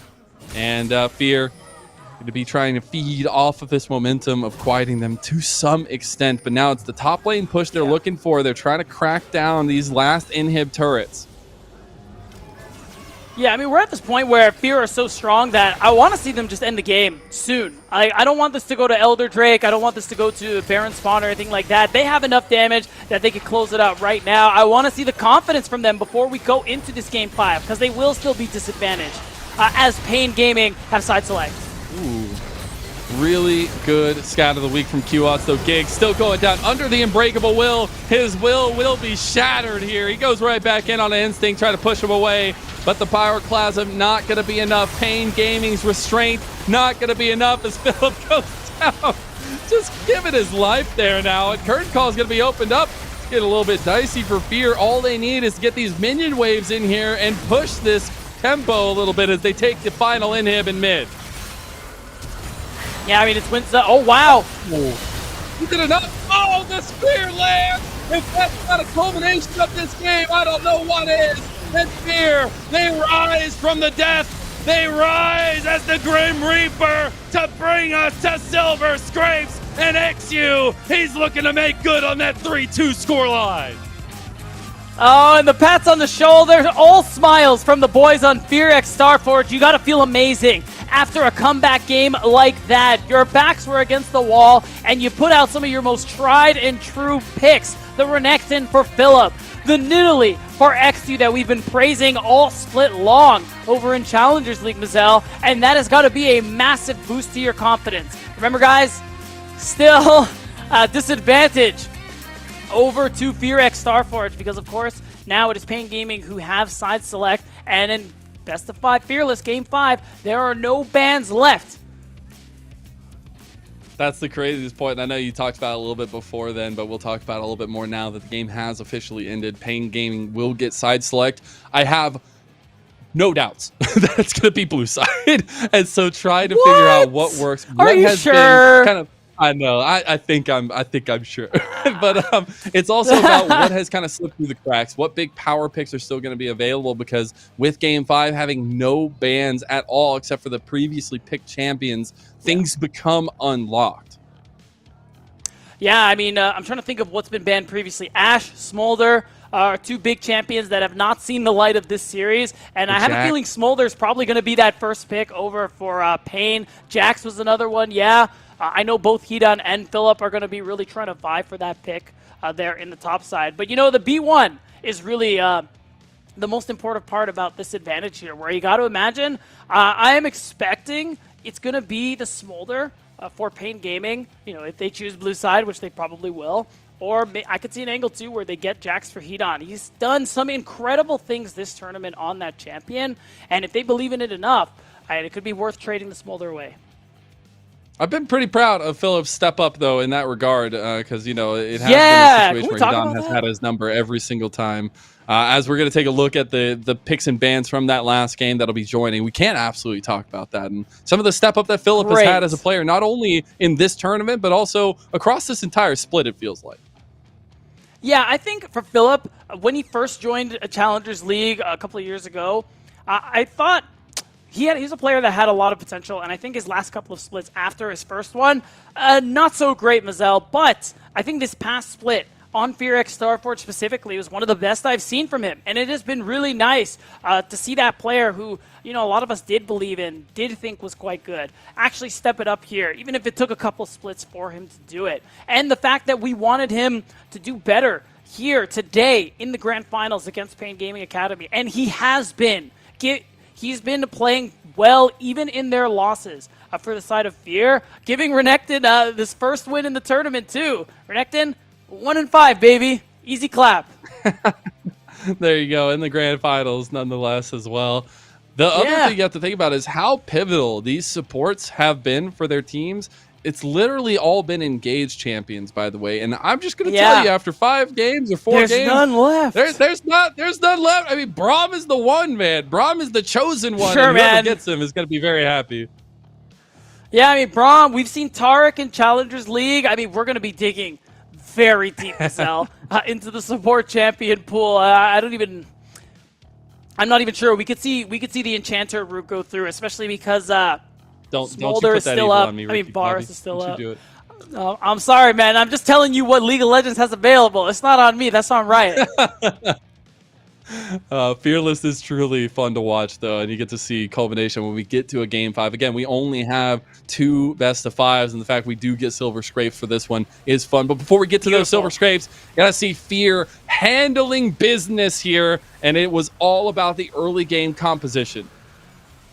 Yeah, and I gotta say, I want to give a lot of credit to Fear for how they played out this early game. There were some stumbles, some hiccups, but I think the way they played towards their advantages early on, the way ABO was able to find a lot of these stuns with that gold card on the Twisted Fate was really great. On top of the fact that they covered Instinct basically on all the right timers to make sure that he is not under any serious pressure in that laning phase, and he was able to very safely scale up into this late game where he became a problem that Pain Gaming Academy weren't able to deal with. He had a one-way ticket to the back line of Pain Gaming every time, and that one-way ticket was only space enough for a Croc, and it definitely worked out. And this was one of the fights where it's like, okay, maybe we could see the turnaround. The fact that Philip goes right back in for the W stun, knowing that this could be a big difference and getting a lot of that damage down following it, really nice to see. But it honestly, if we're being real about it, this felt like the Fear, and you could say it's because they were at a big advantage, but we've seen them have advantages before. This felt like the Fear we've kind of been waiting on this entire time, right? Like they took an early advantage and they were able to clean it out. We haven't been able to say that in a lot of their other games. No, not very many of them. So it is a big deal, I think, for us, especially who watched a lot of Fear, to see this one come true. And it'll be interesting to see if they can pull out that kind of cleanliness in the Game 5, Mazel, because this was a big win. It was dominating, but the job's not finished yet. They still have one more game if they want to be our first America's Challengers champions. Pain Gaming have one more chance to say no, to close the door on this, to make sure that that doesn't happen. And if we know Pain Gaming at all, they are the ones that are going to be trying to rise to the occasion, using that momentum of the crowd energy for themselves. We're going to take a look at the post-game breakdown now, and the very hefty advantage that ended up being 15,000 gold for Fear X Starforge over Pain Gaming Academy. And I'll tell you what, as far as Instinct goes, baton pass successful. He didn't do a whole lot in the early game, I'm going to be honest, but he did his job. He scaled up, his team supported him, and boom. Most damage on his team. 80 carries easy, guys. I don't know what all these complaints are about. Oh my gosh. Don't you dare. You've been saying some wild statements, you know? No. But I'm trying to get under your skin. Yeah, you know how to do it. You know how to do it. It is also, Joe, situationally thinking about what they're going to give to these 2 hyper carries in the bot lane. I'm not going to lie. I don't know if I mean, the Ashe is important nonetheless for a lot of the engages, but the fact that we did see a stark difference between the Jinx hyper carry style and the utilitarian style that Jhin brings, I want to see Marvin on a carry. This guy has been popping off this series and this tournament, and give him the sticks, man, to take those late game team fights. Yeah, and I mean, we saw it in that last, when we were looking at the draft before going to the highlights and the post-game breakdown, is that some of the champs available. Ashe, you mentioned it. Varus is still available. So there are a lot of options that Pain Gaming have to go with as their first pick going into Game 5. And it's going to be really interesting to see how these drafts end up shaking out. I think, interestingly enough, so far, in some of the Game 5s we've seen over in Challengers League, it does feel like one team always walks away with a significant draft advantage in Game 5. I'm kind of hoping that isn't the case this time around because we've had so many good games. Mazel, and Game 5, it's our last match of the year, our last game of the year here in Tier 2 in North and South America. Just give us a banger, you know? Yeah, I mean, this last game was the most one-sided game we've had. I feel like in this whole playoffs. I don't know. It feels like the fact we had like a 12,000 gold lead at 18 minutes. It was absolutely wild, or 23 minutes, insane. Whatever it ended up being. But it's something where both these teams know all the pressure that's on, and that's why you can look to a lot of the veterancy across both these teams. We've already talked about the LCS experience, even caveated for Fear X Starforge, but some of the experience that we have to rely on for CBLOL and for Pain Gaming Academy themselves. I mean, yes, we talked about the rookiness of Marvin itself, but I think Hidan hasn't had the necessary glow up that we would expect it from a guy who has dominated this entire tournament in the top side. We'll see if Pain Gaming have what it takes to turn it all around after a short little break and after Silver Scrapes. We'll see you there.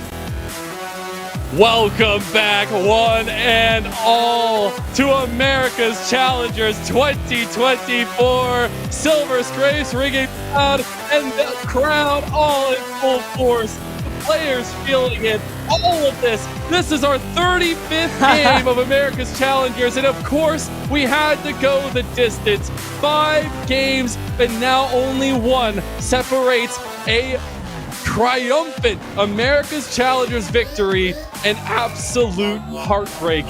It is Mazel, it is Beatdown Boulevard, it is Fear X Starforge bringing us the distance against Pain Gaming Academy. And the fact that these players get an experience like this at Tier 2 speaks so much of what this tournament provides to our scene. That's right, being able to play in front of crowds, being able to play internationally is just such a big thing that is so hard to describe, quantify for players. Just being able to get those experiences before going into Tier 1 can do wonders for your ability to perform in those high-pressure situations, whether it's playoffs, whether it's things like MSI or Worlds. Things like this do help little by little. So it's a great thing that we do get to have a league like this here in North and South America. And Mazel, it's great that we get to cap it off with a Game 5. We only have 2 best of 5s, and I'm so happy we at least had one go the distance. It is Fearless Draft. That means we will not have any bans, and none of the prior picks in all 4 games will be available to either side. Get ready for the wacky and wonderful, but get ready for one of the most pressure-filled moments in all 10, and plus the coaching staff's lives at this point. That's right, and you can see it's tough. You know, Pain Gaming roster, they're trying to lock in. They're under a lot of pressure right now. I mean, home audience.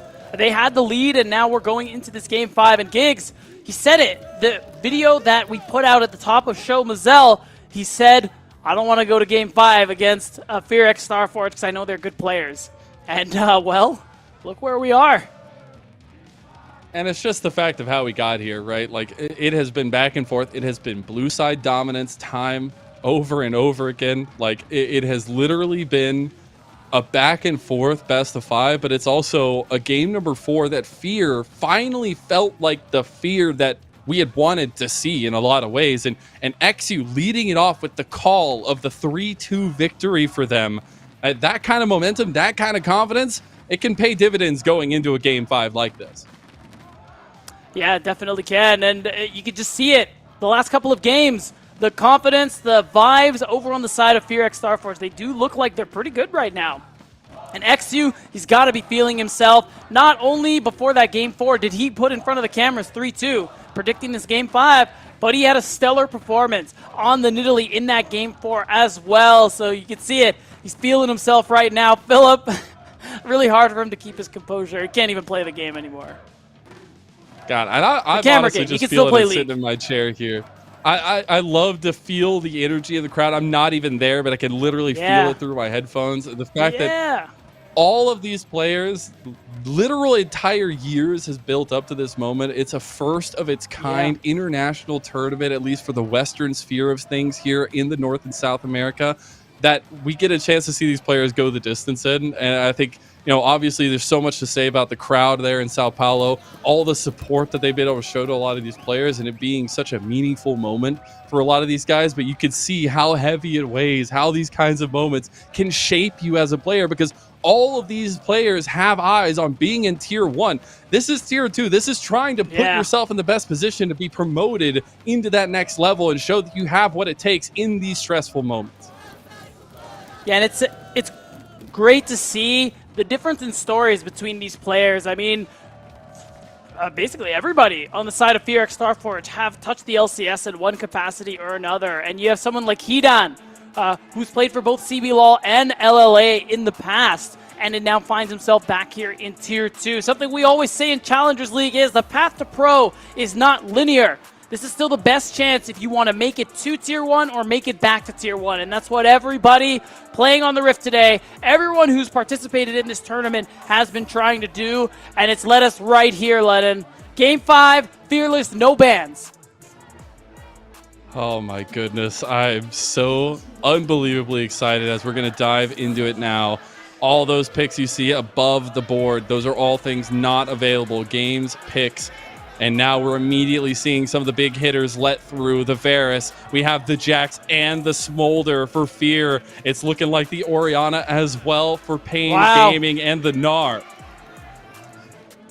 I mean, right off the bat, you get a lot of great team fight coming through from this composition. It's probably going to be the Poke Varus, but Ori, Gnar, it's great ball delivery, and the ability to control space is so strong here from what Pain have shown so far. Honestly, it just feels like the floodgates unleashed. You know, it just feels like the coaching staff, the players all been chopping at the bit. Oh my God, it's game 5. We can do anything.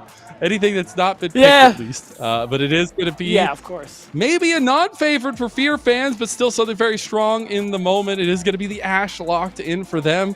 And so giving themselves a ton of pick prio right now in their first 3. Yeah, and I'm interested in how these lane assignments are going to end up playing out. I mean, it's probably Smolder in ABO's hands. He's played it before in this tournament and in Challengers League. He's been great on the pick. I mean, we have seen others in the league, though, play Ashe in that support role. Tell did it earlier on in the playoffs and even during the group stage as well, if I remember correctly. So there is a chance for Fear to be able to mess around a little bit with the expectations of Pain and their fans. We'll be waiting for the second phase of bans to go through and see what our final picks are going to be. So looking at these compositions, I mean, we're still really waiting on what's going to be played in the support role. Both Winsome and Giggs having such impactful points in this series so far. Somebody that gets engaged might take that prio. That's part of why I'm thinking, too, we could see that Ashe go into the support role. You do have that long-range engage. You could go for another marksman. You could put the Smolder bot lane and put something else for ABO in the mid lane. There's a couple of options there. And we'll have to see. Like, we're digging really deep at this point when it comes to support picks. Seraphine is still up and available. I know people would usually play her mid or in that bot lane role as opposed to support. But still, a lot of value to be had in the team fight and in the late game with the sustain from her W. Senna also still on the table. Just trying to think of what some of the outer picks could be. If it is maybe going to be an Ashe Senna lane or maybe something along those lines. But then that feels really not super tanky for the side of Fear. And that's one thing I love about this series so far is we've gotten to see very back and forth team fights. And it has been about team fight execution. It's the Viego. They're locked in for XU. Yeah, and that's also a deny because that's a big pick there for Tatu. But XU, ever the carry jungler, also is going to throw down that gauntlet and play that pick here. So now we're just going to have to see what that last pick is for both of these teams. Is that a Xin Hover? Something I highlighted going into this series, though, was the fact that Tatu just loves to pick things that are always going to be useful. And yes, you could say that about the Viego too. XU is going to be piloting that one, but the Xin Zhao does provide a ton of spacing with that Crescent Guard. And also, I mean, that's a ton of range damage already coming through from Fear. You can block a lot of that. Yeah, you can really break up the fight too, using the dash to get in there and break up members. You can use it against walls to lock people down. And yeah, I guess it is going to be that Seraphine. In the support role. And I like this because you do make that all-in so dangerous. Gnar is going in. You can use it to extend the encore. Same thing with the Xin Zhao. So the team fight, the wombo combo that Pain Gaming are working with right now is insane. We got the response, the Amumu locked in for Fear. We've seen this pick run rampant around this tournament. And in a game 5 where it matters most, we're going to see it locked in once again, this time in the support role for Winsome.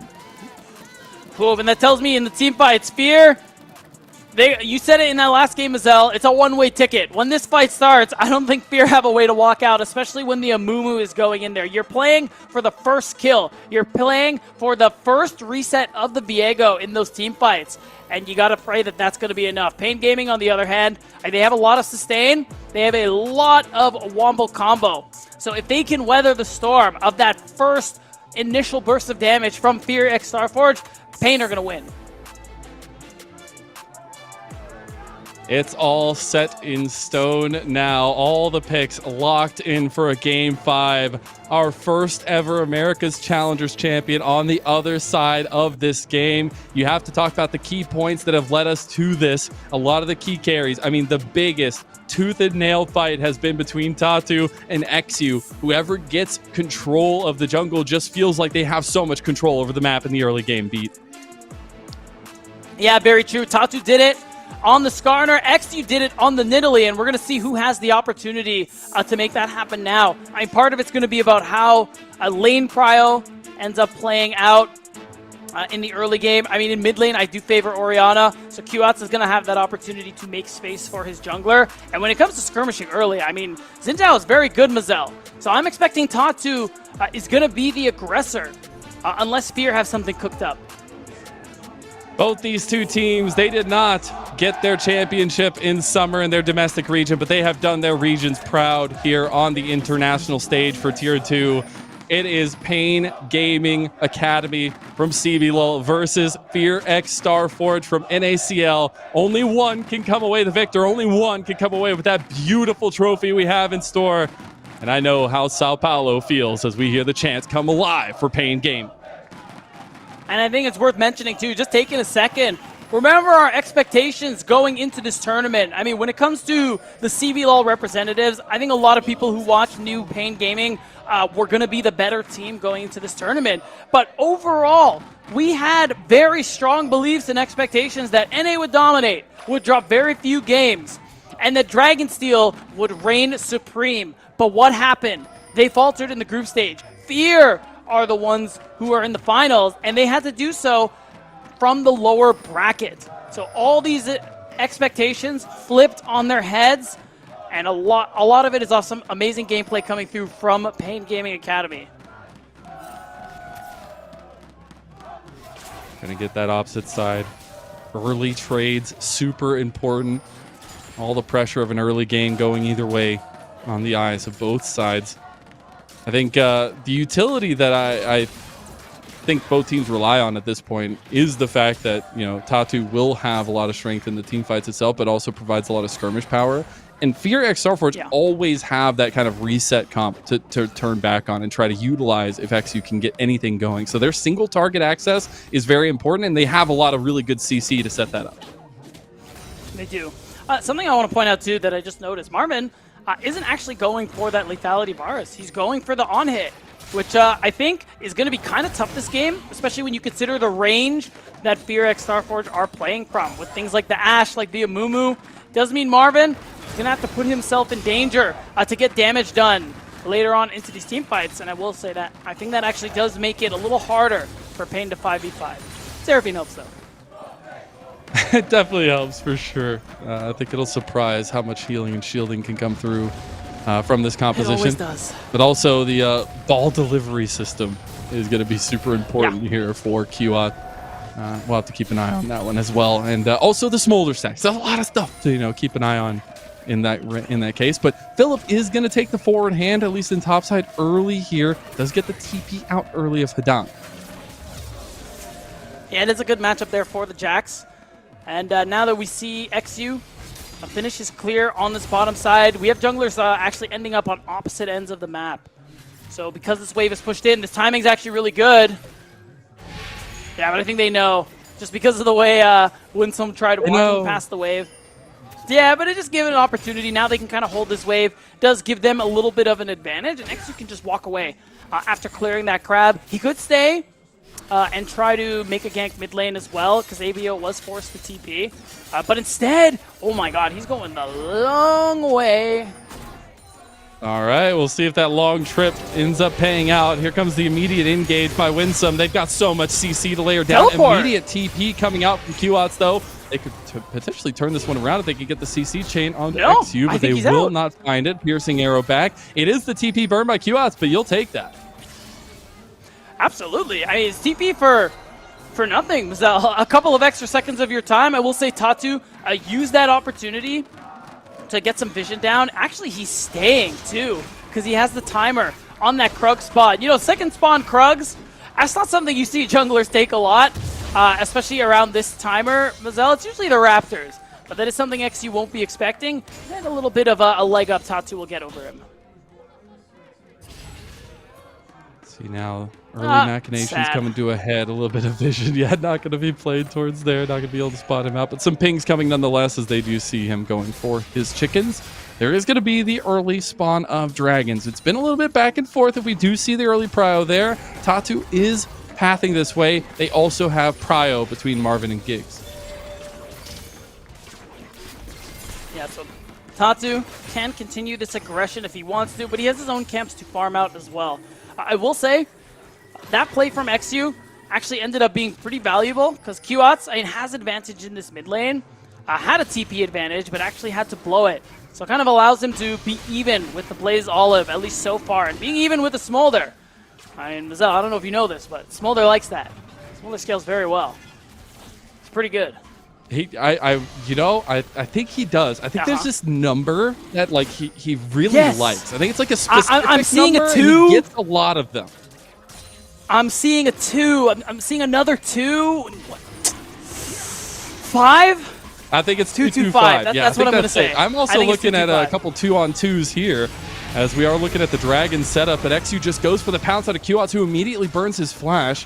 A Blaze Olive has called some familial support, but Tatu is looking to go for this 50-50. The reset's coming through, resetting the health a little bit there, as now he's getting engaged on, and Fierix Starforge just going for the fight. It is Tatu who claims the Dragon, so he got what he came for. But wow! Afterwards, that PNG somehow just turned around. He lost his life, but Tatu claims everything for Pain Gaming. Yeah, they secure the Drake.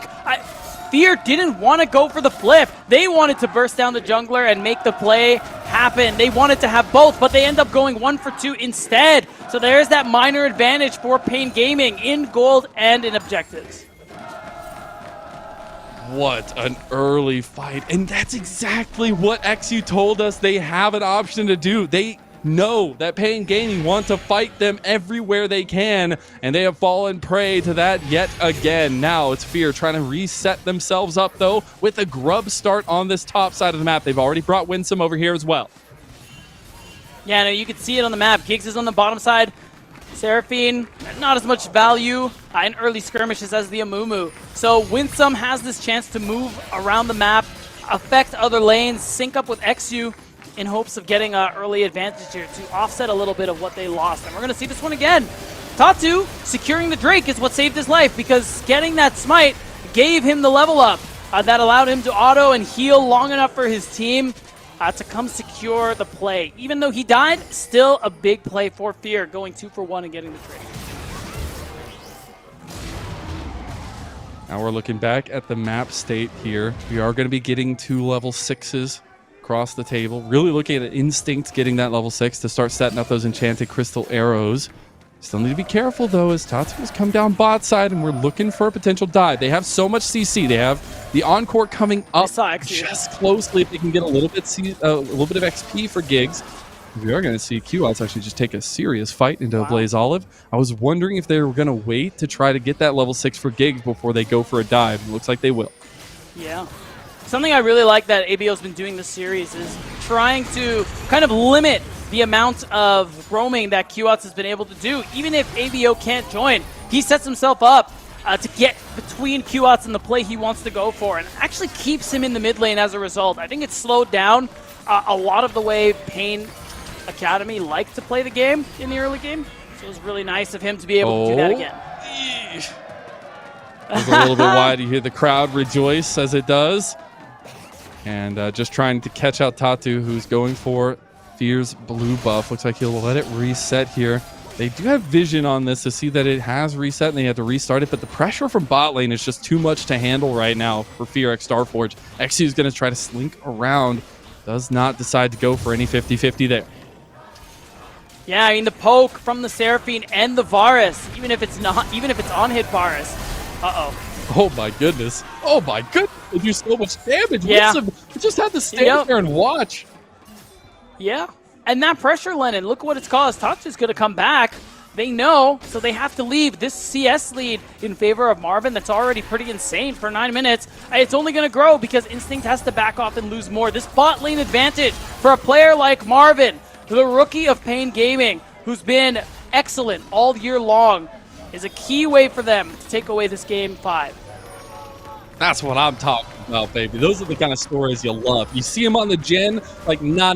We don't need that from Marvin. We need him on the carry. He has been completely putting on the pressure on Instinct and Winsome, and we know that that has been a typical weak point for Fear. So Pain Gaming have readjusted their strategy. They know where to give the resources, and it's none other than their rookie gunslinger here, who in his first split was able to claim a championship at Tier 2. You'll love to see that kind of stuff, and a lot of the resources given his way.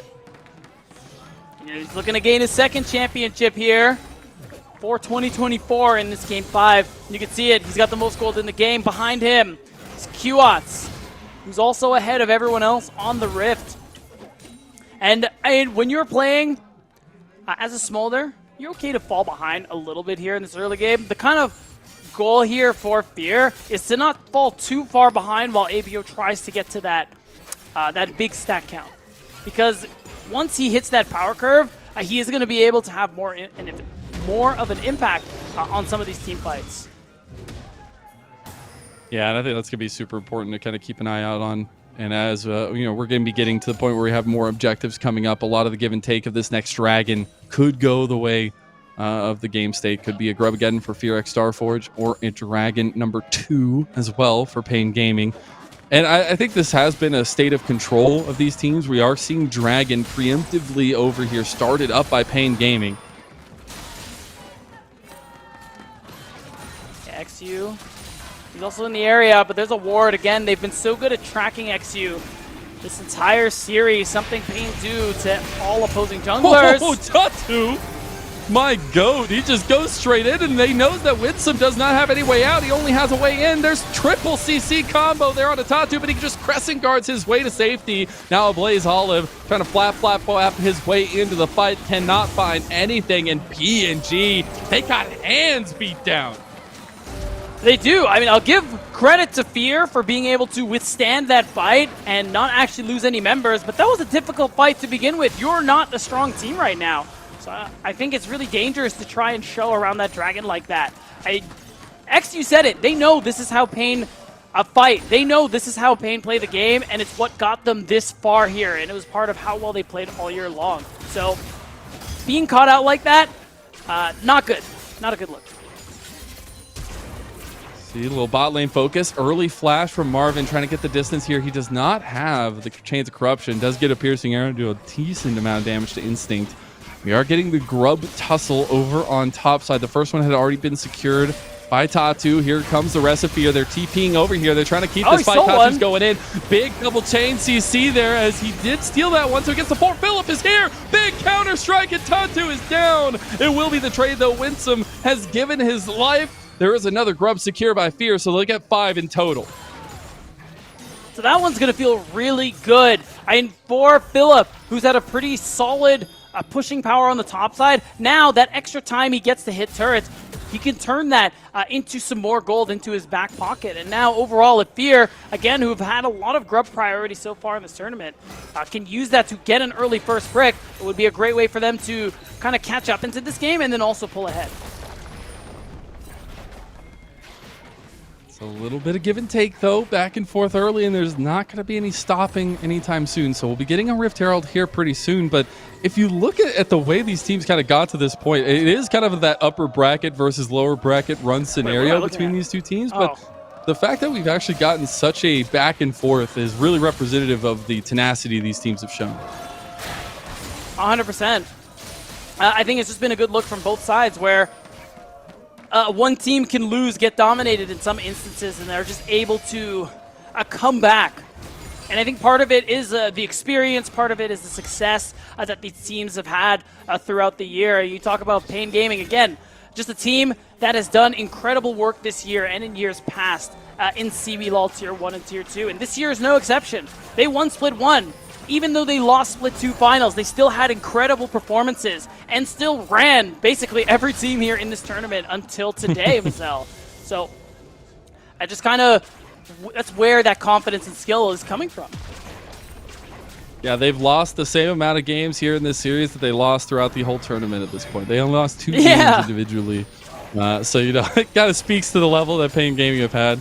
and some of the back and forth nature maybe that Fear have had. Now we are going to take a look at first turret going the way of Marvin, and the man is just stacking up a bank account to have him just fund this massive weaponry arsenal that he's going to have. I mean, he is 40, 50 CS over Instinct and also just got first turret. Yeah, so he very clearly has the majority of gold that Pain Gaming are sitting in. This 3K gold lead, you got to imagine most of it's on Marvin. You can see it, actually. He's 2K ahead of Instinct. If you look at the scoreboard there. So while that does mean he is very dangerous, and this is the main takeaway, it is also worth noting that Fear X Starforce, they have a target. If they take him down, Mazel, early on, and they have a lot of all-in potential. If an arrow from Instinct hits him, if an ultimate from Winsome goes in, here we go. Then they can win fights. Ooh, it does connect onto Giggs. He is the non-tanky one here. He'll just get obliterated. A big shockwave right back, though, as XU has gotten the reset now. Maybe looking to follow this one up if he can get a CC chain at all. Can't do so. They do take out Giggs, though, and that's a pretty big pick. Yeah, I mean, it's not Marvin, but it's gold. And an example of kind of what you can expect from Fear's comp. Like that long-range engage from the Ash Arrow, and the follow-up is just too easy. Because it is all about getting XU his first kill. And that's the most important thing here when you're playing with the Viego. How quickly can you get him his resets? I mean, yeah, that's like the saving grace of any team fight. It's like, oh, look back, did XU get a reset? Oh, maybe not. We'll see if that happens, though. We do have first items coming up across the table here. A little bit of fight presence around this top side, as well as QOTS is looking to take down that outer turret and get a little bit of the standing gold there for Pain Gaming. He's actually just playing with supreme confidence. He has nobody there, still steps up, takes the turret, and is unpunished.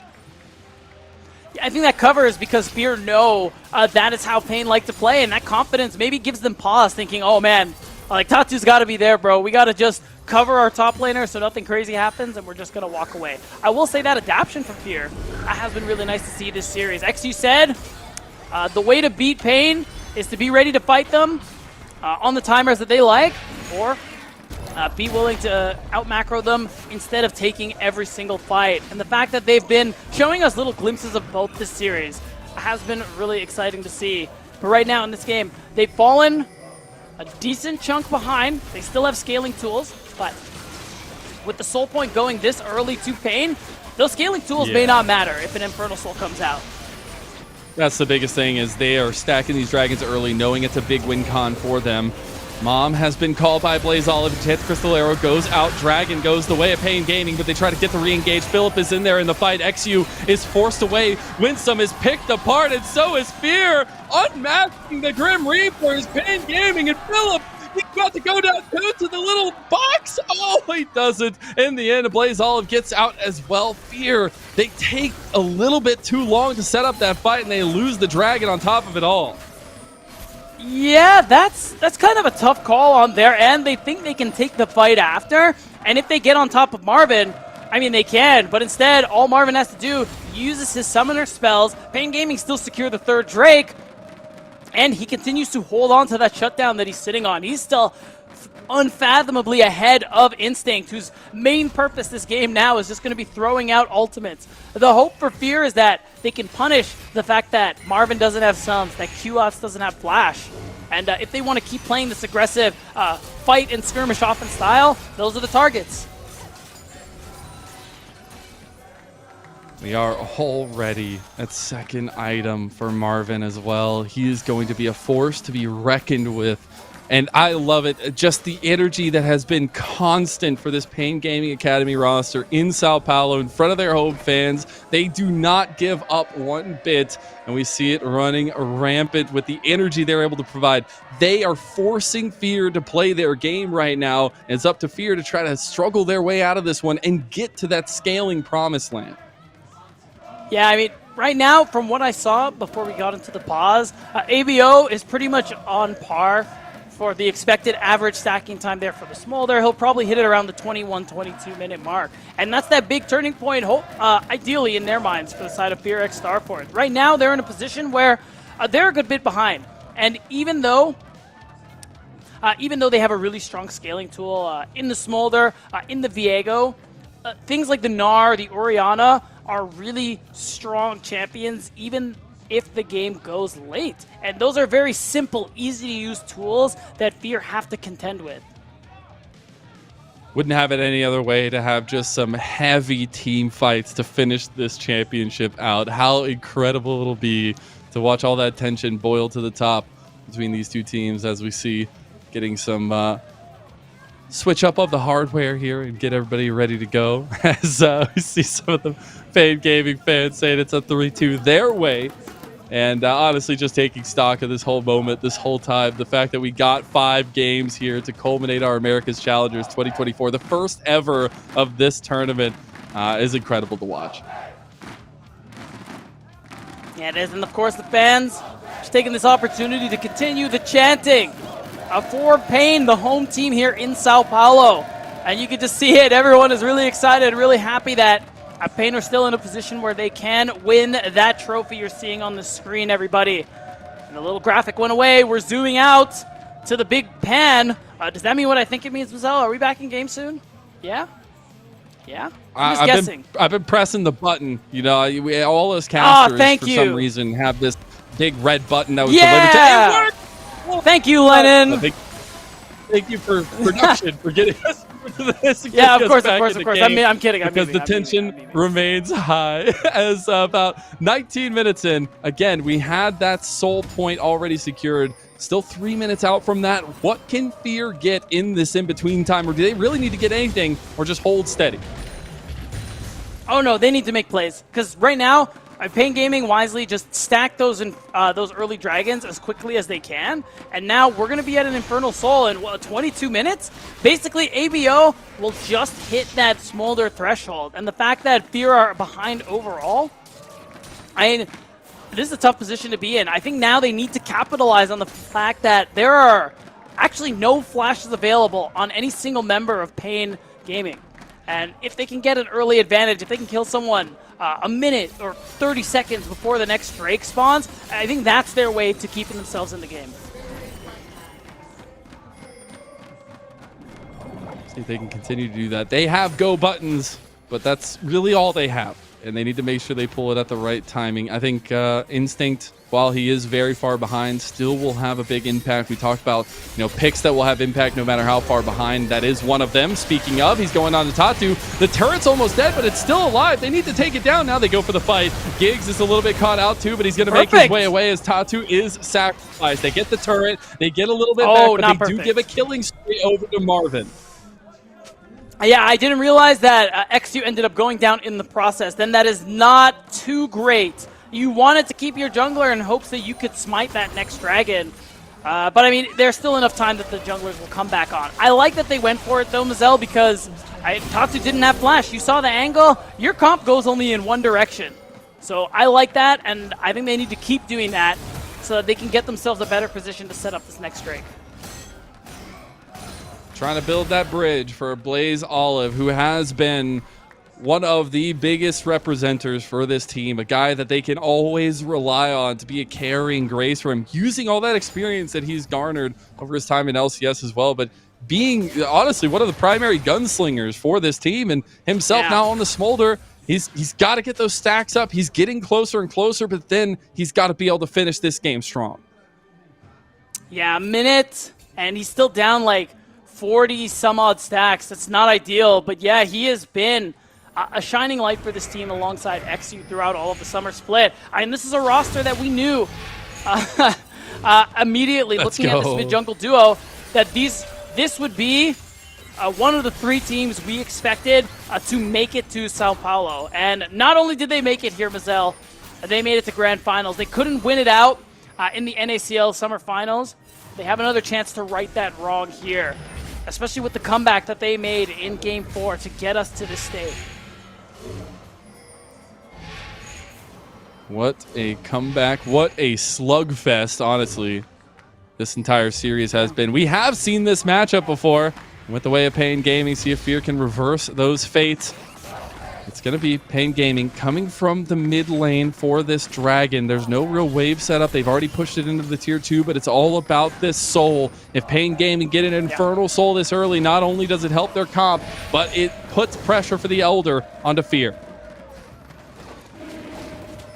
long series. We've had a long day, and it's crazy that it could be decided very soon, actually. Chance Crystal Arrow.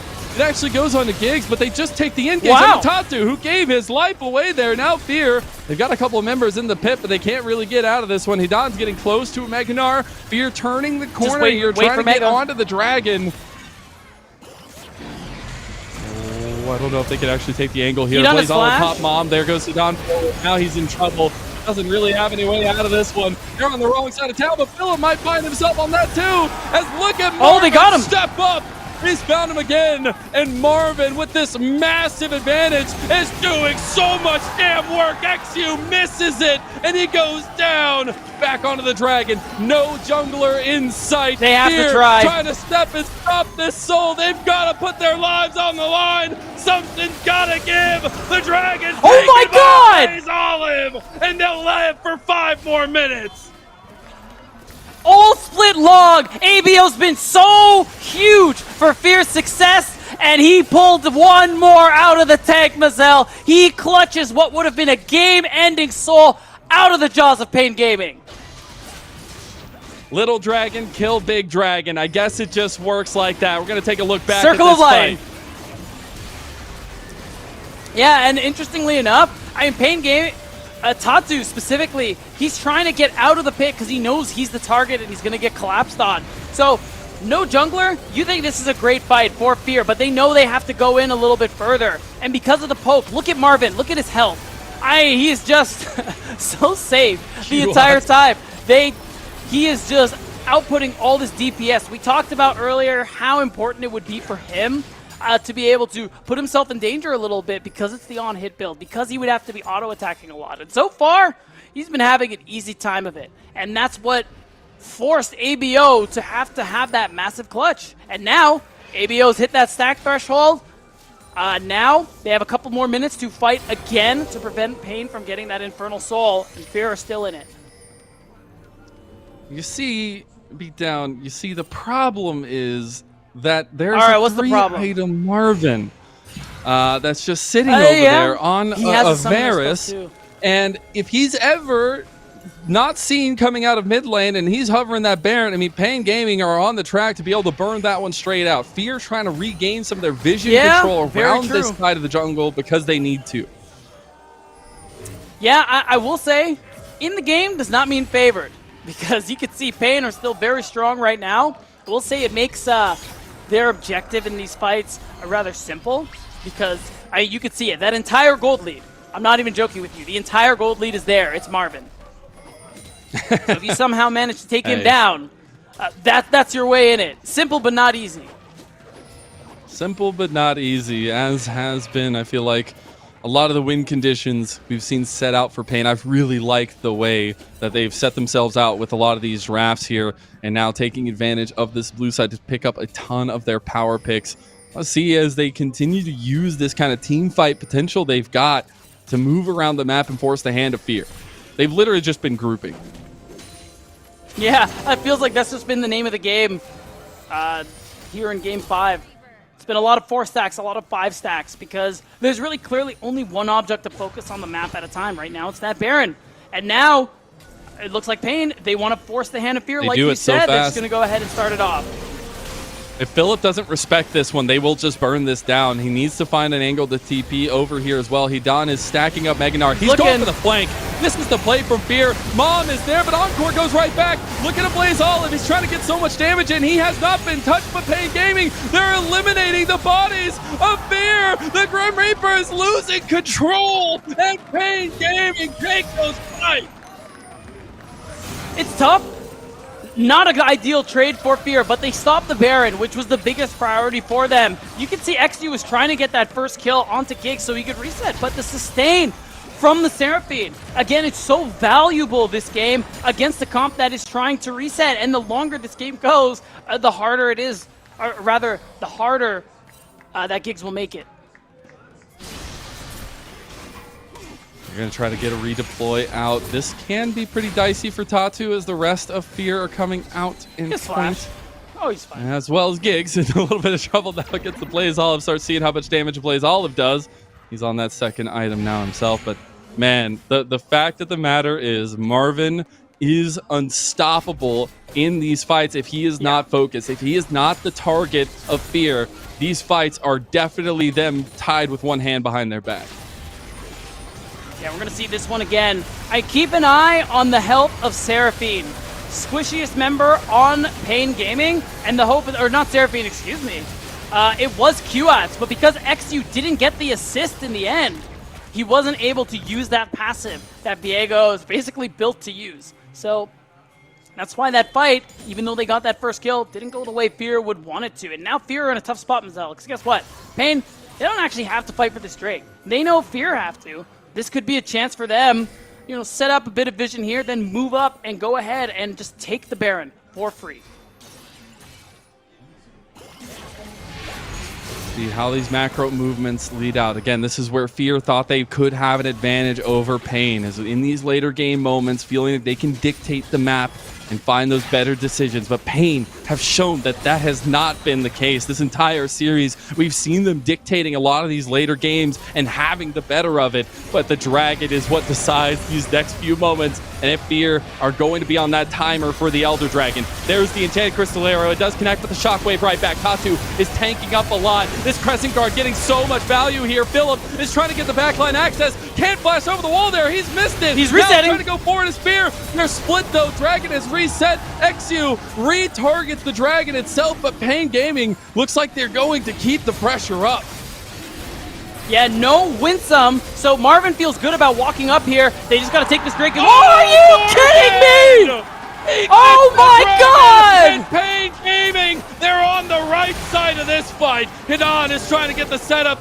Blaze Olive is getting low. The Fear team is shattering. But Blaze Olive will get one. They get the reset on Nectar, but he immediately dies. Meanwhile, you have a Blaze Olive trying to fight everything that Pain Gaming have to offer. Is he going to make it out alive? He's just a little dragon to the might of the Dawn in Hidan. I'm getting Worlds flashbacks, and Marvin just donned his best Gumayushi impression, steals the Dragon for the Infernal Soul. It looked like XU had it in the bag, and we're going to see how this started again. Really nice Shockwave coming through from QAts to help get some damage done and break up the fight. I will say, you can see Fear still managed to secure that first kill, but I think the call gets a little mixed up. Philip gets split from his team. So he goes down while Fear try to get the Dragon. And I mean, this is the problem right here. XU, you had Smite, bro. That is something he's going to think about for a long time, Mazel, if they lose this game. Oh, that's got to sit heavy, and it does not get easier. They have no option back in. XU is nowhere even near this Baron, and that is a massive advantage gained by Pain Gaming. You feel it in the arena. You feel it in the players. Yeah, they know. And you know that Pain Gaming are on the doorstep of greatness. That's right. They're walking it down, trying to see what plays they can make. At the very least, they're going to earn a lot of gold from this Baron power play, and they are one good fight away from being your America's Challengers champions. This Infernal Dragon does so much for their composition as well. Marvin's poke just hits that much harder. He has also just completed his Jack Show. He's on 4 items, and if you look back to what made a difference in this game, it is that man right there. The rookie 80 carry for Pain Gaming Academy has made this year his year. He has, and a player who's just been good from the moment he stepped foot on the Rift here in Tier 2. Has been a big contributor to Pain's success in their Split 1 win, and a big contributor to most of their success in Split 2. And now in this Game 5, he is 6-0-5. He is the entirety of Pain Gaming's gold lead, and it feels like Fear just haven't been able to touch him. They like those odds. They put the money where the mouth is, and right now that mouth is Marvin. Hidan is looking over on the side fight. Enchanted Crystal Arrow goes wide. It feels like an arrow to the heart for Fear fans, as there is a barreling siege heading their way towards bot lane, and they're looking at losing another inhib here, at least their first inhib of this game.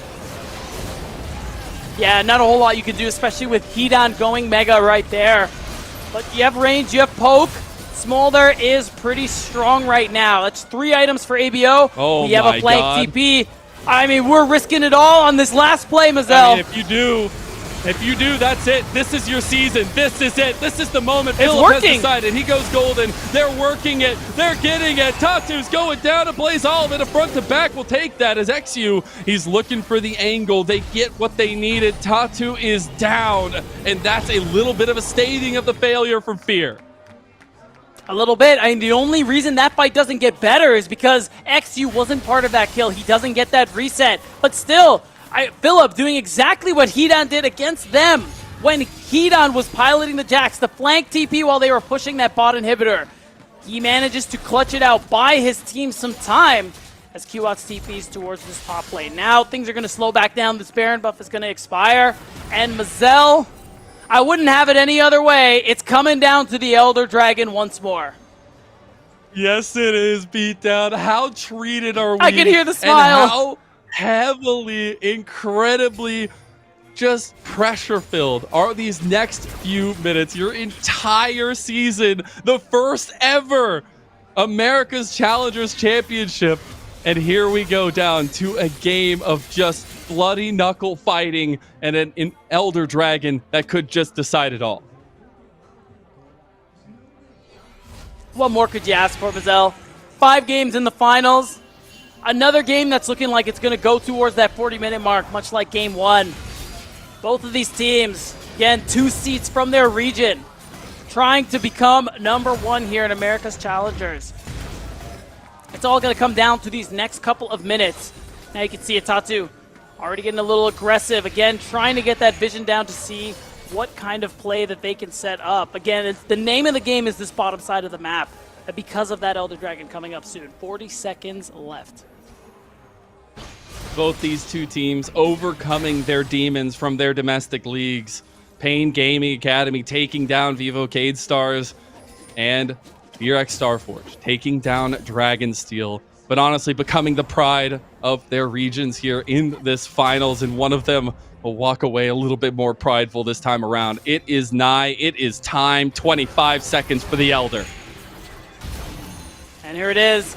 It's the mid lane dance coming through as XU is going to clear out a little bit of vision. Of course, Pain Gaming had that inside track, and with Giggs, Philip. Oh, a little bit of fighting. I mean, he's just giving Hedon the mega stacks here. He's going to get Meganar back and get a ton of damage down, although now Hedon is on that timer, and they're going to be in trouble if they can't get something going with this Meganar up. XU realizes it. They're surrounding here. No way out. There it is. That's it. Cannot get a re-TP back in, and now he's Mininar. Oh, instant cleanse from Marvin. That was huge. Yep. Now, I mean, Marvin's life. Oh my God. Phillips in trouble. Tatu is overextended. He's going for the Crescent Guard. Encore does not hit anybody. PNG have lost their engage, but now they have Hedon going over the side as well. He's starting to get his Meganar up. It's all about Blaze Olive's damage. XU has been untouched, and XU is going around the corner. They will know that Pain Gaming has started up this Elder Dragon, but Fear need an entrance. They're going to get a TP back, and that's going to be Big Phillip coming back in. Full health. XU versus Tatu. Which one of these junglers can bring their team to victory? Hedon, he misses it. He goes wide, but no, it's XU. He's going down first. No, it's Winsome instead. The Elder Dragon's still alive. Fear, they're doing it. They're still kicking. It's still got it. Marvin, can he do it again? Here. It is going to be the big take by Fear. You're kidding me. Sao Paulo. Oh my God. No, they don't. Oh my God, the TP. The steal. They lose everything. Hedon is still there. It's everything. Oh, they're cheering. They know. For Pain, and it's everything going the way of the hometown heroes. Heartbreak on Summoner's Rift for Fear X Starforge as Marvin steals not one, but 2 major objectives. QOTS is going in. The rest of Pain are soon to follow. And Fear are done. What is a Grim Reaper to the Pain Gaming gods? Fueled by their fans in Sao Paulo, they've taken out their kryptonite. The pride of CB LOL Academy have conquered the Americas, and they are your first ever America's Challengers champions. And what a big deal for Marvin, the rookie, to clutch up twice big time in this series. It is unbelievable, Mazel. Unbelievable indeed. Marvin, the one that makes it happen, the one that gets the better. XU was there. It didn't matter. And the fact that it's this team, this Pain Gaming team, who had this crowd so vehemently behind them this entire time, that comes out, lifts this first ever America's Challengers trophy in front of their home crowd. You know it means a lot to them, and they are now the pride of Tier 2 in the Americas. And you get to see them all smiles, Mazel, as they're going to lift the trophy together. There it is.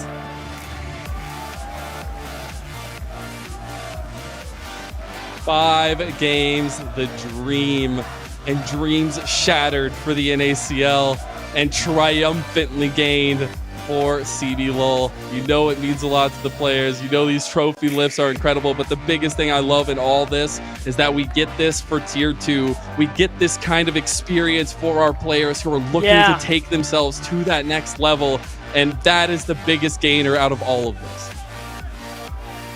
Yeah, it is. Even Furex Starforge, who fall in such a tough fashion there in this Game 5, there's still a lot for them to take away from as well. But Pain Gaming, of course, an experience like that, being able to hold a trophy in this international tournament, has got to be just indescribable.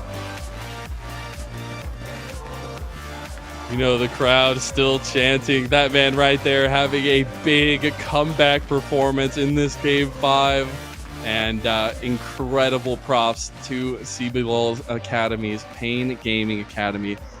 The way it went down, I mean, I wouldn't have it any other way. It was all the tension. It was all the pressure. It was all the moment to live up to. And I mean, if there's going to be anybody I feel like that deserves any praise, it's got to be Marvin, especially in this game number 5, and the way that he was able to control these objectives on this Ferris. But not only that, utilize the strength of that early game to really just propel himself forward.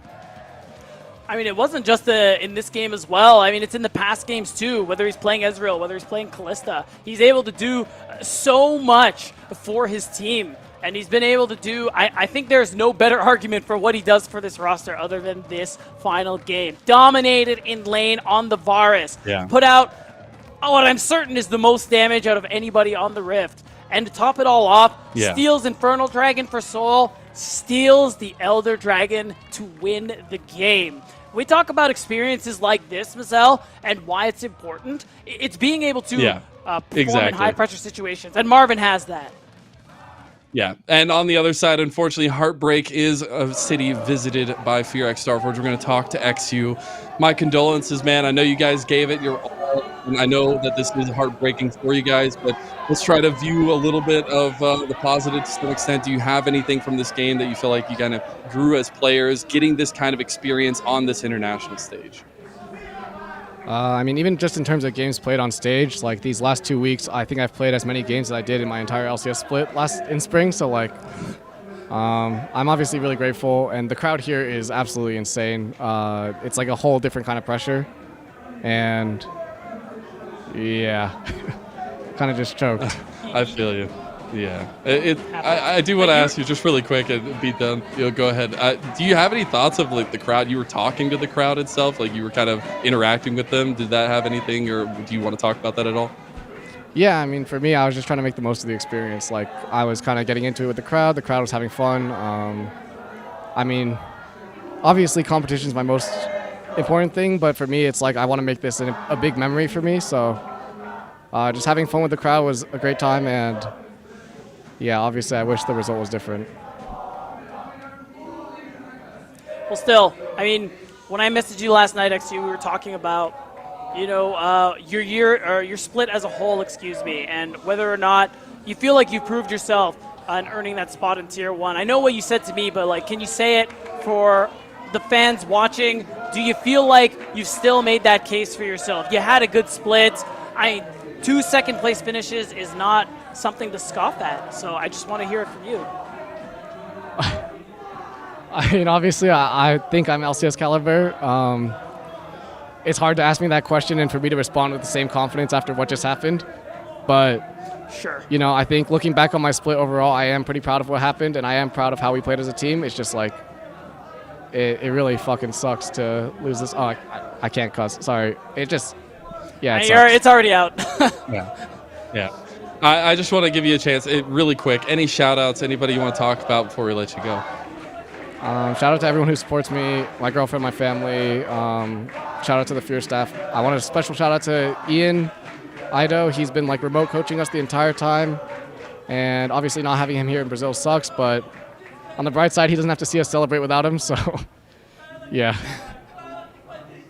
I appreciate you so much, XU. Thank you so much. I'm sure we'll get to talk to you sooner rather than later. But that is it from XU and from Fear X Starforge. Obviously bidding them adieu here in our grand finals, and Pain Gaming Academy coming up as the victors. Again, so much praise to this entire team for what they've been able to do over this tournament. Before this series, they literally had only lost 2 singular games, and they represent by only losing 2 more here. Yeah, you said it. The amount of games they lost in this series is the same as they lost throughout this whole tournament. And again, there's a reason a lot of us had them as favorites going into this finals. I think these players have a lot to be proud of with what they've accomplished today. And it's really exciting, whether it's players who have been in the Tier 1 space, like Hidan, or players like Marvin, who he's capping off his first year of competitive play with an international win. Yeah. We're going to take a look at the post-game breakdown here and take a look exactly how it went down. It definitely, on paper, looks very one-sided for Pain Gaming, but it was a knockout, drag-out fight that came down to an Elder Dragon steal by Marvin. And that was really the difference maker there. Had Fear been able to do it and actually secure the Dragon, they would have had what they needed, likely to close the game out. And you could see that damage from a Blaze Olive, really indicative of how he was able to turn it up as the Smolder once he scaled up. But unfortunately, Elder Dragon decides all. And Marvin made that decision for Fear. He definitely did, indeed. And you could still hear the crowd going loud. You could still hear the players out there enjoying, celebrating. Again, the pride of CVLOL right there in the home in São Paulo, claiming that championship. And honestly, some pretty nifty hardware to be taken home there. Yeah, 100%. And it feels good being able to interact with your fans after a victory like that. They get to really soak in the moment and just, appreciate what they've been able to accomplish this year and how they get to close it out. And we're going to see the highlights of how they got there in this match, Bazell, where, in this game, it was a scrappy one. It was by no means a stomp like what we saw in Game 4. Fear made them work for it. We're close to maybe taking it as well, but Pain Gaming, ever consistent, reigns supreme. Marvin took like a 3 or 4 kill advantage in bot lane early and then propelled it into moments like these. Yeah, also, was hugely up in CS. And it was to this extent where like Fear were getting sucked up into a lot of the fights from Pain Gaming. I think that worked so heavily to Pain Gaming's priority. Right, because this is how, Pain like to play the game. They skirmish more than any other team, and they're willing to fight. So I think they set up Marvin for success really well in this comp, and that's what made it really hard for Fear to actually get that priority on the target, because they had a lot of good looks. They had a lot of good combos, and setting up XU for some of those resets on the Viego. But unfortunately, Marvin was too well protected, and he was able to space them out pretty well. And then he did that. Remember that? That was crazy. Yeah, I remember that. I remember that. And I also remember the fights that continuously felt. And, this was not where a Blaze Olive was a big issue here. He still was a major carry position. But it was just a lot of the decision-making from Pain Gaming that was just next level. Yeah, it was. And again, this comp, too. You could just see, look at what Giggs is doing. The way he's able to heal them up, shield them up. And, despite it, Fear, again, were able to find a lot of good fights. You can see the way ABO is doing so much damage with his own little mini Elder Dragon execute. And the difference was made right here. Yeah, we all got to look at it again. No! 7 health. No, I know. No. I know. Oh the hard part there, a little cope. This is like 4-item Varus with Infernal Soul. Yeah. If he doesn't smite there, I'm pretty sure the Q takes it. I'm pretty sure the Q takes it anyway, but that's the way it goes. Well, let's go ahead and give props where props are due. The gunslinger galore, the rookie for this team, Pain Gaming Academy, Marvin, secures the MVP for our America's Challengers Grand Finals. Yeah, well deserved. It wasn't just this game as well. And while, I mean, the timing is good because this is probably the best stats he's pulled all series, Lennon. But also the fact that, again, even though we praise the top side of Pain Gaming for how important they are for how the team ends up playing, I think Marvin, this series in particular, really stepped up and performed big time, especially this game, and I think the Callista are the two best arguments for him. Well, Beatdown, I want to give you a chance to give some final thoughts on this tournament as a whole and exactly, you know, what this means as a whole for the America's Challengers and what it brought to the table. I think what it brought to the table was America's Challengers, and that's not even like a joke. I've been a big proponent of Tier 2 international tournaments for literally years. So when we found out that Riot was going to do this one for North and South America, I was ecstatic. And, I mean, my final thought is that I hope this is the first of many, so that, you know, NA gets a chance to get their get back, and of course, more players that pass through the Tier 2 scene manage to get this very opportunity that we're so excited about and that we keep talking about. Yeah, these are the faces and the names that you got to know coming into those next seasons of Tier 1. Yeah. These are a lot of our next up-and-coming players. Now, I'm going to try to do this next part without getting too emotional because it's been a long year. We've put a lot of effort into this. We've got a lot of fun. But this is to every single person that has been a part of this incredible journey of building T2, the community itself in North America, but then across the Americas and South America as well. This is to Riot Whoopley for being our guiding light through this all, to everyone behind the scenes at Rally Cry, to Emily, to Cinzia, to Kai, to Caddy, to all of our subs and our guests that we had throughout the split, to Gatti and the rest of the Sao Paulo crew here at America's Challengers who made it such an easy drive going through this one. To the players, we wouldn't be here without you. To the community, we wouldn't have built this without you. And to the friends we made along the way, it has been an incredible journey. Most importantly, to my teammates, Kangas, Deserex, Joshi, Cubby, and Beatdown, 4x4 and RMC. Y'all are the backbone of what we are able to accomplish together as a broadcast. And this is unequivocally the most proud I've been of a broadcast throughout the year itself. We accomplished great things together, and thank you to everyone for joining us along this entire way. I hope you see the brightness of Tier 2 ahead of us because we have a long way to build. Congratulations to Pain Gaming Academy for being our first ever America's Challengers Grand Champions, and we will see you in 2025. Good night.